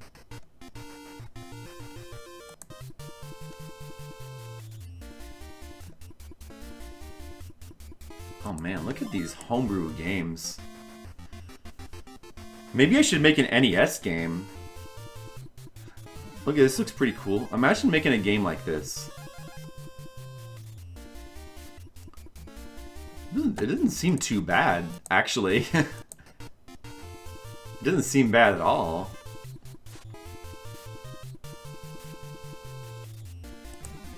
Except it's not the kind of game that I would make.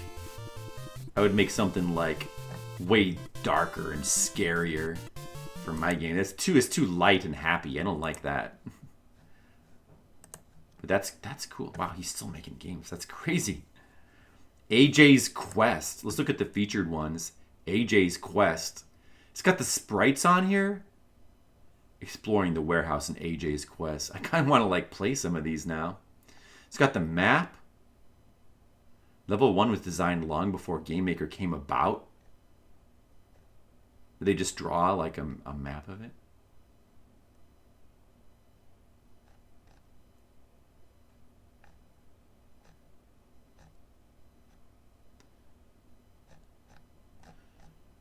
Version 2.0 was distributed as a slideshow demo of RSD's Game-Maker 2.0. Game-Maker Exchange members. Wow. I didn't realize there was a whole cult of people. Find the Oh, I recognize that music. I recognize that music.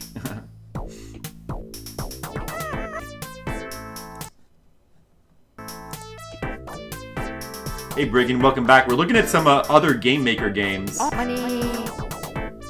They put their own sound effects in. Wow. Looking at some video of some other Game-Maker games that people made using the Game-Maker. How does he have such fast scrolling in his game? Oh my god. I think my version of Game-Maker must have been like an early one. I'm energized. I wish I could like redo my version in like make a faster version. Wow. Look how fast his version scrolls. Meteor, homemade DOS game you played in the 90s. Oh yeah? Open sesame. Okay, let's check it out. Let's check out Meteor.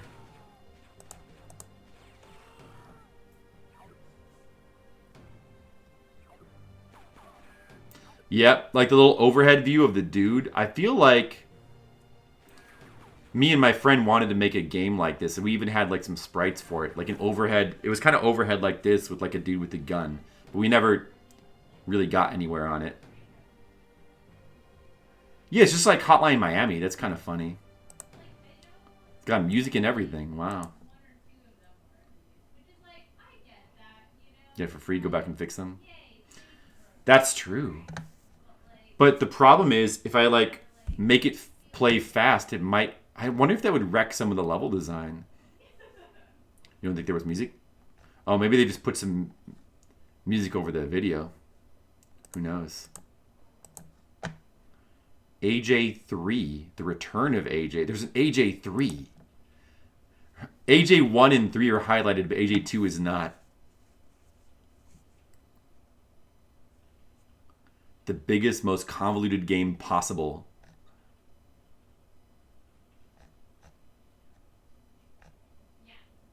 With AJ3.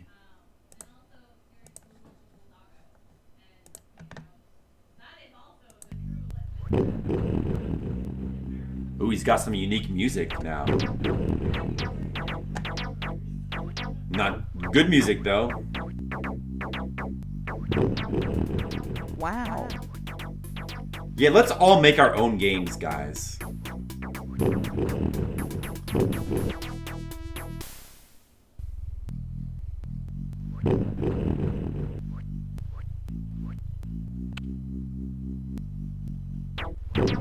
Wow. Wow. It looks like a playable game, I guess. AJ made Octolus? Oh, wow. Really? So, how many... Is he made, like, a lot of these games, then? How many games has AJ made? I can look up, based on... Oh, it says here. Author, Caudle Allen. Alan Caudle. AJ Games. Sherwood Forest Software. Adam Tyner made the Allen games. Not highlighted, though. Roger Levy made Andy in a Sunderland. Andy in a Sunderland. I'll check that one out.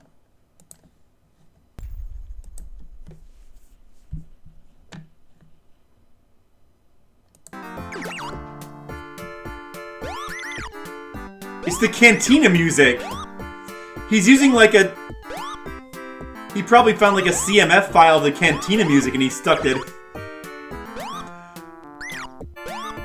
the Cantina music.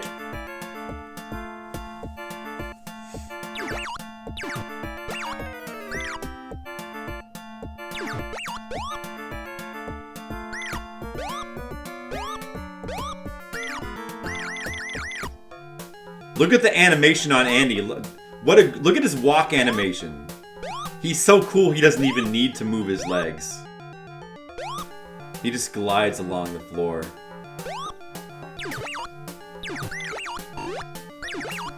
Good sound effects. I mean, like, the wall tiles are kind of interesting. Why are those X's there? Does that just mean you'll die?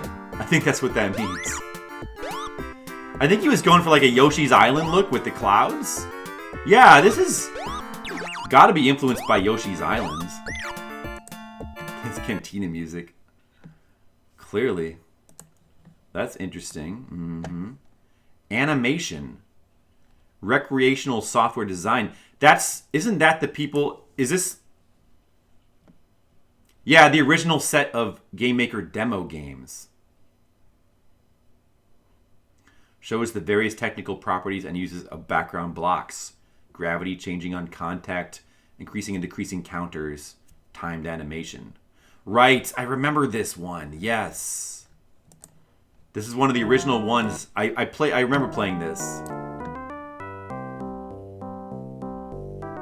This is one of the crappy pieces of music that you would get with the software that like I didn't like to use because it was lame. Tic-tac-toe, instead of the game ending at the first 3 in a row, the grid keeps expanding. Oh. You get scores for every 3 in a row or higher. Exponential scores for the larger link you connect. That sounds cool. That's an interesting idea, Asian. You should do that. Hey, Colic, what's up? We're checking out games made with RecArts Game-Maker program. Is it RecArts? Wait. Is that recreational... Wait, yeah, I think that's what it's called.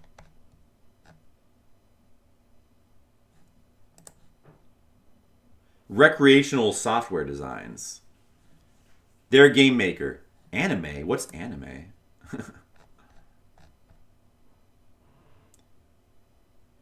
What a top-down shooter might be like.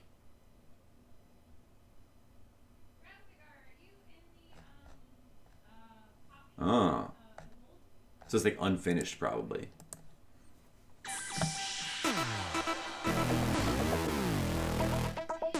The perfect Metroid X music? Ooh, what is this? Wow. Dude, this music is kind of crazy. Sick. I did end up beating Metroid X. Do you want to see the ending again, Skittles? Wait, hold on. Let me show you the ending. Let's watch the... Some people are here that didn't get to see Metroid X. That's the game that I made in Game-Maker, and I think it compares pretty favorably to some of these other games. Here, I'll show you the ending, Skittles. Hold on. Here's weapons earlier in the game. Metroid X. Whatever. This is the final level. Do you recognize Samus's spaceship? Do you recognize it? It looks exactly like the games. Oh my goodness. It's like we're playing. I think Brigand saw this game here. Once again, let's just check out all the cool weapons that I collected throughout the course of the game. The glitch weapons. The regular gun. Oh, it looks weird. All right, we'll sketch the glitch weapon part. Yeah, these weapons are like glitched in this part. That's fine. Oh, look at that. Okay, here's the ending. Let's end the game. Here's the ending. Yeah, exactly, Skittles. You got to. It scrolls. Look at that. With your mission complete, you fly home in your space jet. This music. Still better than Frontline. It's true. Oh, Dude, all these games are better than Frontline.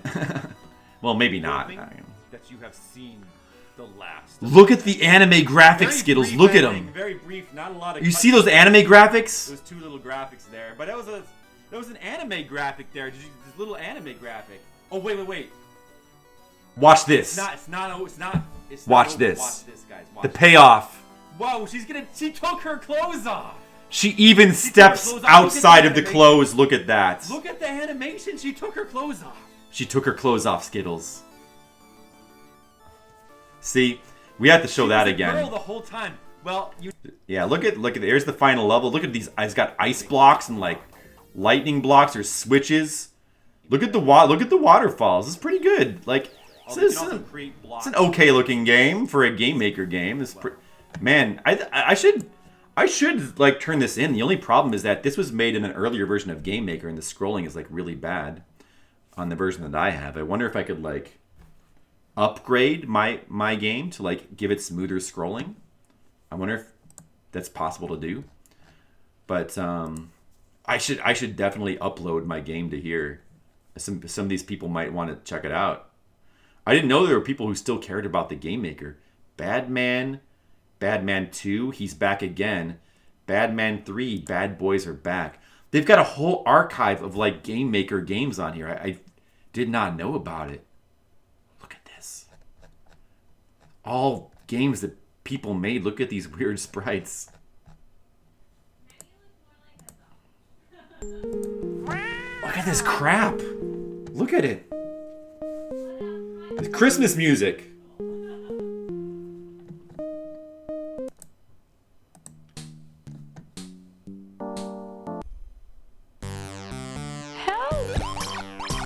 Thank you, Skittles. Thank you.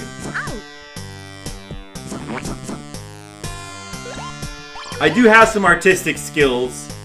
Yeah, my game could have looked like this, right?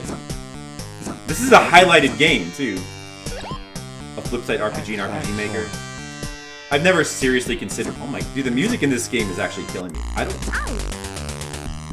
don't... So that does not look good. I've never seriously considered it because... I don't know why.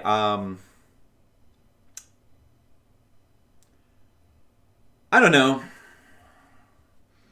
It's just like too much work.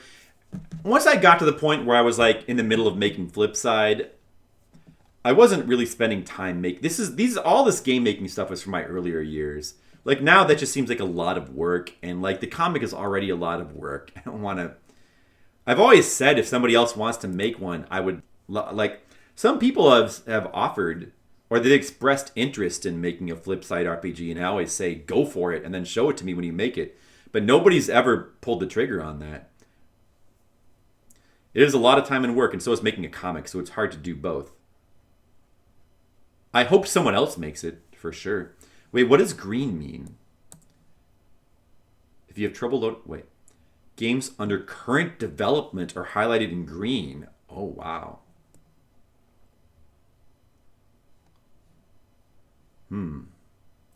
Bubble and Squeak under current development. Bubble and Squeak. Oh, that actually looks kind of good. Wait a second.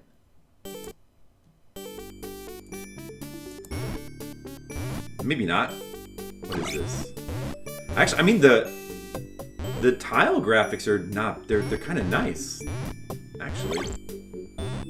But so you're something on a bubble? I don't understand the character graphics. I guess you're a mouse with a bubble, very small character. You're not gonna make something like that, Colic? I was hoping you would. That's too bad. So I guess it's kind of bubble bobble-ish. You know, that's kind of cool.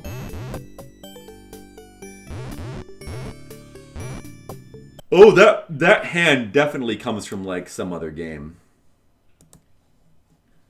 Yeah, we're just kind of perusing through the Game Maker archives here, looking at some other games that people made.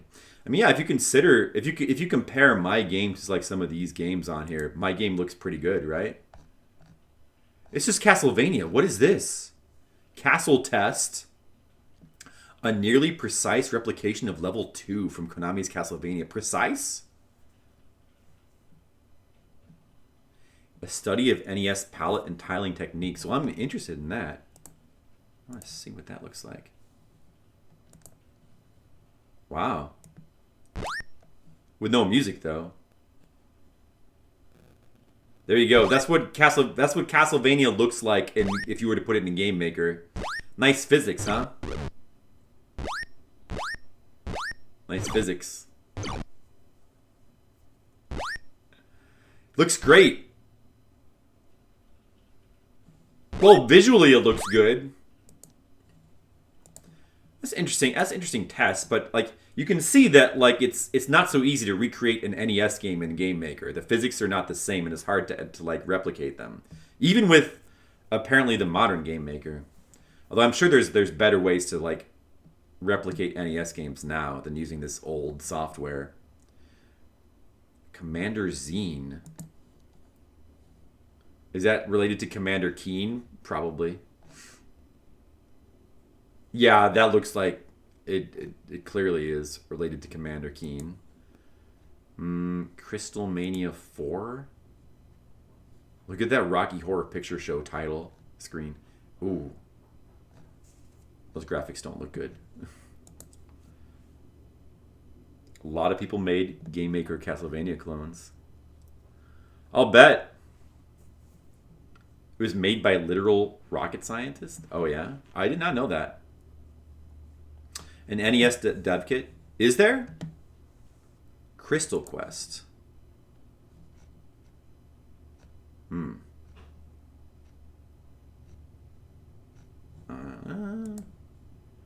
gonna see if there's like any ones that like look really good on here. Dead Awakening.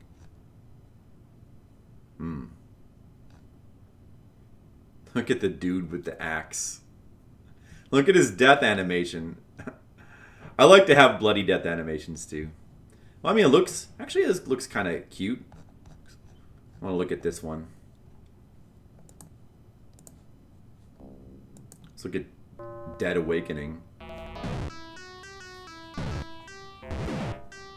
You're honest to you in Animal Crossing tweeted and tagged me. Oh, you did? Oh, I didn't. I'll have to... You know, I don't really check my Twitter that often. I'll have to check that out. Thank you, though. I will take a look at that.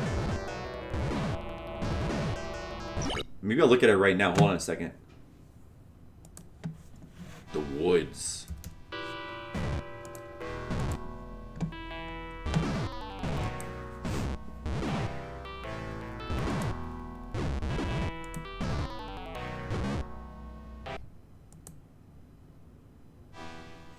Oh.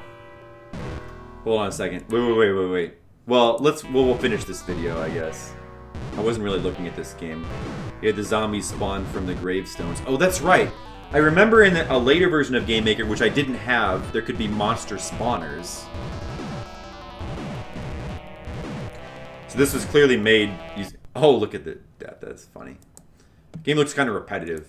I mean, that actually looked better than some of them, though. Alright, guys, look, check this out. Check out Skittles' room. Is that you, Skittles? Are you a cute girl? In real life, too? How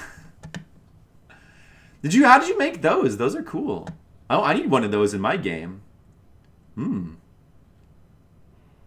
house looks so vacuumed.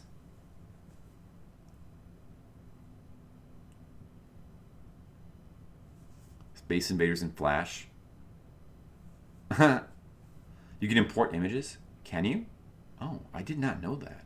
You can import images. I'll have to try doing that. In a lame attempt to get... Oh, I get you. I get you. That's cool. Alright, I want to look at some more of these Game-Maker games. The Descent. That's not a 3D shooting game. It's more like a playable version of Spelunker or Super Pitfall. Awesome. You know, if you think about it, Super Pitfall kind of seems like a Game-Maker game, doesn't it? Like, actually like a good one. Like, Super Pitfall is like... It's like a Game-Maker game with actual quality. Compared to, like, a lot of these games. It's hard to make good games.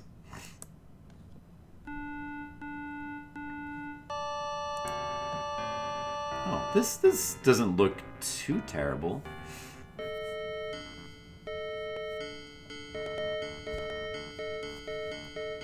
This is music. Oh my god, those sound effects.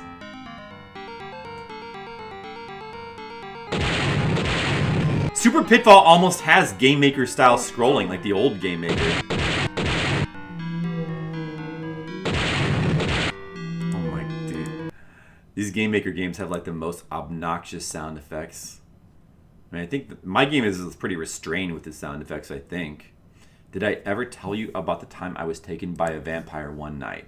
Good title. I bet it's a really good game. Oh, look at that sprite. That's kind of nice, actually. You are an 18-year-old girl by the name of Sally.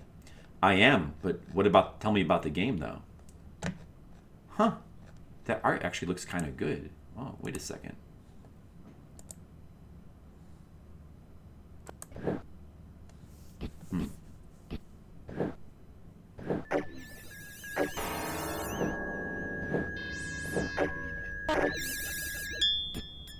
Here we go again.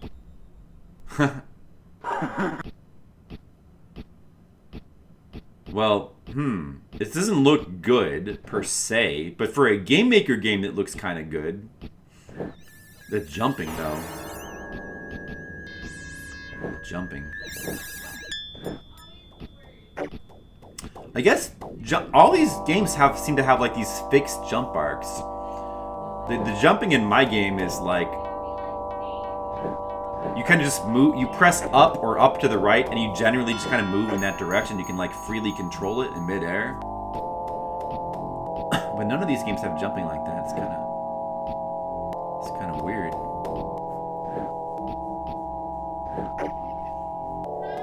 I'd like to see somebody else try to play my game to see if, like, they could actually play it.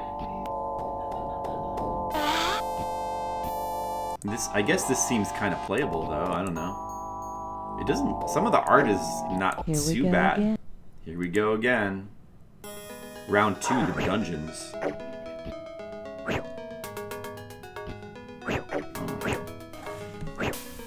Sword quests.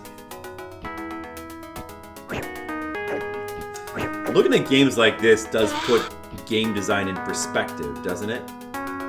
It's not easy to make video games. It's not easy. Even the games we think of as being really bad are, you know, they're still professionally made, most of them. This music's pretty good. I wonder where it comes from.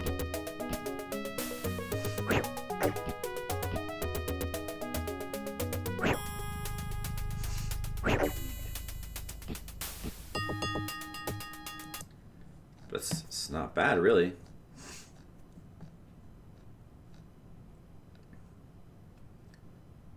I thought this was my final game. I was burnt out. I was frustrated. I was out of the game maker scene. Uh-oh. Related games: Warrior Woman and the Outer Limits, Warrior Woman and the Attack from Below, Houses. Man, I wish I still had my old games, man. All my other ones. Doom.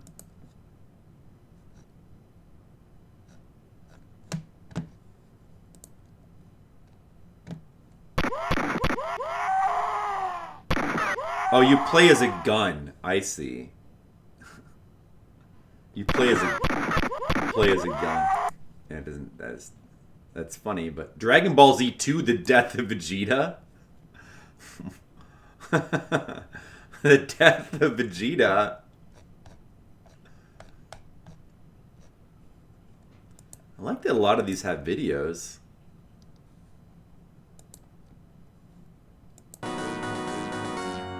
Oh, look at this. Look how good this looks.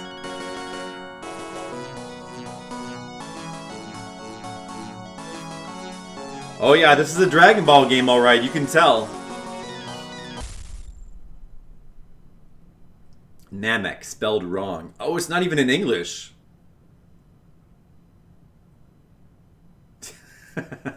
You can throw a fireball. It's more like trolls. Troll Jita. Okay. Draw. Droid. Dummy Duck.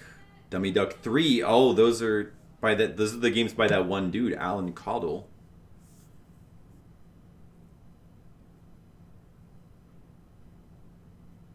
Dungeon Urguk. Oh, nice cover there. The lady. Is this? Oh, you're supposed to be playing like a drow. Oh. I know some people say it the other way, but fuck that. I like this. I like drow. It'll always be drow to me.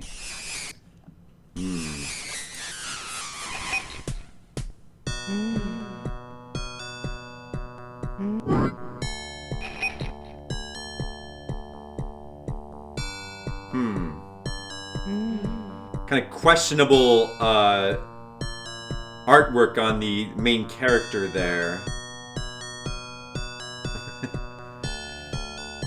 Yeah, that's what she would say. But this still looks like one of the more playable and like good Game-Maker games we've seen so far, despite that very questionable main character artwork. It almost has like kind of a Deadly Towers design with the ladders and like this sort of semi-isometric platforms. She Final Fantasy 12. What's her name? She's not a Dro, she's a bunny girl. Sexy Chewbacca. She's getting swords and stuff.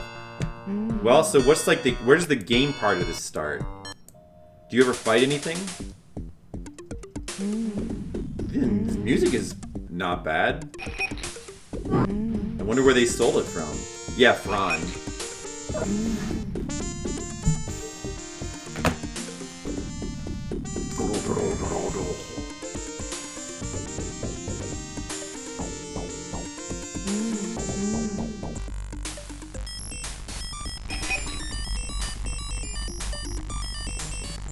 I take back what I said about the music. I take it back. What is this? The platforming part?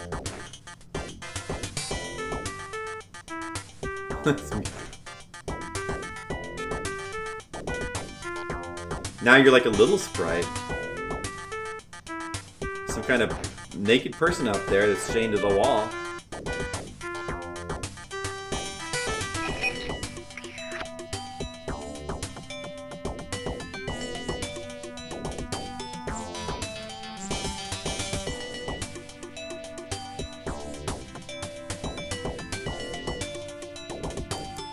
I like that music. Did they just win the game? I wish I had some music like that for like when I was making games in the Game-Maker. What were they thinking? The worst fake speedrun on YouTube. Wow. That sounds bad. The worst fake speedrun. Earth versus the Flying Saucer. What else sounds interesting? Fantastic Adventures of Byron Solomon. Look at all these games that are on here. I'm kind of wondering like what are the best ones. I don't know if I want to go through like each and every one of them, but Legend of Bud, it just looks like Legend of Zelda. Yeah. Oh, excuse me. Oh. Just take a quick look at some of these. I mean, that looks kind of nice, actually. Wait a second.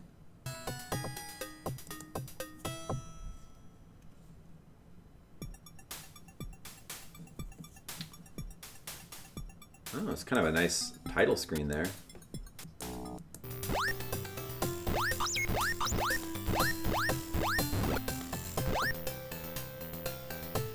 And the jumping in all these games kind of looks terrible, though.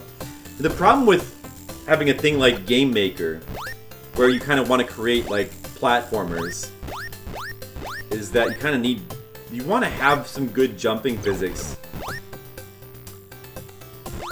but you just don't have it with the Game-Maker. This does look playable, yeah.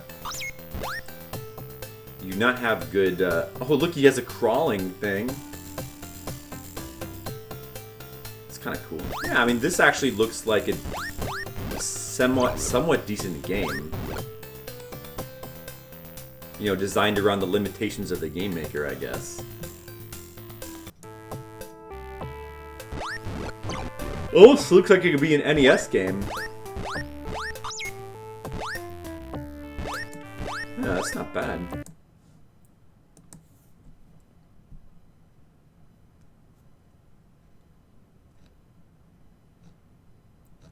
Graphics tool.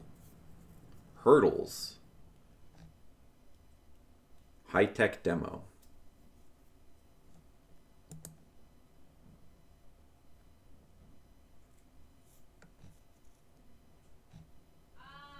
Okay. Does anything else look interesting? Man Game RPG. The second, possibly most significant entry into Alan Caldwell's Man Game series. Contra-style exploding bridge, Mario-style pipe access, and Final Fantasy-style RPG active time RPG battles. What?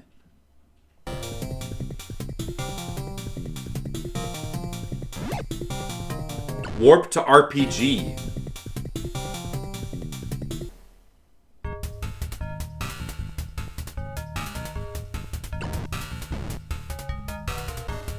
At 1 fire F2 stats.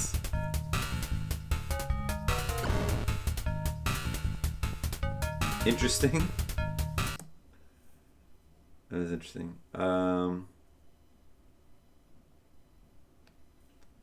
Man game. Metals Tom. Mine Maker. Is that supposed to be like Minecraft? A side-scrolling tribute to Minecraft. I want to see this. This I want to see.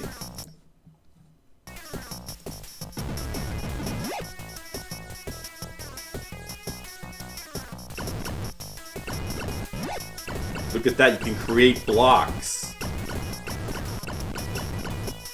Or destroy them.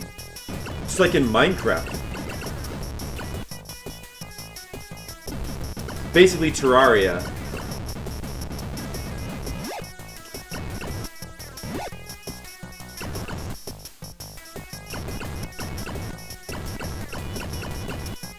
Yeah, get that coal. What are you doing? You gotta get that coal. Oh yeah, dig down into the earth. Good idea. Dollar store Terraria. I don't know, I think Terraria might be dollar store this game.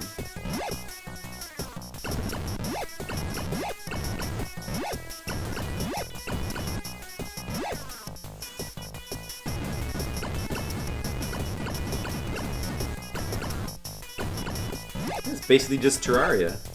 Good job. That's funny. The Mist.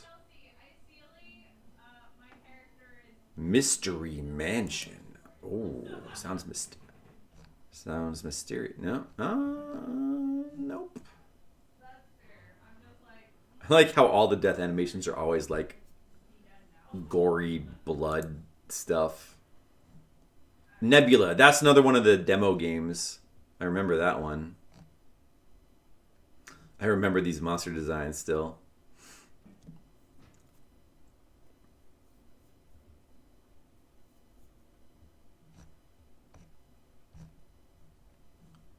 Yeah, game. It was almost like a real game. Ninja. Ninja Tuck. Nuke. There's the Octo Iris game that I have. Let's see what they say about it.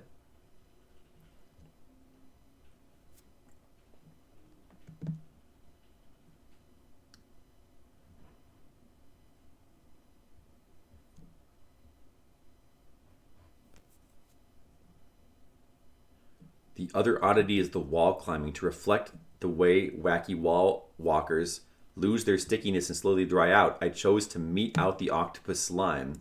One problem with this idea is that, guess what? I failed to account for it in the level design. So if you run out of slime, you're stuck. There's no other way to complete most levels. Yep. I found that out. Does not have it as provided for a display of special counters, so the player has no way of knowing how much slime is left.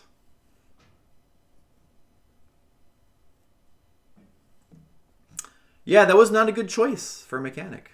That wasn't. But you know what? He learned. He lived and he learned. AJ Games. Orb, the Derelict Planet. Huh. That looks interesting. Oh, that looks kind of good, the art. What is this?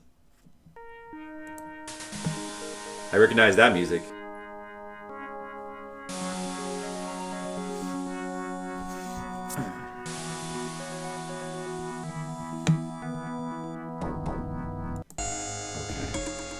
Background graphics are kind of nice. With stars and stuff.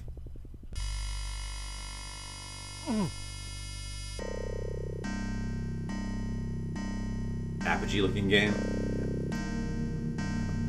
It plays an orb that kind of rotates. It's got like an eye. It's kind of cool.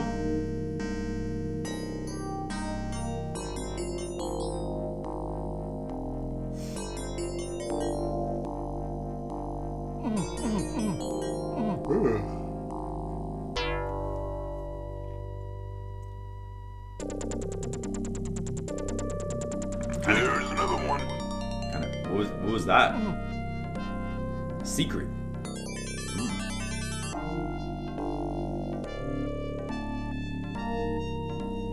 Weird music, but kind of cool. There's another one. What's that sound effect?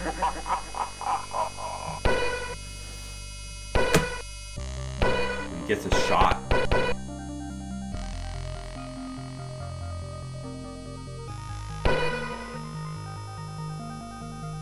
Destroy walls.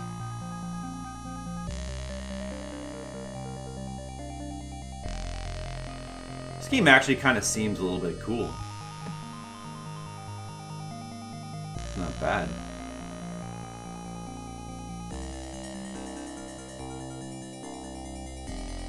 There's another. All right. There's another one. All right. Where do sound effects come from?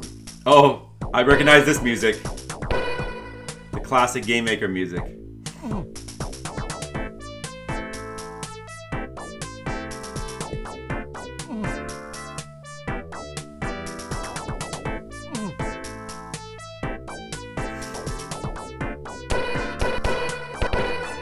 Pretty nice art in this game for a Game-Maker game.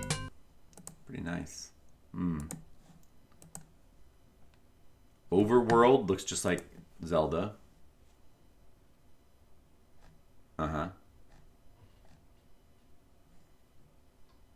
Just Zelda and Game-Maker.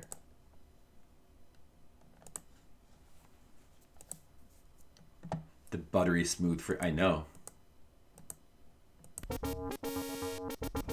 Where did you get this music from? Wow.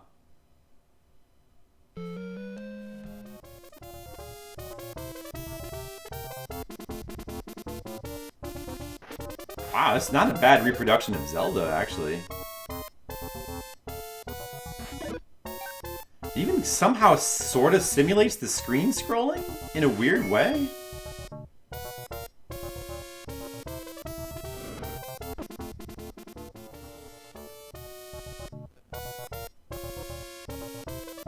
Yeah, free scrolling Zelda 1. I know.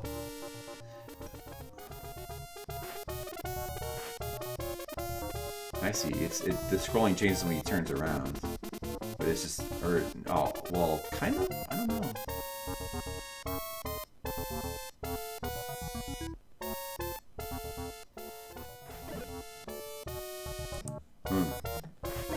Wow.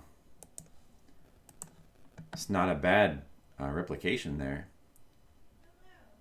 Peach the Lobster, Penguin Pete, Pipe Mare.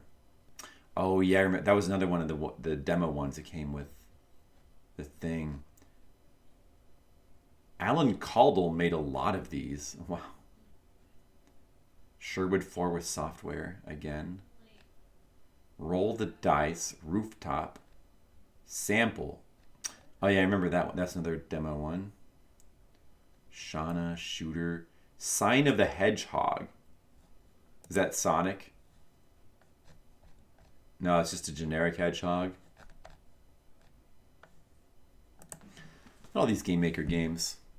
A Java version of Link to the Past with multiplayer. That sounds fun. There's all kinds of weird things like that if you look around the internet, isn't there? Does that still exist? Space Harrier. I want to see that.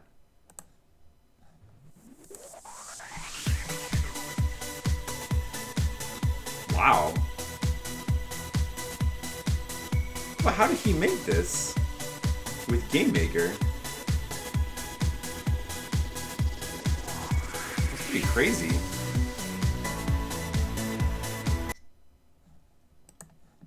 Is that even real? Wait a second. That's yeah. How would you even make that with Game-Maker?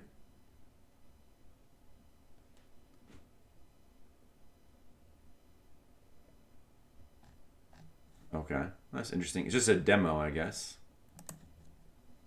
None of these are Metroid X. They sure aren't. We need to make one of them Metroid X, don't we? Star Wars Return of the Jedi. I want to see Star Wars.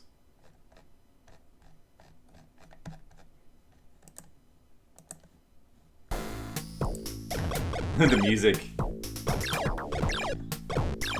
Oh, I see. Looks like an actual shooter. It's kind of, and it's isometric scrolling. It's kind of cool.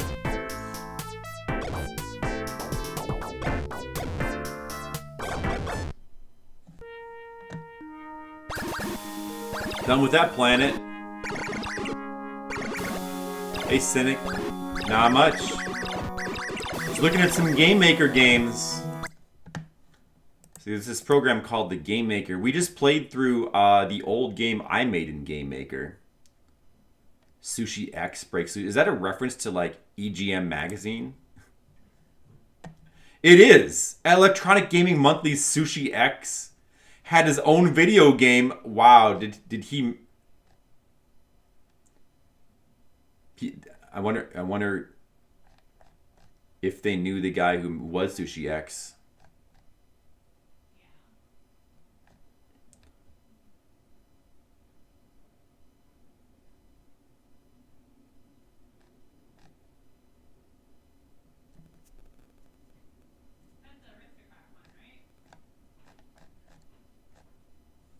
Sushi X Breaks Loose.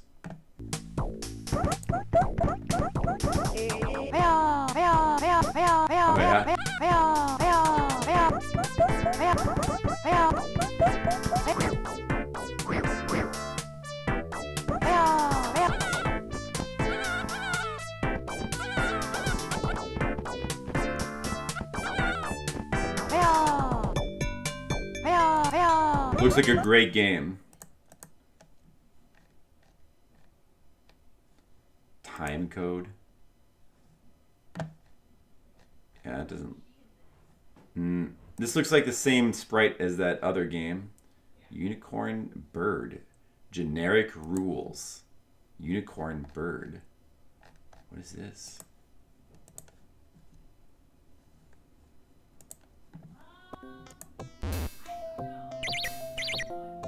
Wow.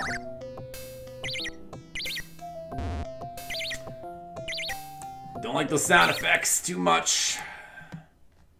Vicky Escape from Videoland.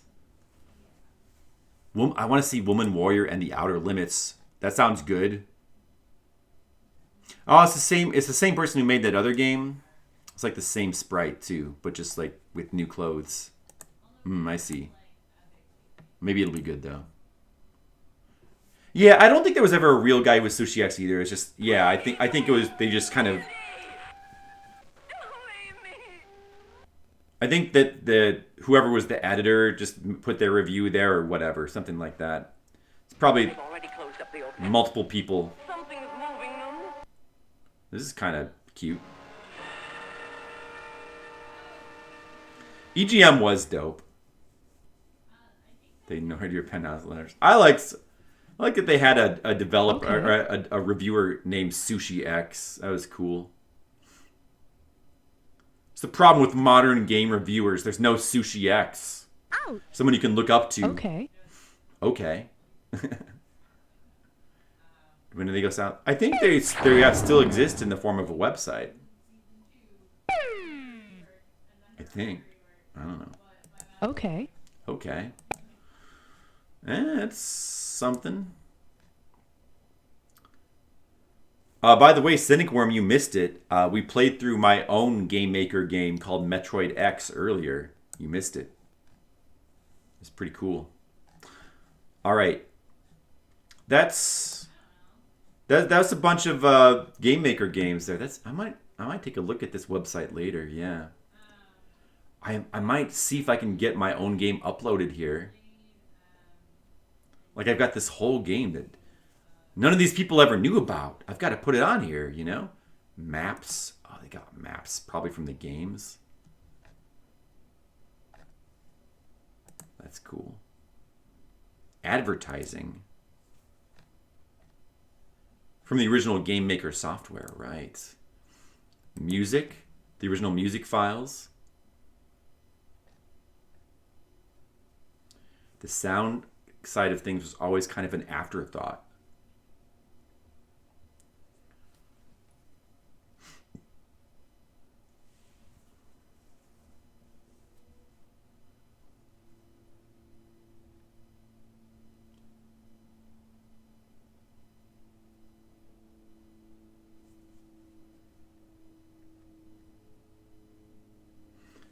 These are the tracks included in GameMaker sample library. I got to look at this later. I wonder where they got their music from. 75% ads. Oh, was it? On GameFan? I don't remember that. Yeah, it wasn't even always like a bad thing.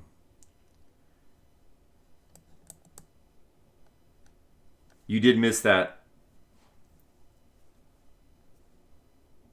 A lot of Sopranos.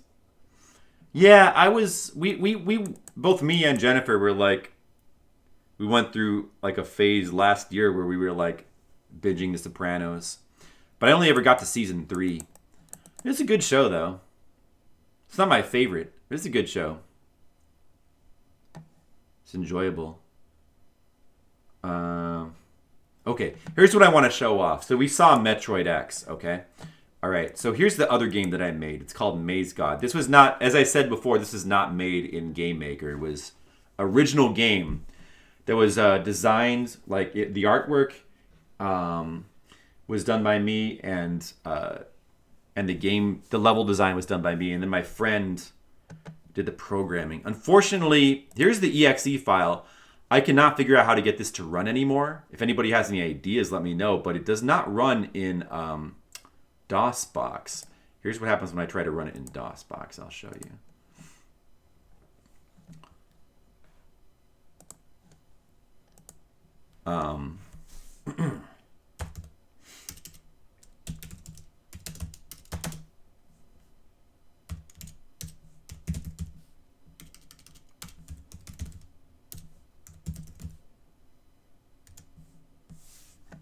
Let's see, Maze God.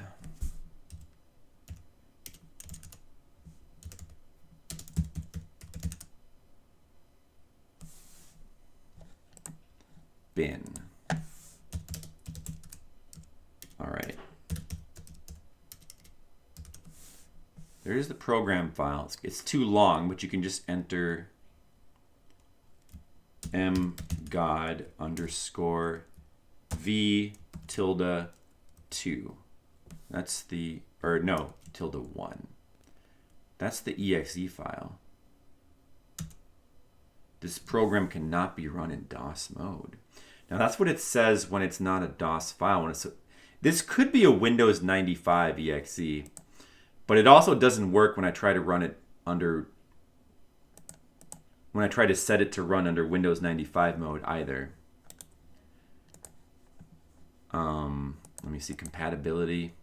Even Windows, I didn't try Windows 98. Maybe I'll try, maybe it'll work under that. Let me try that.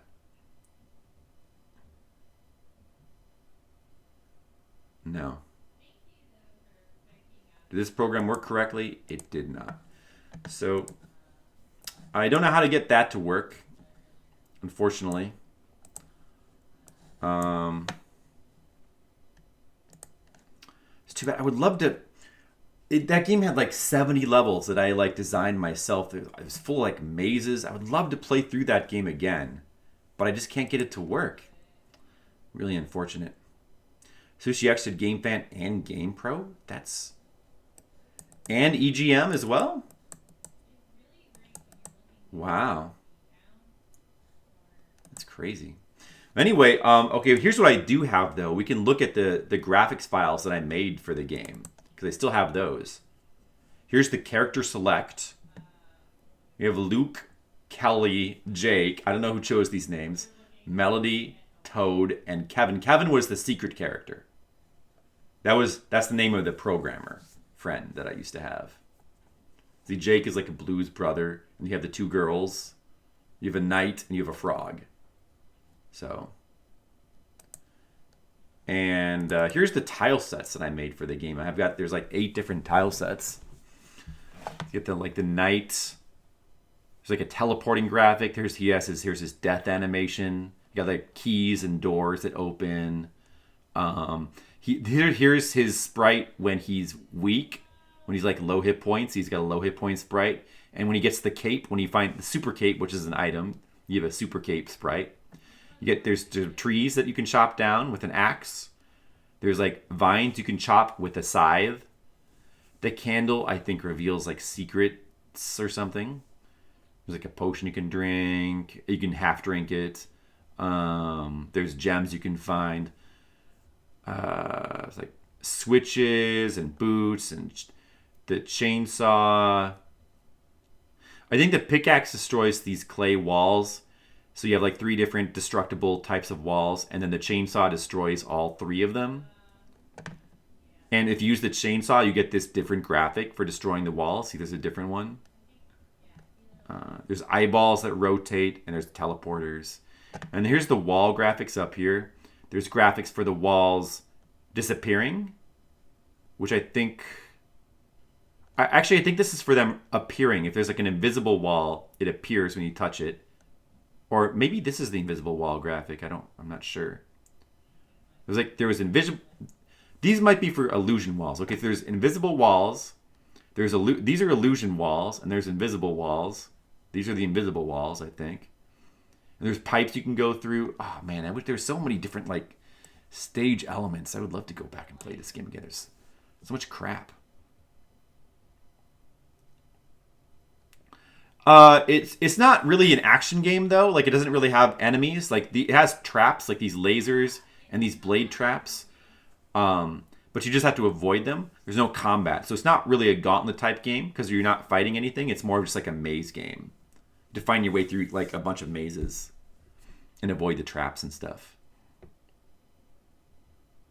Thanks. Yeah, I did all this myself. These are all my graphics. And there's 8 different tile sets as well. So you have the different tile set for like the characters. Or there's the blonde female character. She's got her own death animation and cape animation. And a teleport, of course. Here's her teleport. Look, she turns into a question mark. He turns into a star. She turns into a question mark. Dude, these sprites are really actually not bad.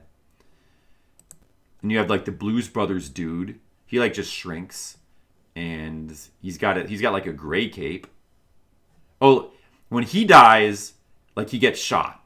He's got like a getting shot death animation, but she just kind of slumps over. And then you have like the other girl.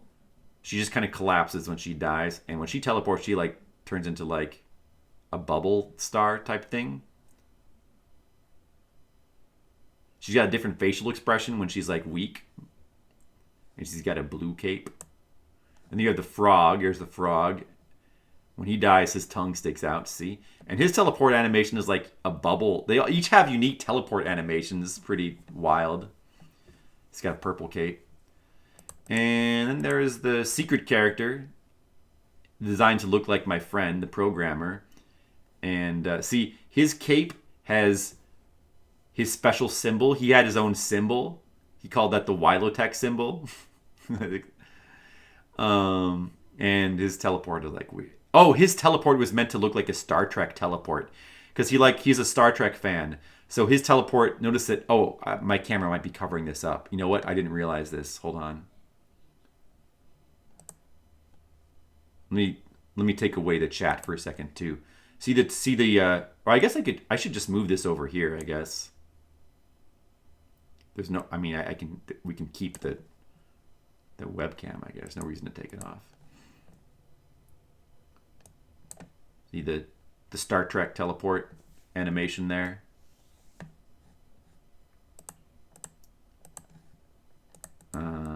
Yeah, there's all the teleport animations in the top right corner there.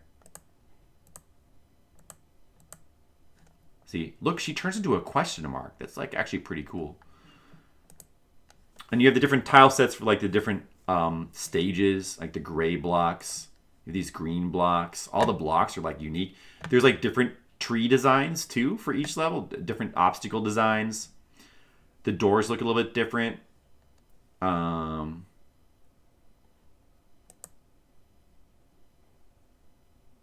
or at least some of them are different. I think the key designs changed too. See, there's like a circle key here, square keys. It's got this fancy key. You have the snow area. These doors have got like a unique design. All of the keys are the same. And you got the pine trees. You get the skull area. It's probably the final area. The skull doors. Man, I wish I could play this game. I've got to like try to contact my friend and see if he can help me get it working. I haven't talked to him in like a long time, but I just got to contact him out of the blue, I think, and be like, hey, can you get this game working again?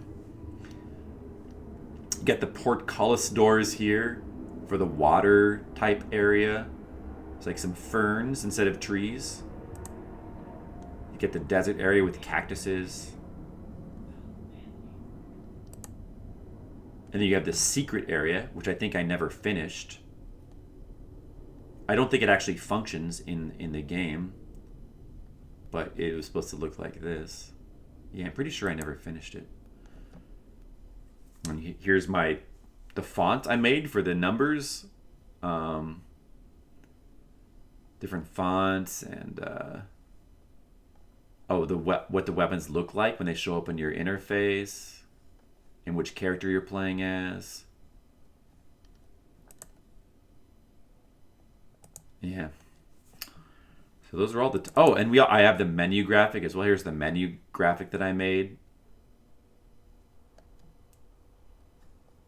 So that's what it looked like. I wish it was still playable. I don't know. I'll have to... Maybe I can do some more research or try to figure something out. The problem is I don't even remember what system that this was made to even run on. It probably would have been at least Windows 95. But I'm surprised it doesn't work in DOS. Because Game-Maker games work in DOS. And it's an easy way to get them running. But this, I guess it must have been for... I mean, it's an old program that was like written by like a dude that I knew. So it's not surprising that it's broken. It might just be broken. It might not be playable anymore, like at all. What does it say? It says nothing. Okay? It says nothing. Well, it switches to a black screen because I have it set to try to lower the resolution, but I should just... That doesn't help anyway. Oh, fuck. It fucks up my windows when I do that. Wait, let me go into the properties. Compatibility. I should uncheck these, I guess, because they don't help anyway. I have run program as an administrator checked. I don't know. Change settings for all users. Yeah, and ordinarily, if I just click on it, if I just double click it, sorry, hold on a second. Let me get the chat back on the screen. Ordinarily, it says nothing. Nothing happens when I try to run it. I don't even get an error message. Just nothing happens. And then Program Compatibility Assistant appears and says, did this program work correctly? And of course it didn't, so I say no. And then they can't detect anything. They're like, try recommended settings. But they don't know what those settings are. So it just basically suggests to try running it in like a different Windows mode. We've already tried all the old ones.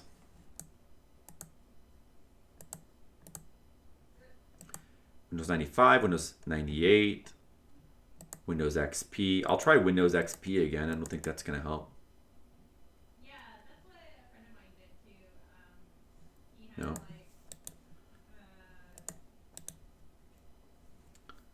Yeah. It's a shame. I wish I could play this game still. Because it has 70 unique levels that I designed by hand.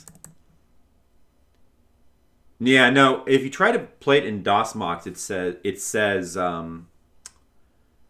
not compatible with DOS. So it treats it as though it's a Windows program. So I don't think DOSBox is going to work. I think it must have been a Windows 95 program, I think. But running it in Windows 95 compatibility mode doesn't help. I don't know. I guess I should call my friend and just ask him. The reduced resolution mode. Yes. I tried that. Didn't help.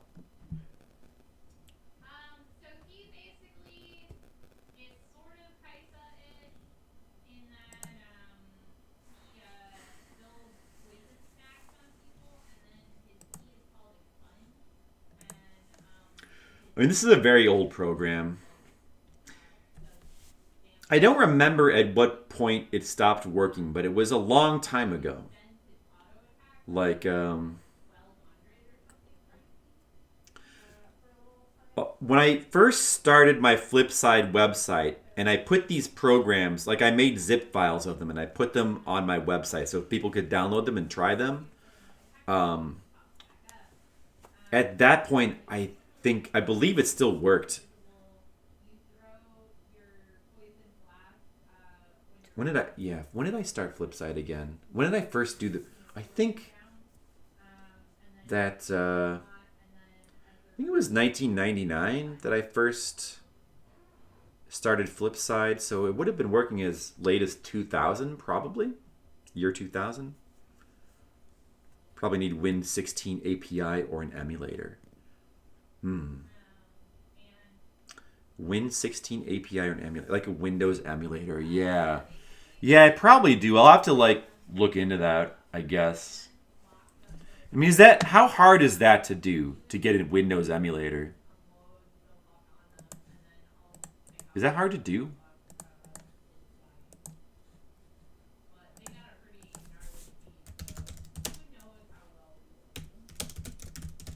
It's got to be Windows 95. Windows 95 in your browser. Wow.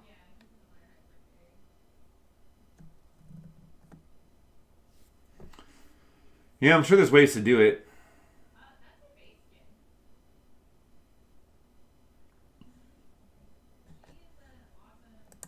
Well, I don't know if I can, like that. I don't think that would work. Now you can download it as a free app. Would something like that work?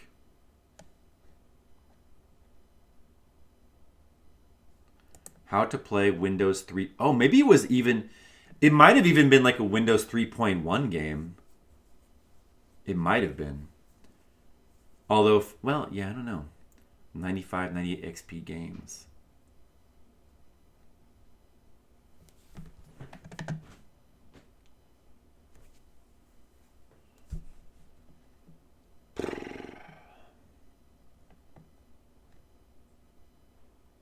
I don't know. I think my best move is probably just to ask my friend. I haven't talked to him in years. It'd be a good excuse to talk to him again anyway.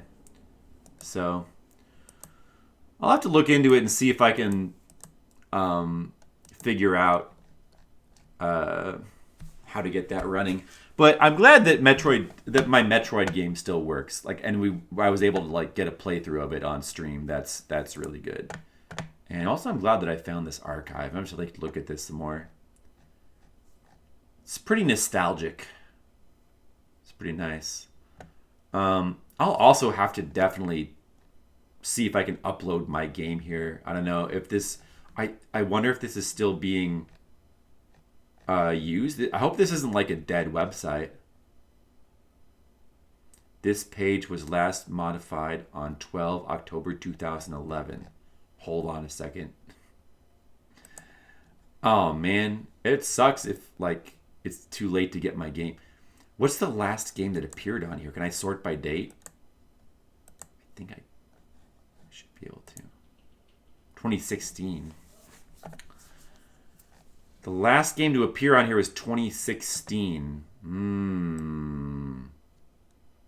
Yeah, but that's still 4 years ago though. And there's only one in 2016. But maybe just nobody's uploading games. Should try to email whoever is running this site. I wonder if they're still around. Maybe they finally revision history. The last revision history was in 2018 by Adarak.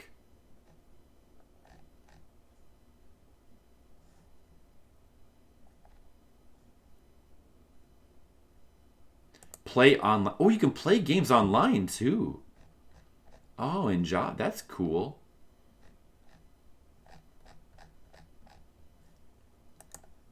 Yeah, I might want to play around with this some more later. They have a list of genres. Oh. All right. Okay, but that's enough of that.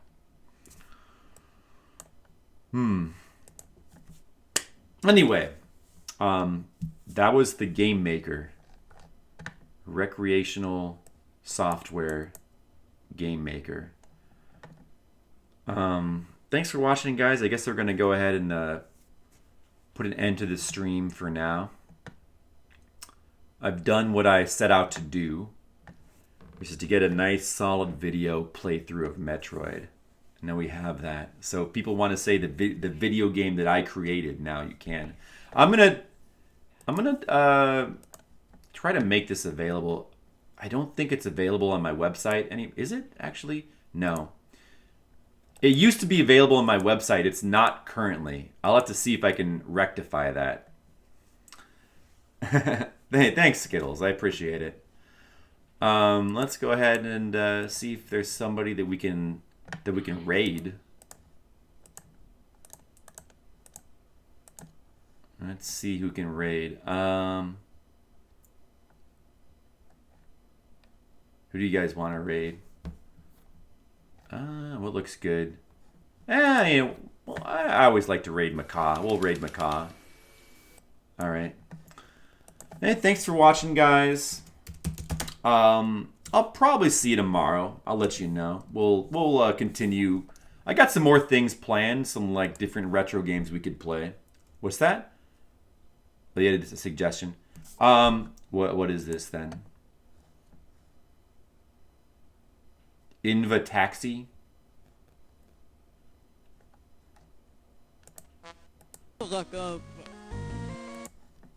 I'll take a look at that later. Maybe we'll play some more an awful DOS game. I've got some other DOS games on my computer that I've had since childhood, and some of them still run. Maybe we'll check some of those out next time. I actually would like to play more DOS games. I think that would be fun. Hey, thanks for watching, guys. I'll probably see you tomorrow. If not tomorrow, then Sunday, but probably tomorrow. Thanks for checking out my game. All right, you guys have a good night. Later.